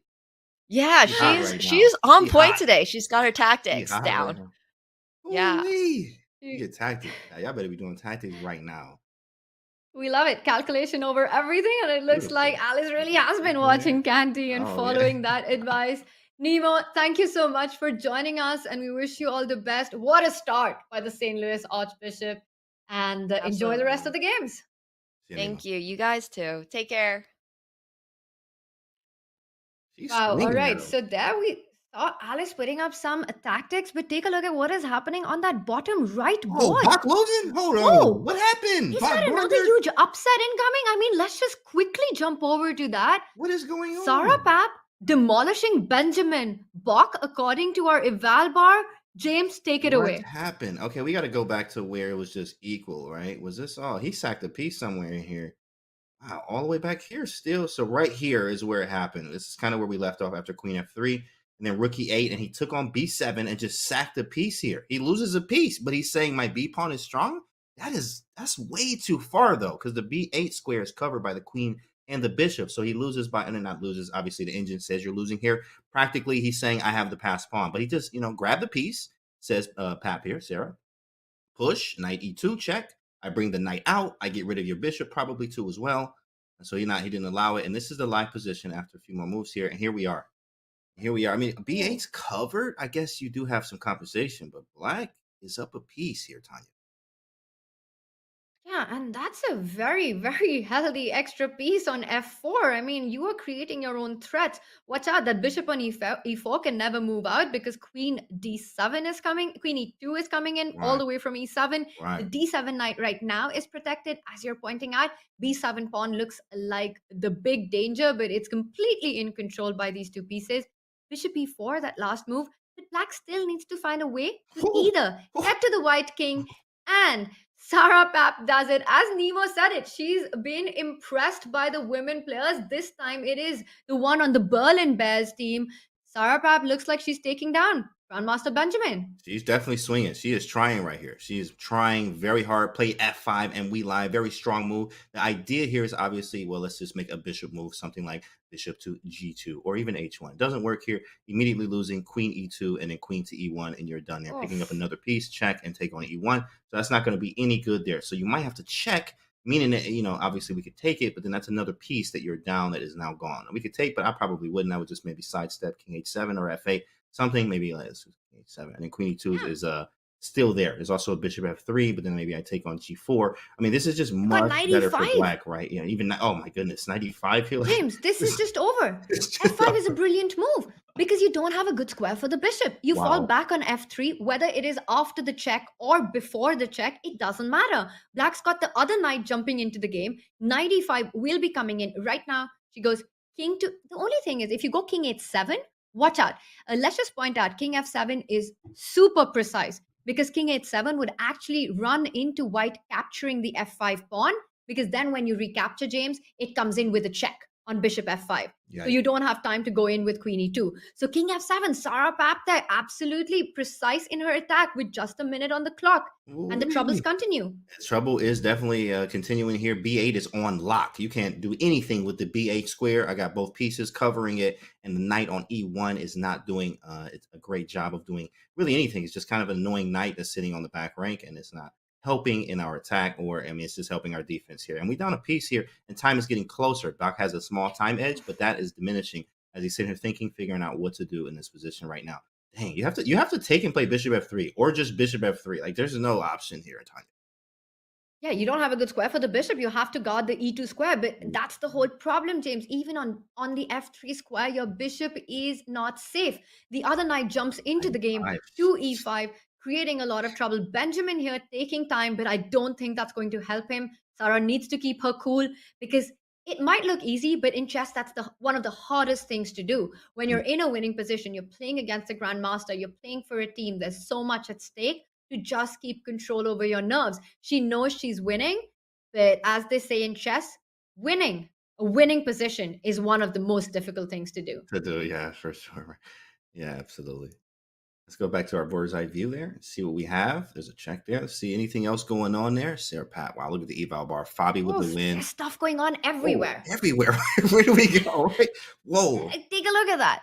On the top left board, white is completely winning. Matthias is back. He's getting over that big upset in round 1 against Alice Lee, and it looks like he's 2 pawns up. He will be taking this endgame. Meanwhile, on that bottom left board, it looked like Fabi was the one who was winning, but this is the game we jump to. And I see that Nicholas is playing on seconds. This could be Matthias's game. He's got the clock under control and the board situation. He's got to check. I was first going to go rook h5, and then I realized that I'm the one who's in check. Hold on, let me try to. I don't know why I can't. Maybe OTB. Maybe you could try an OTB. You can, but here, unfortunately, they won't let you do it. King e2, okay, f6, and now we have to. Yeah, probably just walk the king over. Wait, this is hanging though. Interesting. This is winning, but these are hard. And actually, the eval bar went down too as well. Wow, but these are some of the hardest in games, obviously, right? Make sure you and your Devoreskis or your Jeremy Silma in games, and then go to Devoreski. But this stuff's difficult here. And we do have our first result of round 2. Fabiano Caruana does win his game against Michael Bizol. So Fabi on 2 out of 2 today. He is looking to get into the Hall of Fame of being 100% scorer for his team, starting strong here. The problem with this position, James, is that there is no good way to defend the b3 pawn. And Blue Bomb is going to end up losing it. He trades on e5. I'm slightly surprised with that. I thought I was expecting him to go b6 and keep the bishop alive. Yeah, I was thinking the same thing because this one is very close to a draw now. Especially the best defense or offense behind is with a passed pawn is behind it. So rook b3 being behind the pawn here is the best defense that you can have for any rook in game. Right, I just go king c7 here. Right, we take, and then even though I'm, even if I go down the pawn, yeah, this is a Philidor position, classic draw. Make sure you guys are in your Devoretsky. This is Rook in Games Chapter 2 in Devoretsky. Right, so this is a Philidor position. You need to know how to do this, chat. So you need to know how to do it. When the pawn advances, we go to the back rank. That's it. Cover the rank. Nicely done, James. You know your endgame manual. As you're pointing out, Black has got the king in front of the pawn. This will end in a draw. Meanwhile, Alice, it looks like, is also heading towards a draw. Take a look at that. Alice? There's no way that Black can win. She holds Eric Braun. She ain't losing today. Unbelievable stuff. She said That's she's it, not king losing g6, today. rook h7. Pick it up. That is a draw. Whoa, that game just ends. Come on, Alice. Man, I would stand up and play. Alice is doing it. She is, James. just Alice is truly in Wonderland today. Look at her on the screen. She is killing it today. What a girl. What a player. And so calm and composed. Amazing stuff there. Meanwhile, we've got some more crazy action on, because take a look at that bottom right board. It's not only Alice who's shining, but Sarah as well with the black pieces. Let's jump to that. That is the Berlin Bears. Big hope in this one after Blue Bomb failed to convert his winning position. Wow. Yeah, that was tough there. Of course, he wasn't able to convert here, but someone that is looking like Sarah Papper. Now, wait a second. One thing that I do notice is the time for both. So the time is drastically low, and when you get to these bullet type positions, almost anything happens. Yes, there is a 2-second increment, but lots of crazy things happen in time trouble. So hopefully she's able to convert this. I think she will. I mean, she can go knight e3 was a move there, or even knight a4 to go bishop c3, and then knight b2 and d2 check. He wants to give it, yeah. And the best part is that White's b7 pawn, we've been talking about it from the start, is heading nowhere. White's king is stuck to defend the d3 pawn, and now she wants to get that bishop to a7, target that king on e3, but she has to start making progress somewhere. She first pushes the king forward, then she'll advance with her own king. So once White king falls backwards, not forward, comes back to d2, Black wants to go king d4, give that check on b3 that you were talking about eventually. Right now, knight b7. Wait, knight b7 check? Knight b7 check. Oh yeah, just take. She wants to give the Boom, d3 pawn. there it She's going is. to take the d3 pawn. I'll take the D pawn. So I get one, you get one. Yeah, he's trying to make this as close to a draw as possible, and that's a very nice from Bach. I mean, very nice defensive thing. I mean, this could still go wrong. This could still go. Maybe you Knight zugged out there. e5. Oh yeah, that was. And now you're going to end up losing the c pawn because it was a Doesn't zugzwang. Yeah, You didn't have a way to keep both pawns defended, James. Wait, how do But you how win does this? she win? Right? How do you win this? Oh Here we my go. God. This ain't in there. She has to give a check. Yeah, She this has one to not give a in check there. on d4 with the knight. She has to imagine once this knight gets to d4, Oh, you you're right. drive the And then- king away. And you take on F3. If it goes to F2. okay, she goes h4. She wants to get knight f5 and then give a check on either d4 or g3. It's headed there. It's coming in, James. Yeah, here it comes. Here it comes. This one is okay. That's Ooh, a nice little tricky. That was tricky. Maybe King G3. There it is. And then I King like E2, that. She does and then it. Knight She D4, does it. And Knight D4. And Knight D4. And knight d4 wins That's it. that pawn and Knight takes wins the F3. game. Okay, that Oh, is give me everything! Oh my goodness, Bach is going down. No, Bach is going down. Bach's my guy too. I actually root for Bach, but here this is it. Sarah Pat played an excellent game, and now she's looking at queen. God. Wait, we might have a bishop What knight. Hold on, it's gonna be a amazing bishop play. knight. It's gonna be a bishop knight. Can she do it in time? You know, yeah, W method. that is always a nightmare to play, by the way, because you know there's so much pressure. It's all eyes on you. You have to convert it, but it looks she has to know the way, and with just seconds on the clock, Right. you know, there's a 50 move rule. It can get really tricky, and she's gonna do everything to avoid that. She wants to push that pawn without giving it away, without giving it but away. I don't think there's a way, James. You have to give that pawn. You're gonna have to go bishop and knight. Oh You're gonna my have God. to go bishop and knight in front of everybody. This is a and show us nightmare. if you know it. Okay, because it's definitely difficult. Okay, I'm not gonna lie. Even when you know it, it's like, oh yeah. Exactly, that's the corner. point, James. It's difficult even if you know it. You might have practiced it, but with the pressure and the nerves and the seconds on the clock, And the it move counter. is Yeah. the move counter. You know, you mess up one structure, Wait, she on the then you have to bishop. again It's a build draw. it. She on the bishop. King takes bishop, right? Oh my goodness. She hangs though. Look at her. Look at the face. Oh my goodness. What a save. Anything happens in time trouble. Anything is possible. Oh my goodness. Big Bach from the block here came out and got it. Got himself a little drawski. Unbelievable. Now, okay, he still needs to clean That up here, was but that hurt. that was a huge blind spot. That was a huge blind spot. She plays so Yeah, good just to don't get take there, the too. knight. Nice The king save. pawn ending is a draw as well, and now it just keeps the bishop on this diagonal. And that's You're it. never getting it anywhere. Black can give a check, but the king will go up. This is a draw. I can't believe what just happened. Man, that That was a hurts. one-move blunder. It was, and this is what you were saying, right, James? In seconds, anything can Anything happen. happens. Anything We've happens. seen crazy stuff go down. Yep. It's anything happens in the time pressure. And that's what happened. Time pressure. She played King H4 and Bach was looking. What the heck is that? And then he takes the bishop and it's a clean draw here. Clean draw. Just Everybody got to knows make this. sure you move the king to the right spot, That's and right. that's a And stalemate. Stalemate. Wow. Some new merch ideas there. Maybe time over everything. Oh, TOE chat. TOE. We're gonna put that in the chat. We get some emotes made for that one today. TOE. Wow, that was crazy. Another round there. But hey, Bach was able to save what could have been, something very big, like almost a big, confidence booster for the Bears. Now it's Wow. a draw and keeps the Archbishops with the lead. Yeah, and Greg saying that he's disappointed. He wanted to see that bishop and knight versus king. Oh my god, that's a scary, scary thought for a player. Let me tell you that. And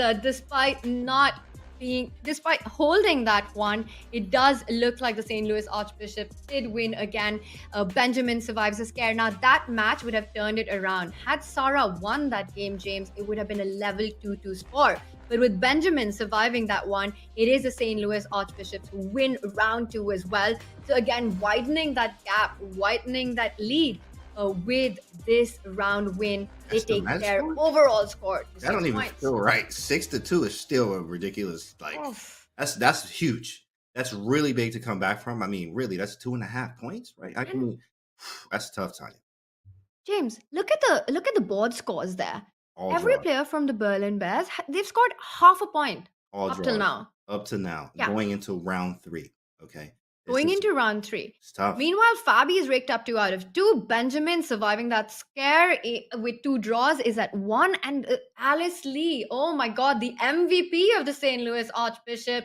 But James, this means that if they win the next match, 2.5 to 1.5, it's match over. Send them home. And Berlin Bears get eliminated. They going home, right? Like Levy said, the Bears will be extinct if they lose in this match here. It's going to be over. They need a big comeback here, and they need it right now. I mean, they need to win on all boards, or at least 3.5, at least win the match to be able to hold them down to maybe 1.5 points in the next match, and hopefully make it to round 4, and then see what they can do there. So it's tough stuff. They got a lot to come back from, Tanya.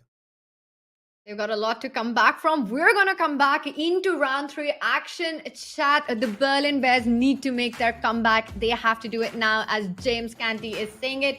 Don't go anywhere. We'll be right back.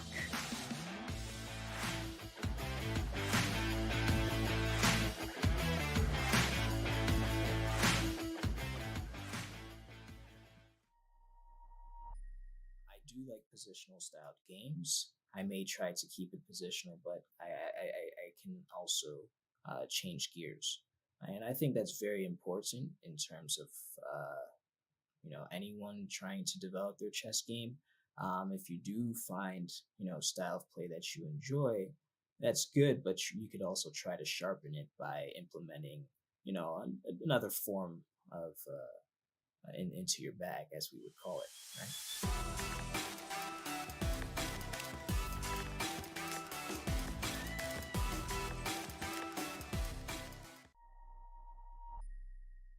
International Master Danny Wrench, Chief Chess Officer, back again with more chess terms here for you today.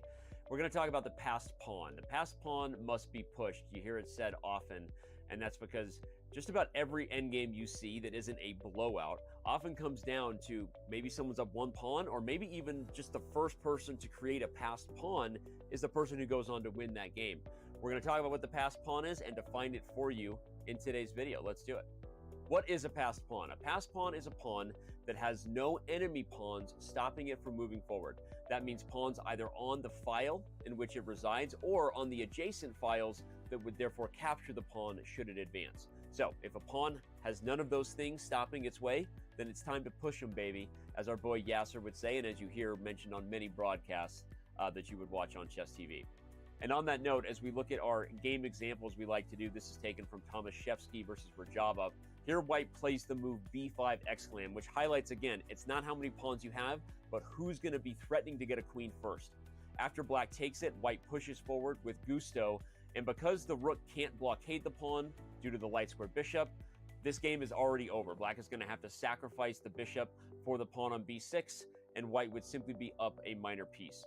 Note that after the first move b5, should a takes b5 have been played, white would have pushed this pawn, and then trapped the rook on a7, showing the power of the passed pawn, as with it protecting the bishop, this rook is completely out of the game, and white would easily go on to win, picking up pawns and just flexing the rook's muscles over the bishop for the rest of the game. So here we see a passed pawn being used as a weapon to just cramp down and trap all of your enemy pieces. So this has been another Chess Terms video. Hope you enjoyed it. Hope you're enjoying all of them. And with that, I will sign off, hoping that you learned something about what a passed pawn is, and we'll see you around on chess.com.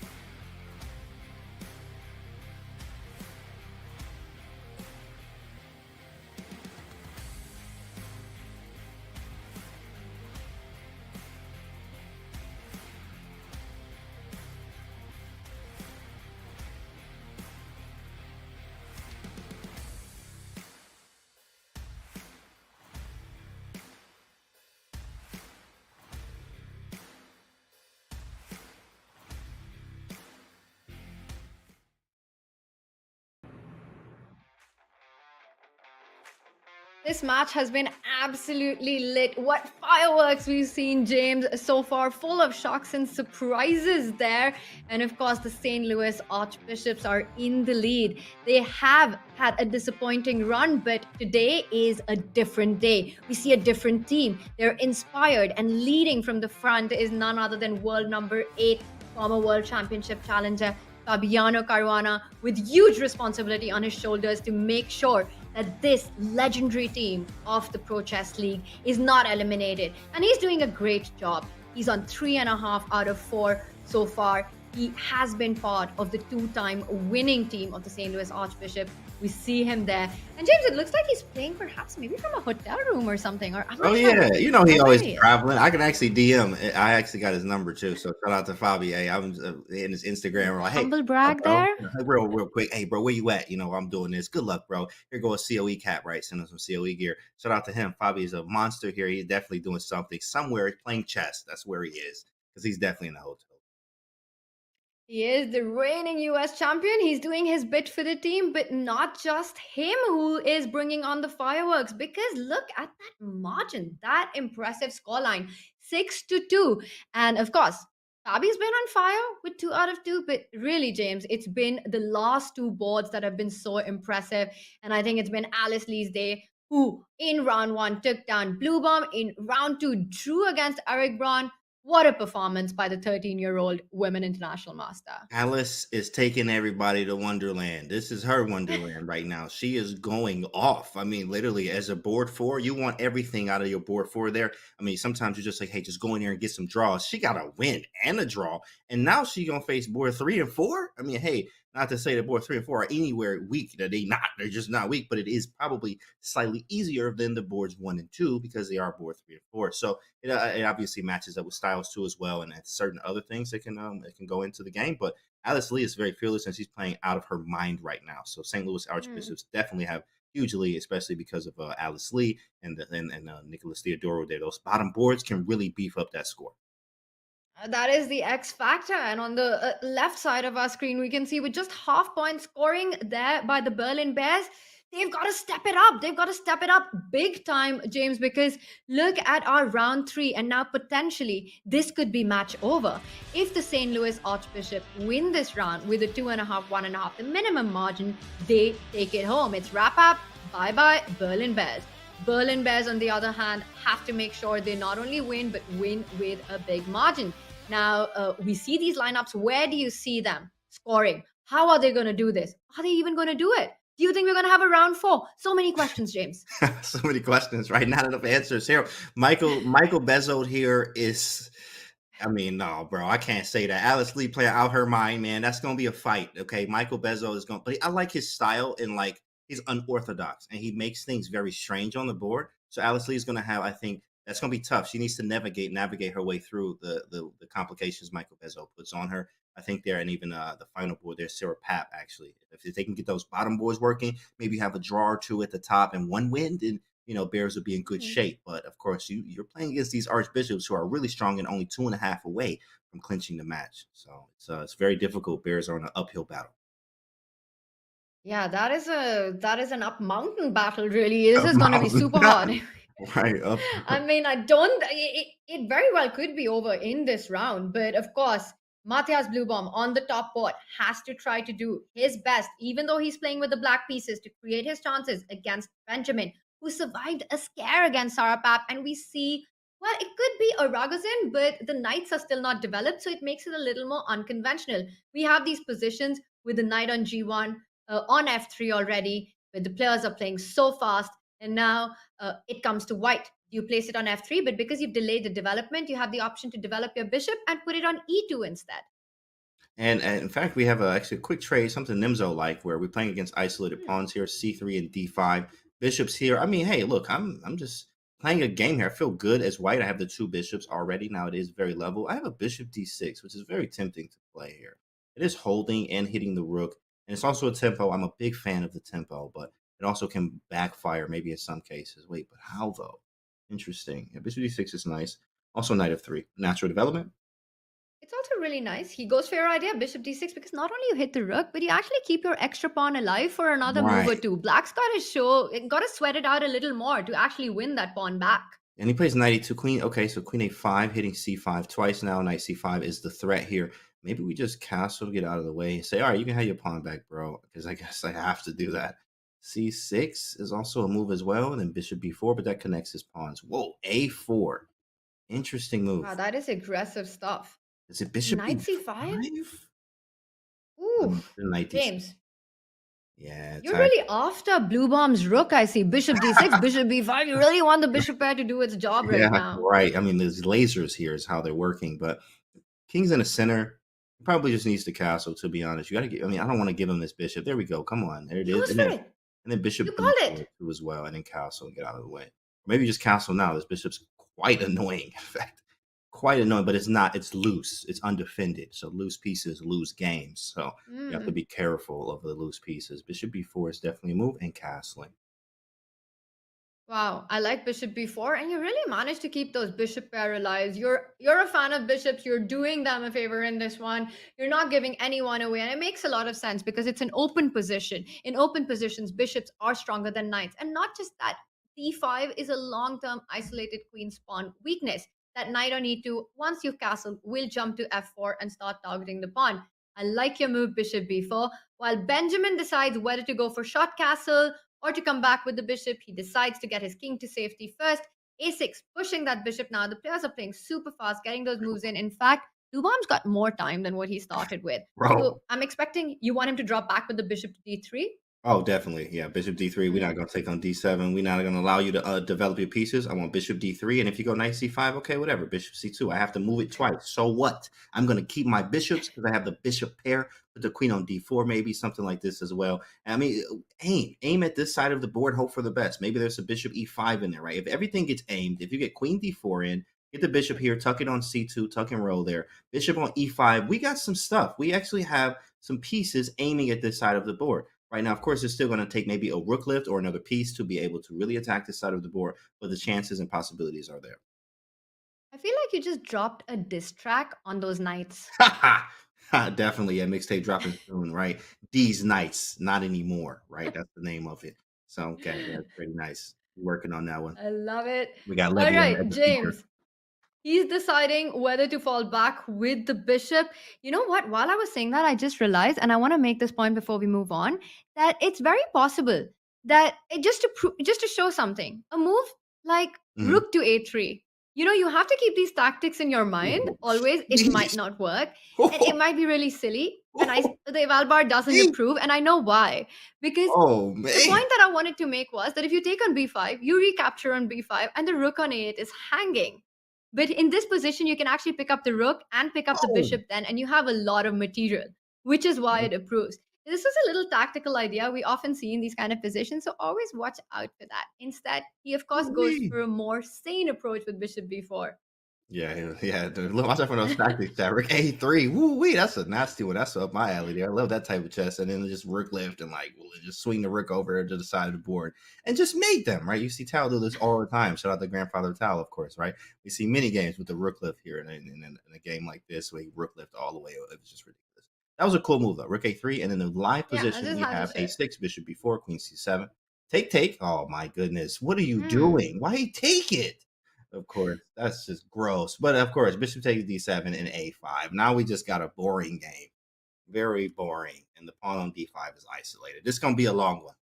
It's going to be a long one. And I think if anyone has chances here, it looks really good for white because you pointed out that pawn weakness. The white knight can jump onto d4. That's a nice square. You can even take it to f4 and target that pawn, as is the famous saying when you're playing against the isolated queen's pawn. You know, go for it. Attack it. Don't put a piece in front of it if you can win it. But it's a long way off. Let's see what plan Benjamin goes for. But while he has a think, let's jump to our bird's eye view because there is action on the other boards as well. And you were talking about creating attack on the king side. I do see on our bottom left, a queen has landed on g4. White has a bishop on d4. And that's always super scary. Look at the dark square weaknesses on that pawn. And here it does look like Alice has to be on the defense and defend this super precisely, but this is looking like it's going to be a tough one. It's definitely gonna be a tough one for Alice. It's just clearly White is the one pushing for more in this game. It feels pretty smooth for White. He has a dark square bishop dominating the knight right now, but you don't have the clear cut way to do things yet. But definitely White is for choice in this game. Now, Michael Bezo is actually a very creative player, I think. So let's see how we got to this position. C4, C6. Okay, so yeah, E3. All right, kind of different. Yeah, he played just move ordered in a way to some type of ready type position now with the bishop coming to b2. Very strong position now. Takes, knight b5. He took the bishop pair and played bishop b2, castled h3. Okay. Take. Yeah, this is practically, these are very equal. Practically very equal positions. But you see the eval bar like plus 2.7. Like, that's crazy. But practically, I mean, these are more equal than not, because you have to be so precise for this 2.7 to manifest. Very true, but it's also sort of easier to play with white and to be precise here with white rather than with black. And why I say that, James, is because white has got a lot of pleasant options which don't ruin his position. Meanwhile, Alice, one bad move and you can get checkmated on those dark squares. Right. White has a clear idea. What Michael wants to do is bring the other rook to c1 and get into that 7th rank or the 6th rank, hit the queen or hit the knight. Queen h6, threatening the g7 mate. There are a lot of weaknesses in black's king side. And I think this is going to be a tough task for Alice to defend. There's lots of, yeah, it is. It's going to be very difficult to defend, but it is possible, as we saw with even in the bot game. Bog down a clean piece. Absolute did not work. Try again. Not today. If this just was not working, and then he was able to draw the game even down a piece. So it is possible. You have to be able to hold positions that are really bad, or at least fight, be tenacious, and actually fight back as much as you can. So we've seen a lot of that actually with Alice Lee. In fact, in that last game, she was worse. So against the bishops, and still was able to find a way to draw that one. Very important. And the move that she's made is also very important here because rook c8, it was really the only chance to try and trade off one of the rooks before white doubled up and got control. Black had to make this move. And now what you can do is trade on c3 once and defend, block the c file with your knight. She does it. She's on fire. She's not only attacking like a monster, but defending like one too. Like a monster. That's scary. A two-headed monster. Sometimes like you just don't know what to do. Like cut off one and then the other one grows back even stronger. It's insane, right? You have to defend like a beast too as well. Knight c5 definitely is a move. I was considering b4, but then knight e6, I was trying to figure out what to do. Maybe there it is. Knight c5. You might go b4 and bishop. You just have to think, go for it. b4. Bishop e5 and rook c7 and hope for your opponent making some type of mistake because there's like mates everywhere. There's all kind of squares. You know, we can draw more arrows here, Hikaru style, but this is like really, really difficult, I think, from a practical standpoint now after this b4 bishop e5 idea, right? There's lots of things that we can do. So let's see what he comes up with. I'm loving it. I'm loving it. The fact that you're pointing out this knight falls to e6, it's such a key defender because it guards the g7 square. It also guards the c7 square. It's really the superstar in Alice's position, keeping everything together. Now, b4 is very committal. It invites knight e6, and Michael has to be sure that he's okay giving up the b4 pawn because he's definitely not going to give up that bishop on d4. Rook c6 you're pointing out, and this might be really strong because take a look at this. Rook e8 might even run into rook takes e6 or queen f6. Queen f6 or queen f6. Yeah, so queen f6. I was looking at knight d8, and what do we do on knight d8? Maybe I was looking at rook g6. Does that work? No, rook g6 doesn't work. Queen h8, king f7, queen is so close to working, but so close. You could also just go rook c8. Maybe this looks very strong. Rook c8 or rook c7 too. Rook c7 is like everything. Yeah, I mean this is really bad to say the least. Really bad. Let's refresh and see what happens. Let's see if we have any live moves. And we have bishop e5 played first. And that makes a lot of sense because you don't want to create a weakness. b4 is always in the air. He could do it on the next move. So while Alice is really trying to defend queen d7, now b4, knight e6 still has everything under control. Yeah, it does. It does. Wow. There's nothing after that. Wow. That is some good defense. Yeah, I think he had to go with that b4 route because the queen was not, well, actually, she could have played queen d7 anyway. b4, knight e6, bishop e5. You don't have to take on b4. You could go queen d7 and it'd be transposition into what we have now if he goes b4 and knight to e6. I mean, I guess you just press it and you're just better. So you play king h2. Yeah, I guess I understand. That loses the entire advantage there. I'm curious to see what the engine thought. Let me actually turn it on, and it says, oh, get out of here. That's just engine. Get out of here, bro. It's b4, knight e6, and then a4, a5. It's just It's just better. You You know, play b4 once and you a4. say it, it makes so much sense because it provokes a second weakness in the position. You're Correct. trying to break, it is the concept of two weaknesses. You know, you've got Right. this king side attack, the dark square weakness, and you want to create one more on the queen side. It's going to be hard to defend. But the thing is, it's just such an unpleasant position for black. Yeah. And even what was played by Michael, the move king h2, it just keeps all these threats on the board. And it's just going to be a long grind and a long defense by Alice.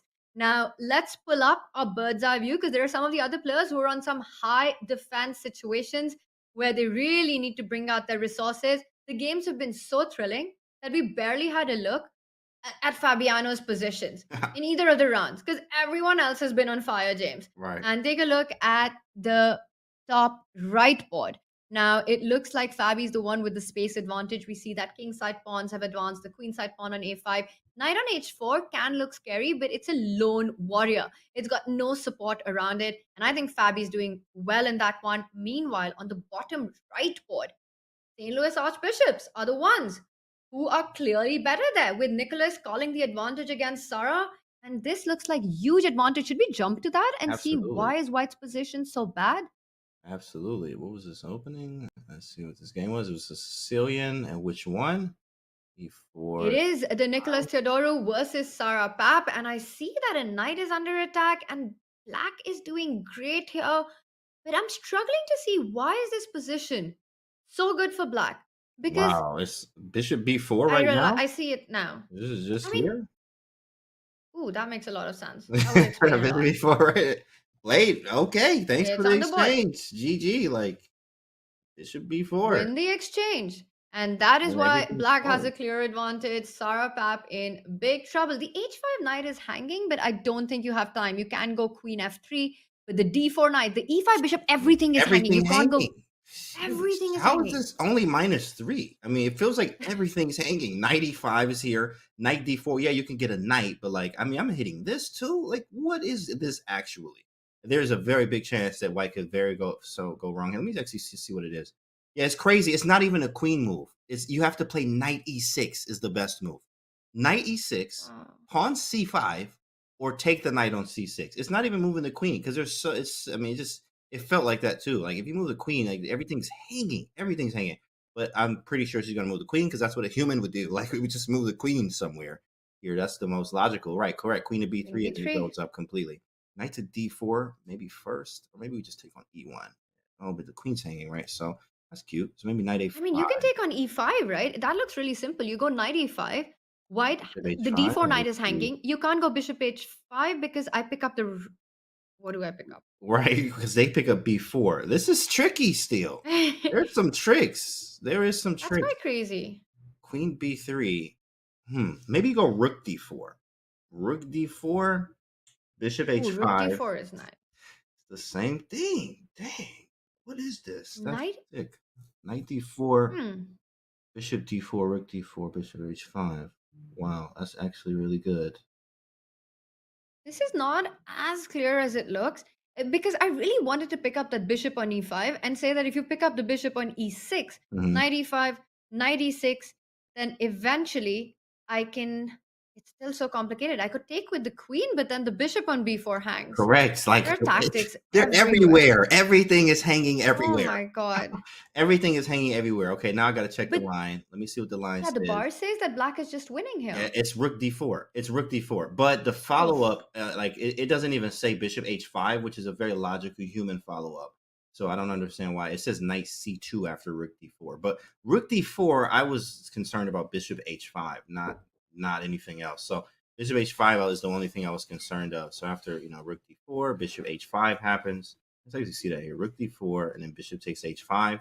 After bishop h5, there's maybe you can just go rook d2 here and start putting pressure on f2, and it just looks like a position that's super dangerous for white. You could fall back with the bishop to g3, but the knight is jumping to d4, the knight is jumping to a5. There are so many threats in the position, and whites just really lose everywhere. This is a crazy move, crazy game so far. Queen to b3, and he's he stuck with takes the knight. d4. It's understandable. All right, that's a very natural move. You hit the queen, and now white has to recapture. You can take on h5 because, very important, notice how the queen on b6 is pinned. So bishop e1 is not possible. So after bishop h5, Black will perhaps go ahead with the rook to the second rank. I still like the move rook d2 a lot. I like this too. Yeah, Bishop h5, rook d2 still seems very strong. Hits f2 as well. I don't like that for some reason. Maybe knight c. No, this is hanging. So Rook this is e2 a maybe? good Or move. knight? Rook d2 is really good. Rook d2 is good practically. It's a good human move, I think. Let me refresh. Bishop h5 is on the board, and we're gonna see it for you. It's -4.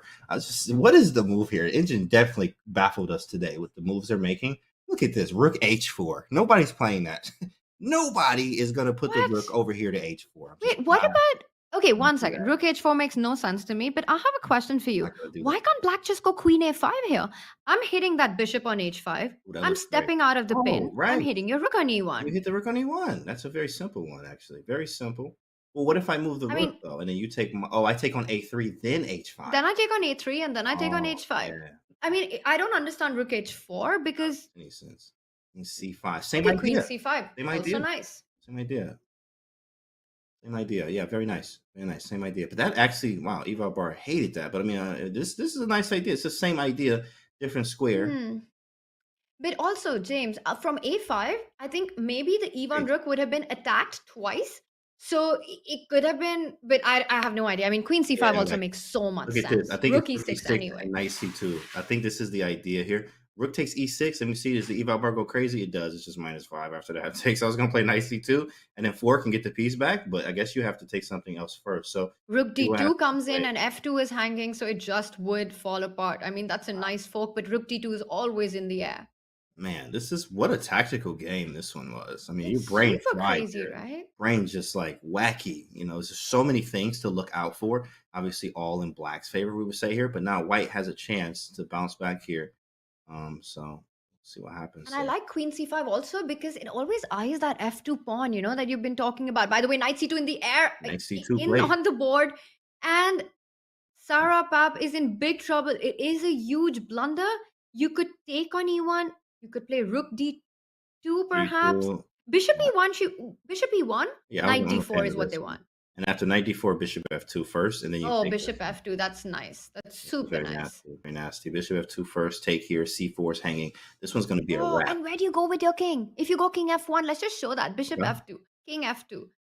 Knight d4 H6. first, bishop f2, king H6, f2, queen d4, and you go to f1, Oops. bishop c4 wins the queen. Wow, king f1. Now that's a wrap. That's why it's -8. I was wondering why I said -8 after bishop e1 on the eval bar, but that makes sense now because of bishop c4, which means you have to run your king to g3. Or queen e3. Queen e3, but then that runs into queen b2 and you take the rook on a1. And king g3, you probably get mated in a few here. Maybe like Yeah, a g5. that would be checkmate over everything. CLE for real, chat. Checkmate over everything. That's exactly what that one will be. And then queen h4 would be mating or f4, actually. That's pretty nice stuff. Ooh-wee. Oh. Man, that's a nasty game. Wow. Nicholas So Theodorou. it looks like Nicholas will be taking this one for the St. Louis Archbishop. Let's get some bird's eye view up because there is action everywhere. And Fabiano Caruana looks like he is in some little bit of trouble there. Top right board. I have to say that I kind of like White's position. I see the eval bar. It says everything's fine, but it's understandable. It looks like Fabi's king might be weak. The C file is under control. Let's take a look at that. James, you've got to see Fabi's board right now. It is an interesting position. Both players down to, well, at least Fabi's down to about a minute on the clock. And it's Fabi tricky has to be quick. because he has to be quick. And Black, meanwhile, Eric has control of the C file. Right. He's attacking h4. h4 could be a potential weakness. The Black Knight could reroute itself from g6, from f8 all the way to g6. And Fabi, sensing the dangers, plays queen c3, offering a queen trade. It just says, you know what, hey, bro, we can take a draw here. I mean, obviously, that's not a draw offer here because there's still lots to play here. But I mean, really, Black probably is for choice here. As I think the bishop is a little bit better, and White does have a bunch of pawn weaknesses. It feels like more than Black does, in fact. So, I mean, White definitely has some issues to handle. If I had better king placement, okay, my king feels good, right? You want that in the in game anyway. And a weird maneuver would be moving the king all the way over here to a2, try to trade the bishop on a3, just so I can get rid of the bishop. Why is that important? So I can use the dark squares to get the king to c5 and b6 and b7.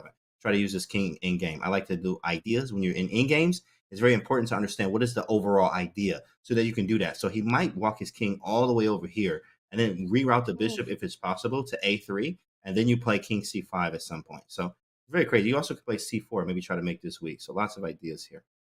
Hmm.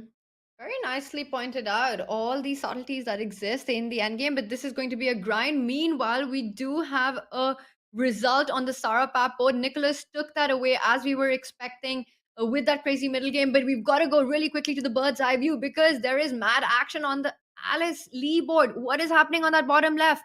Let's do a deep dive. A black pawn on e2, a white pawn on e6. The g7 square is currently defended. We can see that with the queen, and with that last move, Alice Lee cannot queen because Michael's put that queen on the center of the board. Let's do a deep dive on this one. We've got to get that board up. Oh, absolutely. G5. What is happening, James? What actually happened? How did we get here to this position? So all the way back, this is where we left off. We got here. Wow, there's a lot of moves happen. So he went for a king h2. Okay, we got a4 in. He rerouted the queen.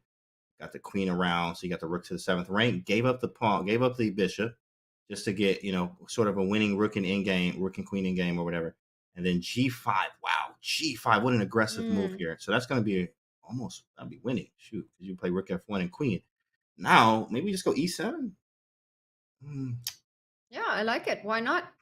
E7 looks really strong, and you E7 push with the the rook eight. away. But she picks up the e2. He picks up the e2 pawn. Also makes a lot of sense because after taking on f4, you've got to check on g4. So you can just go queen g4 check, drive that king away, and then pick up the f4 pawn as well.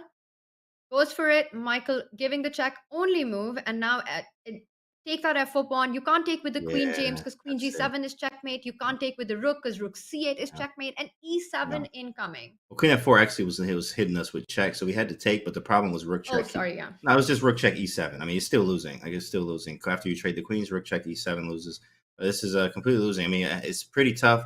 I mean, it definitely Michael Bezzo is a very creative player, and sometimes I definitely just got to her in this game. He was mixing things up. He's very strong and tactical too. So that combination there, Alice just was not able to Queen e5. do anything here. Queen e5 is game over. Oh yeah, that's game over. Yeah, I can resign on the spot. Queen e5 just forces the trade of everything on the board, and that is and you're like you're pointing out, you don't even have to trade. You can go rook c8 after rook g7. Right. Everything wins, and that is it. Michael Bizol does what Blue Bomb could not do, what Eric Braun could not do. He finally wins against Alice Lee. Where you got action on the other boards, and wow. So this is a 1-1 score so far. Right. Look at that top left, the Benjamin board. That is madness. We've got to rush to that one with the players playing 1 second. Too. Oh, he hung his queen. Oh my goodness. Bach hung his queen. We got to see the reaction. He hung the whole queen. Wait, was it Bach?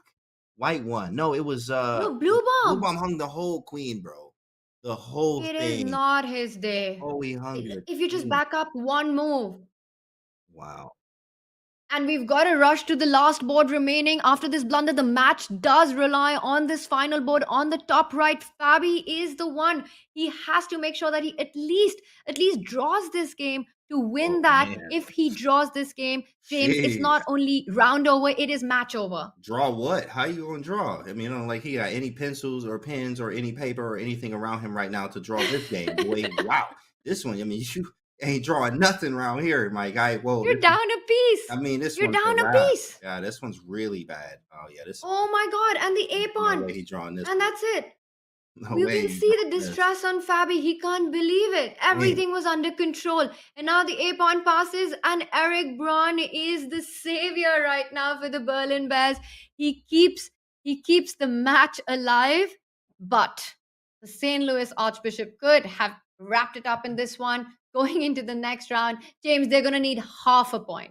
Half a point. I mean, right. And all I got to do is breathe right now. We getting a half a point, right? 4 games. All I need is a half a point to clinch the match here. Somebody's going to do it here. I think it is all but over here. I mean, I think it is over. Nice for the Bears here. You need what? 4 points? You got to win all 4 just to tie it and go into a tiebreak here. It's very, very difficult for the Bears. I don't think they're going to be able to bounce back from this one. Only a half point for St. Louis Archbishops to send the Bears home. Oh, I think this was the exact match situation in the MGD1 against California Unicorns, and it is so unpleasant to be on the Berlin Bears side right now. I mean, you want to fight for your team, you want to get those points in, James, but when you know that your opponents need just half a point on the 4 board, it's just psychologically so difficult to come from that. What a performance that has been from the Archbishops today.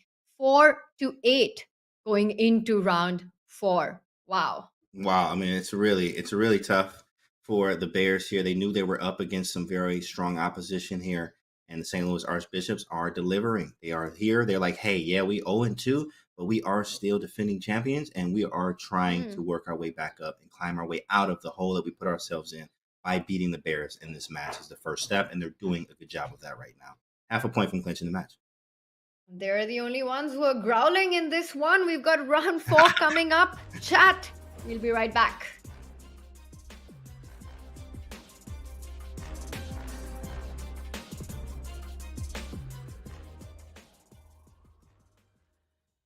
Chess Kid is fun. Chess is great for the brain, but it's also fun to play. And Chess Kid makes it easy to have fun. Whether your child is a total beginner or a prodigy, they can hop on and find a well-matched opponent from around the world at any time. Chess Kid is the safe, parent-approved way for your child to play chess online. Chess Kid is educational. To kids, it feels just like playing, but chess is a great way to learn patience, strategy, and critical thinking. Chess Kid features a comprehensive training program that guides kids to level up on their way to mastery. There are more than 50,000 chess puzzles and a whole library of entertaining videos that teach strategies, tactics, openings, and endgames specifically for kids. Chess Kid is easy. Whether you're a parent helping your child, a coach managing dozens of kids, or a school of hundreds. Signing up is free and easy, so what are you waiting for?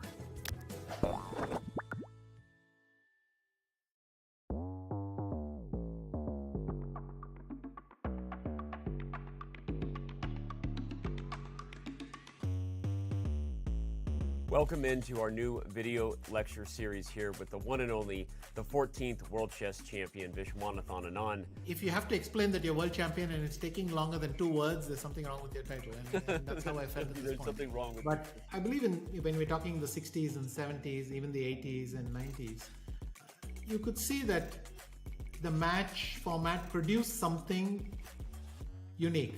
And I remember there was a funny moment at the press conference where I was trying to tone it down, not get very excited, and also I had not had time to collect myself. In fact, I already wanted to calm down and think of the next game because I knew this is a wounded animal there. I knew that I had to play a game against a man who was desperate for the match to be over so that he could clinch his title. He wanted a draw at any price. I mean, you can make a joke that he had spent a week out of the swimming pool already, so he must have been exhausted and waiting to finish the match.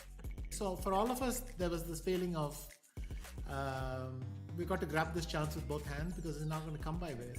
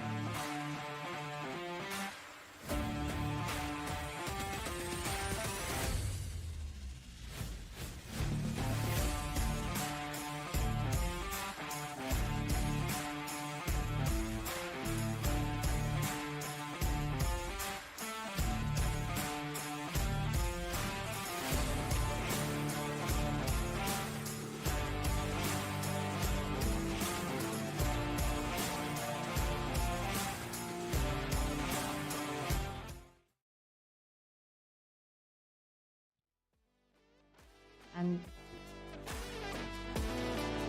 here is the man who has been leading the St. Louis Archbishop. What a performance he's had today so far for his team. He's the highest scorer with 2.5 points out of a possible 3 there. Nicolas Theodorou looking absolutely focused before this round 4. Now look at that scoreline. I don't even know how focused he needs to be for this. We've got a 4-8 margin with that draw in the previous round. A level score of 2-2. Berlin Bears survive to take it to round 4. But that is barely a round. That is barely surviving. I can't bear it, Canty. What's going on? Yeah, barely. I think this is what we talked about in the beginning, where hey, right now is probably a time where the energy is not as high for the Bears. I mean, it's settling in. They know, look, all they need is a half a point. Try not to give it to them. Some of them, as positive as you can try to be, and like, oh, we can do this 4-0, right? It's a very difficult practically doing that. You still have to do it and not allow one draw on 4 boards. And sometimes, I mean, that's out of your power. In other boards, you can only focus on your board, which it could go wrong. You never know what happens in those games sometimes, or you make a mistake. So it's very difficult. You can't slip up here. But St. Louis Archbishops are cruising. They're feeling good, but don't get too comfortable because it can happen. There's a possibility, but it's unlikely that the Bears will be able to 4-0. Fabiano, Benjamin, Nicholas, Alice Lee, any one of them scores half a point. The match is over, which means Berlin Bears need to win on each and every board. No draws allowed. And there, the board 1 of the Berlin Bears, Blue Bomb. What a disastrous day it has been for him, starting with round 1, losing to Alice, and then dropping the queen with a 1-move blunder against Benjamin Bach. And the reward he gets for that is playing the last round against Fabiano Caruana. Reward, right? And your reward is you get to play Fabi. Oh my god, I'm going home. Like I don't want to do this no more, right? If that's your reward, you get to play Fabi. Okay, I get the white pieces. Okay, I'll stay then. So D4, C4, C6, right? Knight F3, and we play this boy out as much as we can. This could be the last and final game of the Bears here. This is be the last of what you see of the Bears in this round right now. This is what's this, Vienna or something? Semi-Slav, but I know Fabi likes the Semi-Slav too. I talked to him at the CGC. We had some conversations and some drinks hanging out with Fabi. And I was like, yeah, he said Semi-Slav was a thing that he liked, and also Rogozin. So if you guys like Semi-Slav or Rogozin, know that Fabi actually likes these openings. So see a Semi-Slav from Fabi here. But James, when you're playing with white against Fabi in a team situation where you need to win each and every board, and you're the one on the top board, this is exactly the kind of opening that you want. It's an absolutely ridiculous opening. Take a look at what has happened. Black already has a pawn on c3. White is trying to get the bishop pair. Right. Knight is coming on to c5. If you take that knight on c5, bishop c5, d takes c5, it opens up not only the d line, but the c1 bishop will jump to f4, will jump to d6. White doesn't care about pawns in this position. White is looking for the attack. Where's the attack? e5, knight g5, mate on h7. There are all these ideas, and Fabi is perhaps feeling a bit of the heat. He's slowed down a little bit after knight c5. The bishop on b7 is hanging. When you play such an opening, you've got to know what you're doing. You're right. You got to move. And it seems like this one caught him off guard because you are definitely right. I love this aggressive-like position here. And it says something about, I think Black's up a pawn here, right? 3, 6, 3, 6, 7, 3, 6. Yeah, he's up that pawn, right? So he stole the pawn. And here it says is like the engine's like, eval bar is like, okay, it would say -1, right? When you're up a pawn usually, or -2 when you're up 2 pawns. Here it's like equal. And that says a lot about White's positions, the compensation and the activity of the pieces. Even Kasparov says this as material with a piece activity trumps material most times. So if your pieces are active, you may, it's better most times. It can be, depending upon the position, obviously. But, piece activity is more important than that pawn, right? So we have some piece activity. The bishop can go to f4, bishop d3. You pointed out e5, knight g5 stuff. Like, that's some sick stuff there. You can also sack, even knight g5, bishop c4, and sack on f7 with bishop e6 intentions. There is a lot here, and Black just needs to be very, very careful, even though he's up this pawn. He's up a pawn, and we know the engine is a material girl. It loves the pawns, and that's why it gives an advantage. But these positions are super, super dangerous as well. Very double-edged. Fabi on the screen looks very comfortable going on to it because, of course, black has his own trumps as well. That c3 pawn is not just any pawn. If white cannot build an attack, cannot build an initiative, it's just dead lost. There's Right. no going into endgames anymore. You've got to finish the game as white in the middle game. You have to go for the king. All the ideas that you were pointing at, e5, knight g5, take out the bishop, the rook comes to d1. You can go slow, but the queens have to stay on the board, and you have to go for black's king. That is white's task. Meanwhile, we see after bishop e3, Fabi again taking a bit of thing. He's thinking about whether he should go knight to d7, trying to trade off the knights, or does he go short castle? Once you go short castle, once you castle on the king side, you're inviting white to come ahead with that attack, with that move e5, or a Exactly right. potential knight jump to e5, James, and then f4, f5. Man, it's just like, yeah, I honestly like white in every position of these for some. It's just like it's attacking. I love to attack, and when you're aggressive and you would like to attack here, this is the type of the positions that you would like. Of course, c3 is annoying, but our goal is to never get to an end game. Never get to an end game. Just do anything else in your power to not get to the end game. But in the meantime, they have to win on all boards. So let's take a look at our bird's eye view. We have to win on all boards here for the Bears. So is there anything that jumps out to you, Tanya? Wow, and we know that round 4 is the most evenly matched round of the Pro Chess League, where board 1 plays board 1 and board 4 plays against board 4. And I want to look at the bottom right board. I see that it started as a Queen's Indian defense, and Sarah's already gone ahead on the board with her pawns on h6, g5. Meanwhile, white still hasn't castled. It looks like a really exciting middle game. Let's get an up-to-date. Well, it's not even the middle game. It's just the very opening phase, but we're headed for a really fun middle game with the H file open and black's pawns on h6, g5. Let's see what happened here. And we have ourselves the Queen's Gambit decline. Okay, e3, and very nice. Bishop h4, just develop the pieces. Okay, got the bishop pair. Castle queenside. There we go. That's what I'm talking about, Alice. That's what I was looking for. Come on. I'd castle queenside every game if I could. But this is very nice. You know, And aggressive e4 intention. just immediately striking in the center as Young well. Alice. Man, I'm This about to is send her some fearless gear. play We need by to get- Alice, but that's Yo, E-girl, aggressive. Get it. E4, Alice. this is amazing stuff. And I have to say, James, I think black has to find a way to castle queen side as well. If you go short castle, if you go with your own king to the king side, with that open h file, with the bishop and the queen lined up, it's going to be super dangerous on the king side. So Exactly. I don't know. Do you take on e4? Do you first move your queen and just rush to the queen side with your king? That's actually probably the best idea. I think maybe queen d7, but you will allow. I mean, e5 is an option. Not that they should play it, but it is an option. And of course, you have just space, which might be annoying. If I'm white, I don't really like e5. I do want to just open up things, but d5, you have a very nice grip on the d5 square. And of course, a lot of times they say keep the tension, right? So when queen d7, it just keeps the tension. I don't touch anything, and I want you to break tension, obviously, so I can take on d5, isolate the pawn this way. So I think queen d7 is probably a move, or like queen something. And then castle queenside, like you mentioned here, is probably a good route to go because castle kingside is literally out of the question. It shouldn't be a move that you even could consider here. And watch her just castle too. Like, oh, castle.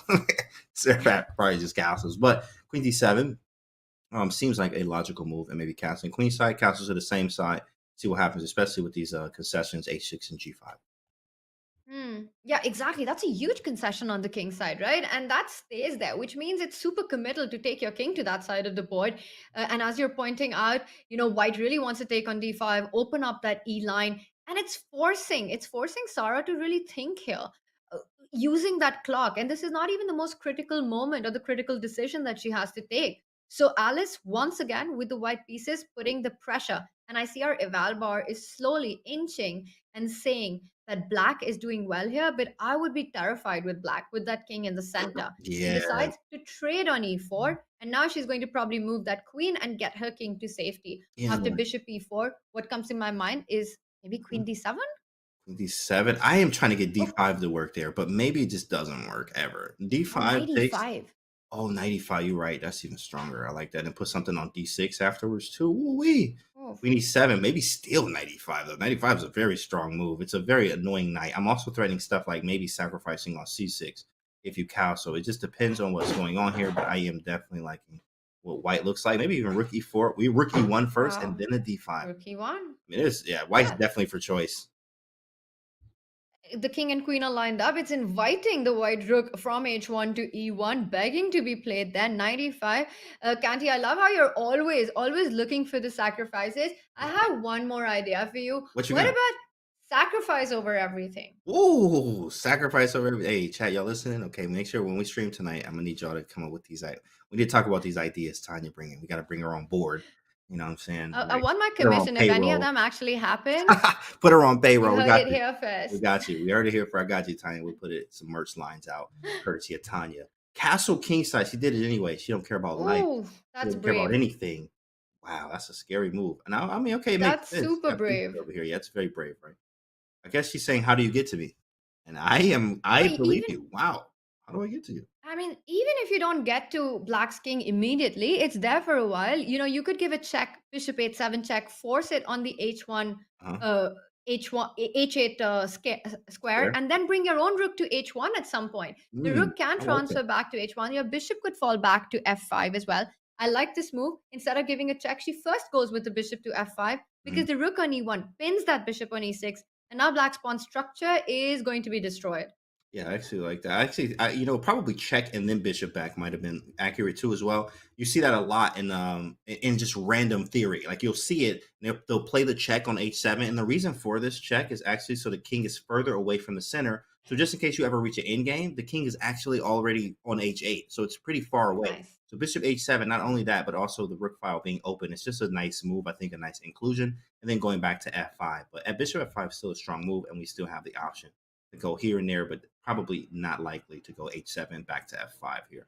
So a bishop f5 is nice though. Put some pressure on it and maybe damage the pawn structure. Maybe a g4. You also maybe even have a knight e4 at some point after taking. Try to go knight to c5.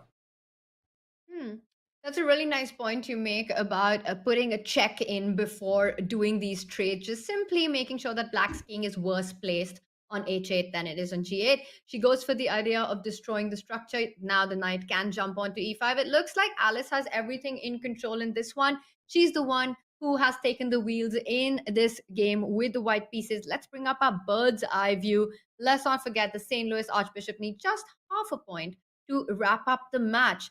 And we see on the top right board, Benjamin Bach against Eric Brown. That pawn structure, what is that pawn doing on e5? Well, it's not there anymore. En passant done. I feel that top right, we're going to have a lot of trades. And it looks like this should be an equal position. This should be no problem at all for either of these two players. Well, it is a big problem for Eric. it's a big problem for the Berlin Bears. Right. Yeah, it's a big problem because you need something aggressive. You need to win right now. Of course, this is still possible to win.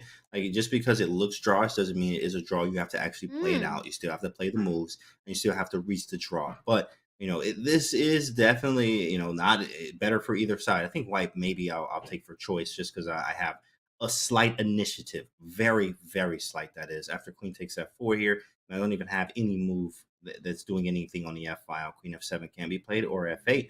I do have a queen c7, and I can try to annoy you here, but I am playing a very strong Grandmaster Benjamin Bach here, of course. So it is going to be difficult to really try to create some chances here, but we're just going to try our best. Queen takes f4 and try to get a win here because we cannot allow a draw. Draw is game over. Like you got to win. You got to go for it. You've got to take your chances. Queen f4 you're pointing out, but Black also has ideas of pushing those central pawns. Yes, the material is equal, but it's far from over. James, I completely agree with you.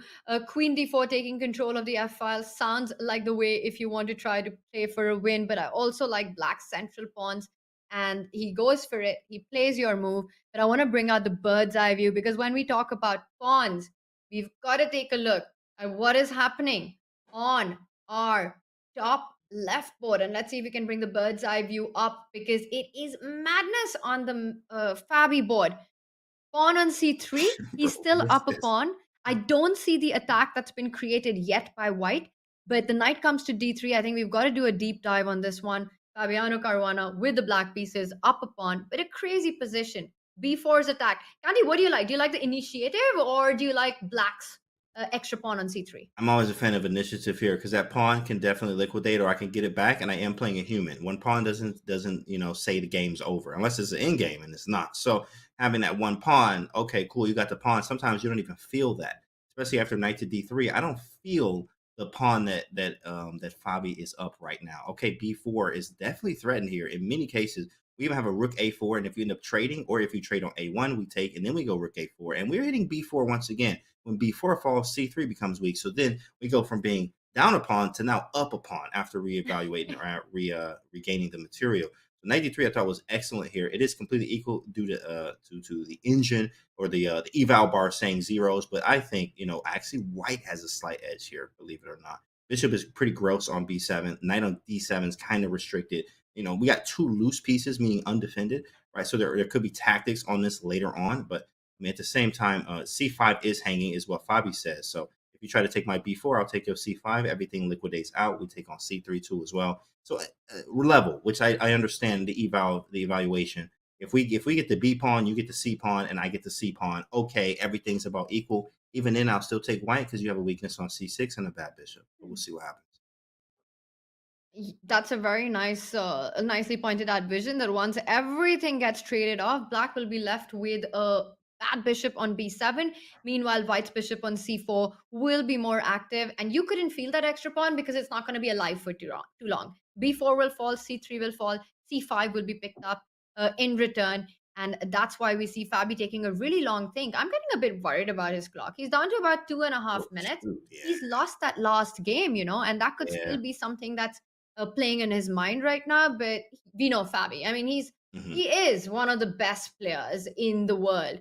So he's experienced enough to handle these kind of situations where you need to leave that loss behind.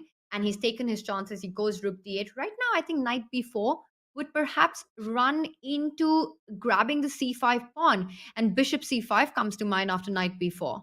Knight b4, bishop c5 looks really nice, and then after bishop c5, knight c5, and then we have queen c3 and a liquidation of really everything there, and then we just kind of have a dead position where white is probably better due to the bad bishop on b7 that Fabi has. Also, as you mentioned, the time control or the time here for Fabi is getting lower, and Fabi is known to not be the greatest bliss player, of course, when it comes to obviously playing players of like 26, 2700, 2800. Obviously, Carl points this out too as well. You just don't see Fabi all the time playing, in the blitz, right? So it's his time control right now, or his time is very low. Blue Bomb's being close to and some breaking news, James. We've got our first result, but it's the only one that matters. It is indeed Alice Lee who takes the St. Louis Archbishop to the match victory with her solid draw against Sarah Papp. And with that draw, she wraps up the match. It doesn't matter what happens on the other boards. Alice Lee has so many reasons to be proud of her play today. Alice Lee is an absolute beast, and I would bring her back every week now on my board 4 because this is what you did. You took out Blue Bomb, and then you drew, and you only lost to 1 GM, and then Rick E7 here. I guess I don't know if this was by repetition, yeah. So she kind of had to go for it. But I mean, with that being said, like Alice Lee is the star today, clinching a match, beating Blue Bomb in the first round. Come on, man, Alice Lee, somebody get that girl a medal right now and cut the check to her. Cut the check to her right now. I appreciate it. Thank you. I love it. And we see her on our screen. She knows that she's done her job. Let's bring up and see how the other boards are doing. What a performance by Alice. What a performance by St. Louis Archbishop. The match is over, but the games continue. And take a look at that bottom left board. It looks like Nicholas's attack is continuing against the Black King. He is the one in driving seat. Meanwhile, we look at top left. Fabi against Matthias Blubom. This is a dynamic equality that we've got in front of us. The b4, c3 pawns are weak. We will see a trade-off. Meanwhile, top right screen is headed towards a draw. That rook pawn ending, there's nothing to play for. Benjamin against Eric will end in a draw. James, I think we have to go to the Michael Nicholas game because it's the most fun one. Let's see where that is. Okay. Oh, yeah, Nicholas. Whoa, what in the world happened here? This was a perk. Oh, yeah.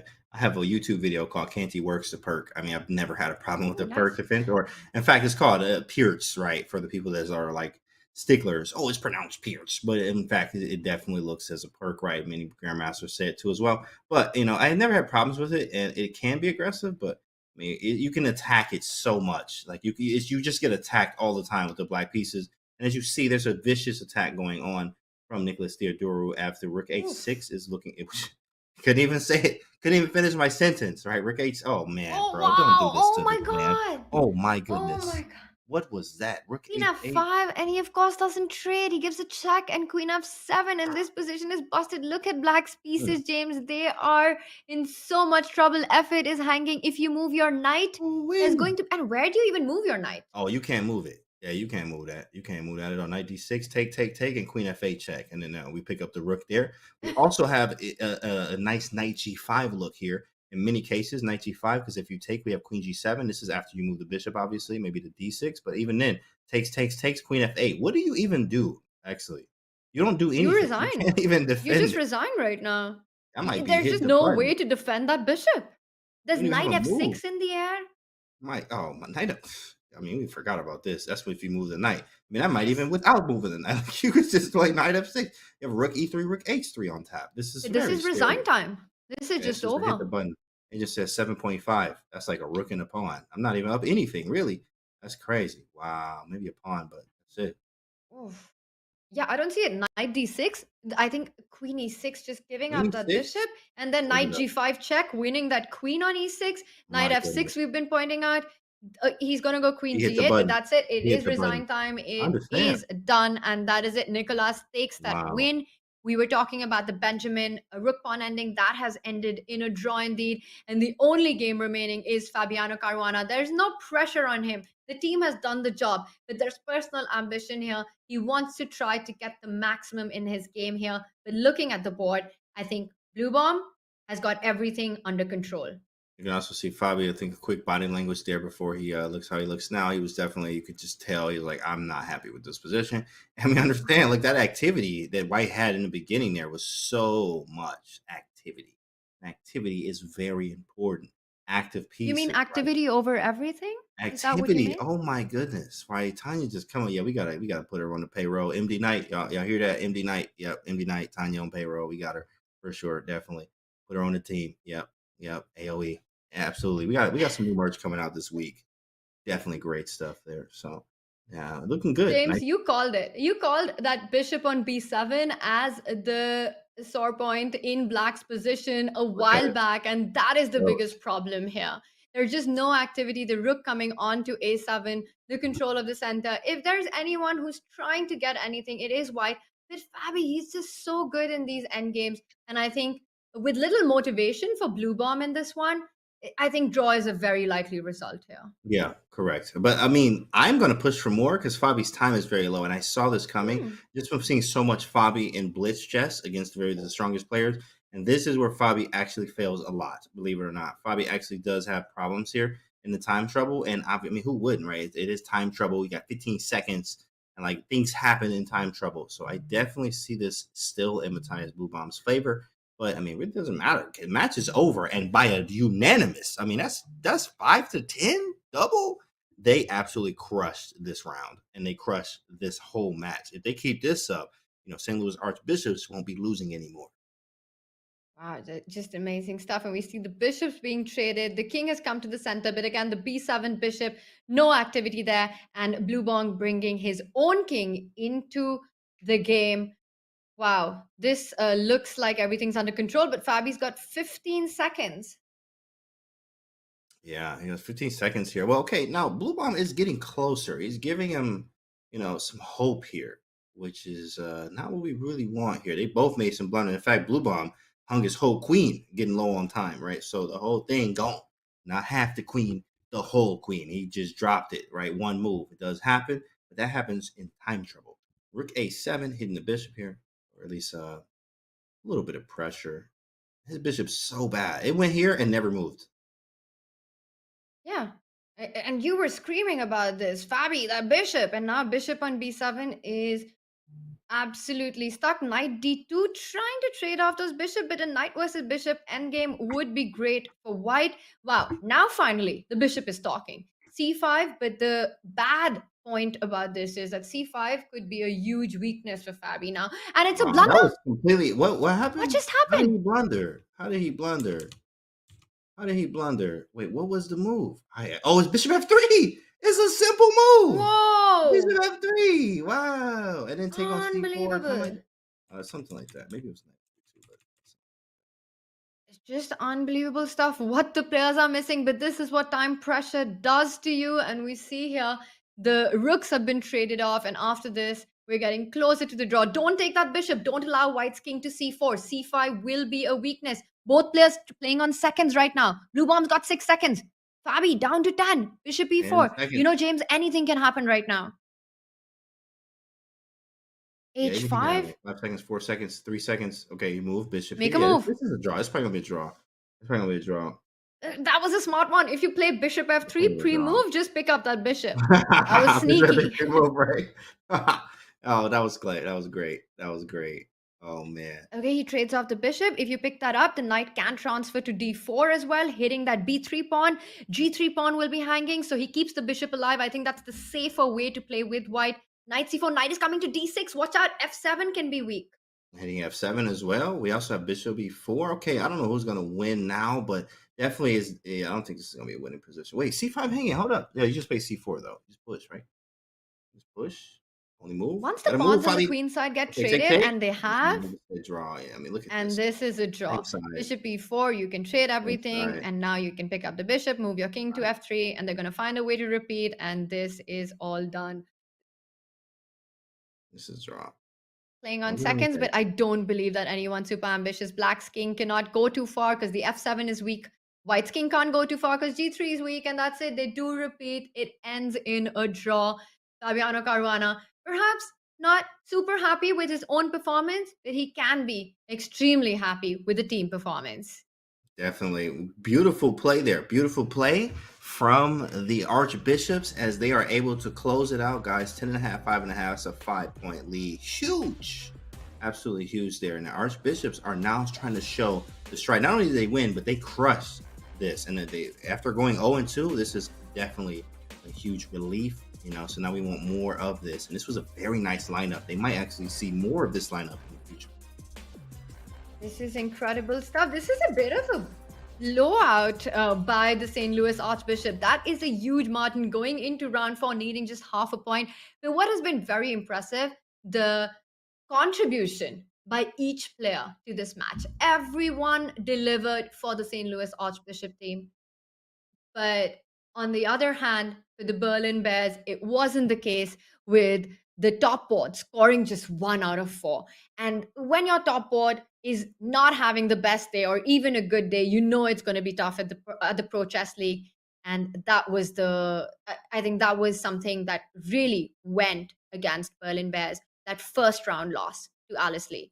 Yeah, I mean, look at Alice like with a 2-piece here. I mean, 2 points, right? I mean, right behind Bach and Caruana by half a point. I mean, that's huge as the board 4. She didn't even feel like a board 4 at all. Like, what is that? She felt like one of the board 2s or 3s easily, right? She played great chess here, and the St. Louis Archbishop should be nothing but proud of this unanimous, pretty dominating performance that they had today against the Bears, sending the Bears home, eliminated out of the PCL. Going to have to qualify again next year, and the St. Louis Archbishops are here to fight and live another day. One more team eliminated, while St. Louis Archbishop finally starts scoring on the scoreboard and making their way towards those 3-match wins, but they still have a long way to go. It is their first match win, and it's been a positive day, a very positive day, exactly what Nemo's team needed. And we've got a big interview coming up with the leader of the team, the first board of the team, who has reasons to be very proud of what they achieved today. We're going to have after the short break Fabiano Caruana joining us to talk about all the action that we saw. Chat, send us the questions that you have for Fabi with the action that we saw today. We'll be right back with Fabiano.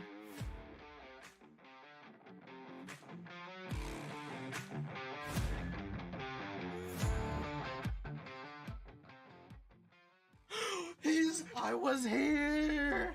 I was lost. Okay, well, hey. 8, let's go. Oh no, I think I should have just done that. Chat, I got 14. We beat it. Let's go. No, 15, unreal. No, first try. 8 in a row, 9 in a row, baby. Let's go. Let's go. I got a little achievement thing. I honestly really enjoyed that. That was really cool. Become a chess.com community streamer at go.chess.com/start streaming. Looking for a new way to learn chess? Meet Dr. Wolf, the ideal chess coach and companion.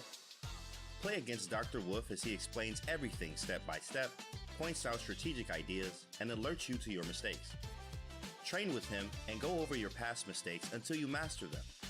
Choose from over 35 lessons created for all skill levels. No matter your level, everyone could use a coach. Download Learn Chess with Dr. Wolf for Android or iOS devices today.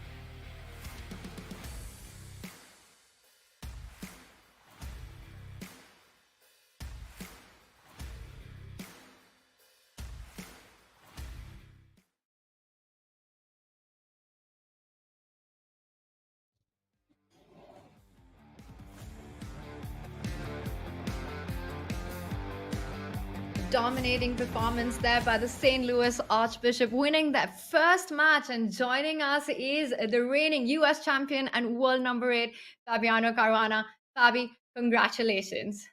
Thanks, Tanya.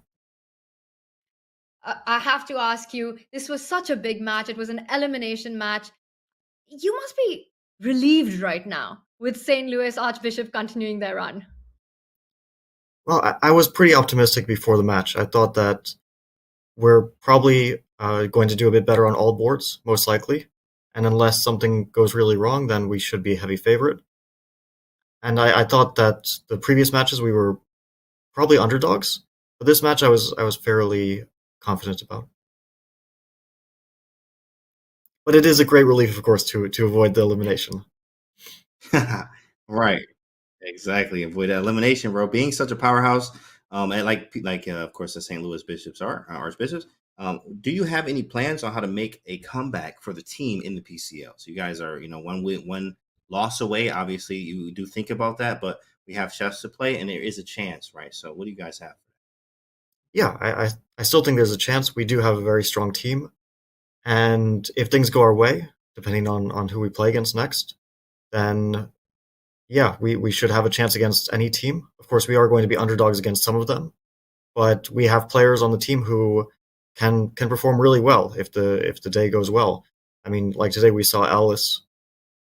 I think she scored. Okay, first she beat Bluebaum in the first round. That was already almost secured the match for us, I think. And her performance was so good. I mean, so if we have performances like that, then we have a chance against any team. Of course, there are teams that probably outrate us by a little bit, but yeah, we'll see. I'm still optimistic. Beautiful. I'm sure it means a lot to Alice to hear these words from you, and you must be so proud of your team, Fabi. But also tell us about the day for yourself personally. How did you feel about your play today? It started really well, and at that point, I feel like we had pretty much secured the match after the first two rounds. And then I don't know what I was doing in the third game. I mean, a draw would have secured the match, but I was only thinking about a win. I didn't check the results of the other games, so I was just thinking, okay, let's finish this match before the fourth round, and for that I should probably win. And then we had an endgame, which was, I think, most likely a draw, although I'm probably slightly better. I have to say that I was never like seriously better in the game, but I felt like I had a slight plus at that point. And then I just started blundering everything.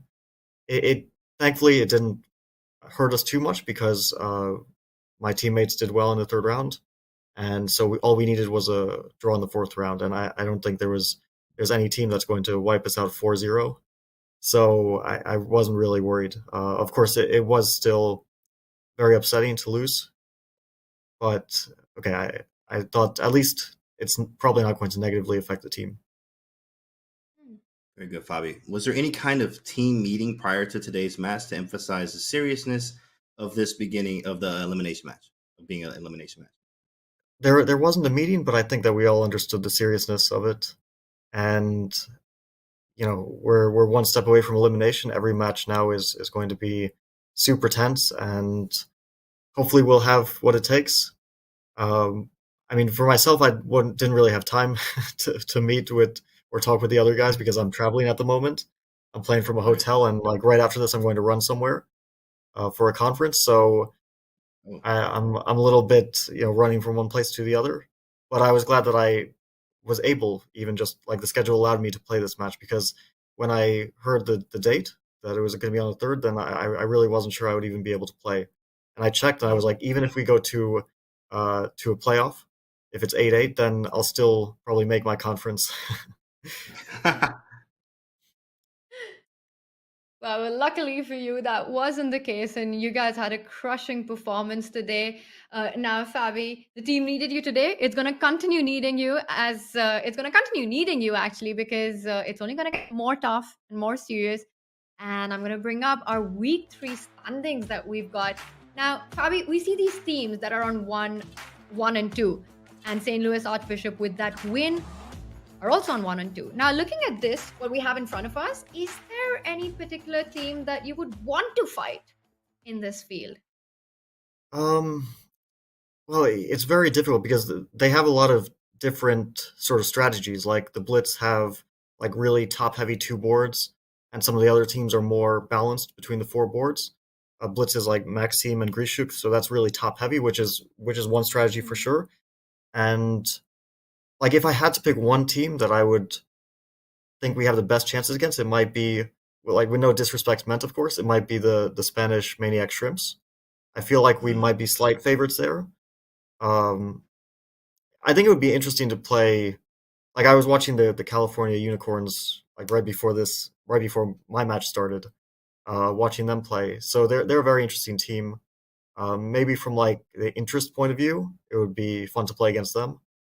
But I don't know. I mean, also it would be fun to play against Blitz because then I'm playing against some of the guys who I regularly play against, which is also an interesting challenge.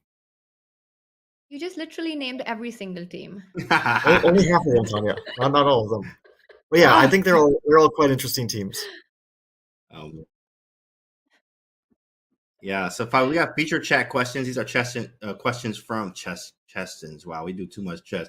These are questions from the chat, and that we have a question from JTF Doodle. He says, "Do you think the PCL format encourages exciting chess?" Oh yeah, absolutely. I mean, all the matches are fighting. Like for me, the most interesting sort of match is the one that goes 8-8, and we've seen a few of those. We have seen a few blowouts as well because some teams are really stacked. But overall, the interest has been very high. I don't think you can complain when you have, two matches. First, you watch one, it's exciting, and then you watch another, and it's also exciting. So you have like 4 or 5 hours of chess to watch. Right. And you also have a lot of players who aren't maybe the most familiar to fans. Like, okay, for example, on our team, I don't think too many players know about Alice, know how strong she is. But I saw her in the American Cup last year. I saw her in the U.S. Championship, and so I knew how strong she is. But it's interesting, and it's good for her to get some outside exposure as well. So I like that it has a mix of like the known guys and the lesser known players. Very nice.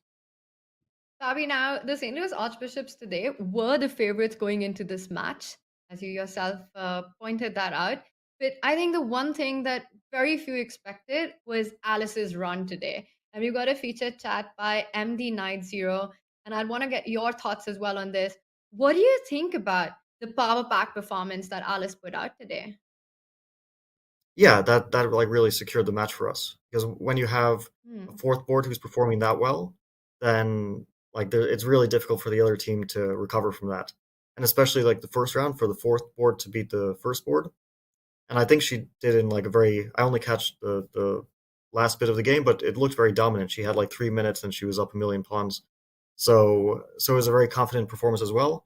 I think that like if you would point to one factor that differentiated the teams today, it would probably be how well Alice did. That's awesome. Alice definitely performed at a very high level there. Actually, we do have another feature chat question here. Let me actually pull that up. This one is from Amethyst613. How does Fabi keep it solid in a cramped position like that last game? Well, the last game I was sort of torn between two things, which was I knew that a draw secured the match, but I was also sure that like even if I lose, that we would win the match. So I felt rather free in terms of my play, and I was mostly thinking about how do I get winning chances while also not doing something crazy. So I wasn't really approaching it from the point of view of like, am I like trying to equalize this game? Because I felt like, okay, of course I'm cramped, but I have the c3 pawn, so his only idea is really to try to win b4, which is what he was doing with this whole knight e1 to d3 thing. And after he wins that pawn, I'm going to take c5. So like the worst case, I'll get the tiniest, slightly worse position. So I wasn't too concerned about the position from an objective point of view, but I was still like trying to search for some chances. And even at the end, I was kind of ambitious because I thought I was getting a slightly better position, but I was probably never really better. And also I didn't like I wasn't too worried about a draw either because of course it's also a good result. It secures a match win. Right, great win. Wow. Fabi, it was not just a great day on the chessboard, but you're not going to believe this, but your prayers have been answered. We're just getting a confirmation from the PCL League Commissioner that, in fact, for week 4, the matchups are the Spanish Shrimps playing against the St. Louis Archbishop. Look at Fabi, that. after what you just said, the pressure is on. Yeah, no, now I don't want to have to eat my words. But it's I mean it is a very good team, and I haven't played some of the players there, which is interesting. I don't think I've ever played Jaime Santos. I've played Pichot, Iturizaga, Santos Ruiz in like online blitz. But some of the players I'm not familiar with, so I'll have to do some prep for them. But yeah, I think it will still be a very close match. But I would maybe slightly prefer our chances, so I'm staying optimistic. Way to be. Wow, it was a power pack performance today, and we also wish you all the best. Every round is going to be an elimination round. The St. Louis Archbishop win their first match. Fabiano, congratulations, and thank you for your time. Thanks, guys. See you, Bobby. James, Fabi should have asked us something else at that point. What should he ask this time?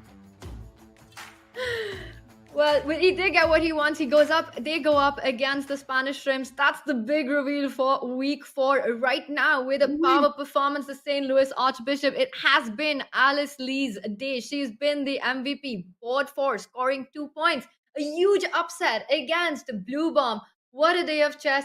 Your thoughts, James, on what we witnessed? Dominating performance. This is the St. Louis Archbishops that are the defending champions. These are the ones that you like, oh, yeah, I would never think that they would be 0-2. When you see this result, you're like, yeah, I expected that because it is the St. Louis Archbishops. How strong they are. They won like last 2018, 19, 20 or something like that, or maybe 1 year with a break with the Armenian Eagles in there. But it was definitely very strong performance from St. Louis Archbishops. This is the Bishops I was used to seeing in the previous PCL. So if they keep this up, I mean, they are going to do some great things and maybe make it to the playoffs and have some other stuff for us to show us as well. Or Bears, they just got there. They're going home, but they did get a lot of knowledge here, and hopefully they'll be able to qualify and get back in next year. Absolutely. And I love that every player on the St. Louis Archbishop, we see the scoreline, really played a role in the team. Phenomenal performance there. And they had to do it. It was an elimination match. It is goodbye to the Berlin Bears. Their road in the Pro Chess League season 23 comes to an end. St. Louis Archbishops keep their hopes alive. These are the week 3 standings as we come to a close of a very, very fun week that we've had at the Pro Chess League. But of course, the action will continue. This is where we stand. We've got 2 teams that have already made it to the playoffs. The Indian Yogis, the Gotham Knights. These are the 2 teams. 6 spots still remain. 2 wins and 1 loss to these other teams that we see, including Shanghai Tigers, the Wizards, the Bulldogs, Chess Pros, Norway Gnomes. They need 1 match win to secure their spot. Don't forget, 3 match wins and you're into the playoffs. Team MGD1 was the other big winner in today's matchup against the California Unicorns, which leaves the California Unicorns with just 1 match win. And let's take a look at the remaining standings. Now we've got 2 teams that have made it to the playoffs and 2 which have been eliminated, James. Berlin Bears and Charlotte Cobras, it is the end of the road for them. And going into week 4, we're going to have more teams come in. And I want to ask you, who are you expecting out of these teams who are fighting for life and death on the brink of elimination to really show their grit and determination this coming week? Well, first off, I got to go with my Garden State Passers. I am the captain over there. So pass us the ball and we going to do what we have to do. So definitely Garden State Passers. I definitely have to say St. Louis Archbishops, especially after seeing a dominating performance like today. I mean, a lot of times you see 10 points. When you see double digits, that's strong when you see double digits in the match score. So double digits, 10.5 here. They was able to do that. It was pretty nice there. And I would say actually California Unicorns is one more team there. California Unicorns are really strong. I like to see them. I actually do have some fan favorites that I like on that team. Some American talent, a lot of American talent, some 2700s too as well. So I think those are some good teams that make it through, or at least have some good potential to make it through. They all do, but these are my favorites. Very interesting. The Garden State Passes. That is James Canty's team. Now, I have to ask you, we asked Fabi this question, right? Who they would like to face. And while he got his prayers answered, James, I have to ask you, is there a particular team that you'd like to play against in this? Yeah, actually, I think we want to take a look at those Brazil capybaras, right? Even Danny is like, what is that? What is that? Even this thing, I guess what it says in the intro video or the promo video, like, what is that thing, right? So of course we do want to go fight that thing, which is the capybaras, and I think we have some nice lineups against their lineups too. We all do, but definitely if we're looking to face somebody, it definitely be Brazil. It's a bit heartbreaking to see 2 teams end their journey on the Pro Chess League, with the Berlin Bears and the Charlotte Cobras. And you come in with hope and dreams for the team. but it's been tough, and the Pro Chess League is so competitive, and every game is so hard. That's right. Every game is hard, and then every match is hard, especially when you're down and like so many emotions and this and that and back and forth and surprises and upsets. But this is the Pro Chess League. Of course, this is the best of the best fighting against each other, getting this training in. It's all good training because when you go play somewhere else, you should be playing good as well. You get this experience, etc. You get to see these players and teams go at each other. So I think it's very good, not only for the players, but also for the people watching. So you can learn something and also get the entertainment that we're looking for. So it's been awesome. Too much fun. And I have to ask you before we wrap up, James, what's been the highlight for you in this last match that we saw? Alice turning up like that. Alice, of course, is the youngsters. The youngsters, I like to train with the youngsters, believe it or not. It's a very good thing for yourself, especially as any player. Training with up-and-coming youngsters that are very good keeps you sharp, keeps you tactically aware. It also, like, ambition and hunger that they have is contagious. So it's very nice to see Alice Lee do what she did there today. I think that was a huge thing. I think it's inspiring across the globe for everybody what Alice Lee's performance today. We're getting more updates, James. We do know who the Garden State Passers indeed will be playing in week 4. And of course, again, it is an elimination match, so much at stakes. You guys are up against the California Unicorns, who lost today to the MGD1. Okay, what was that? Oh man, break it down for us. Okay, so the old man with the unicorns, I like the team. They're cool and everything. But first off, the unicorns don't even exist. Secondly, we got to beat them. Okay, I love that team and they're fine. But when it's us against them, it's always going to be us. So I'm sorry to say this, but they got to go down. No other choice. This is elimination. So no hard feelings, my guy. See ya at home. Or won't see ya at home because you're going home, California Unicorns. But for us, it's going to be fun to see. It's going to be a great match. Oof. So much excitement coming up in week 4. And there we heard James Canty about the California Unicorns. They are saying they're taking them down. Shots fired here. We've got some very exciting chess coming up with so much at stake, James. We've got Blitz with MVL and Grishchuk playing against the Brazil Capybaras. We've got the Croatia Bulldogs up against Shanghai Tigers. And of course, the Levitor Wizards versus the Chess Bras. Now, that's also a huge matchup. That's Magnus's team who will be playing against the Wizards, who've been one of the strongest showings here at the Pro Chess League. Wow, this is amazing. I mean, there's so many matches coming up, and this is one thing I actually look forward to every day. It's like, oh shoot, PCL. Like I make my schedule around watching the PCL. So I'm sure some of you in the chat are doing the same thing, even taking off work to be able to watch these matches. It's absolutely entertaining, great entertainment, great commentary, and then great chat too as well, right? So it's amazing, Tanya. I'm excited to see these next matches and that fun chess elimination matches too as well. So the best is yet to come. As you said, the best is yet to come. Well, we do come to an end of week 3 of Pro Chess League action. So much drama and swindles and attacks and blunders and hits and misses. We saw it all. Big upsets. What a day of chess we had with dominating performance by the MGD1 and the St. Louis Archbishop. We do go on to week 4. We've got so much action coming up next week, Chat, with more matches, more at stake as teams face elimination, as they go through their way of getting to the playoffs. And I just want to say, you don't want to miss any of that. As Canty said, plan your schedule. Exciting matches coming up next week. Once again, we start on Tuesday, and we'll be back with the Pro Chess League action. Thank you so much, chat, for joining us in this journey that we've had today. Canty, it's been so much fun, so exciting, and we'll be back next week with the Pro Chess League. It was great, Tanya. And chat, good to see you, and we'll see you on the next ones.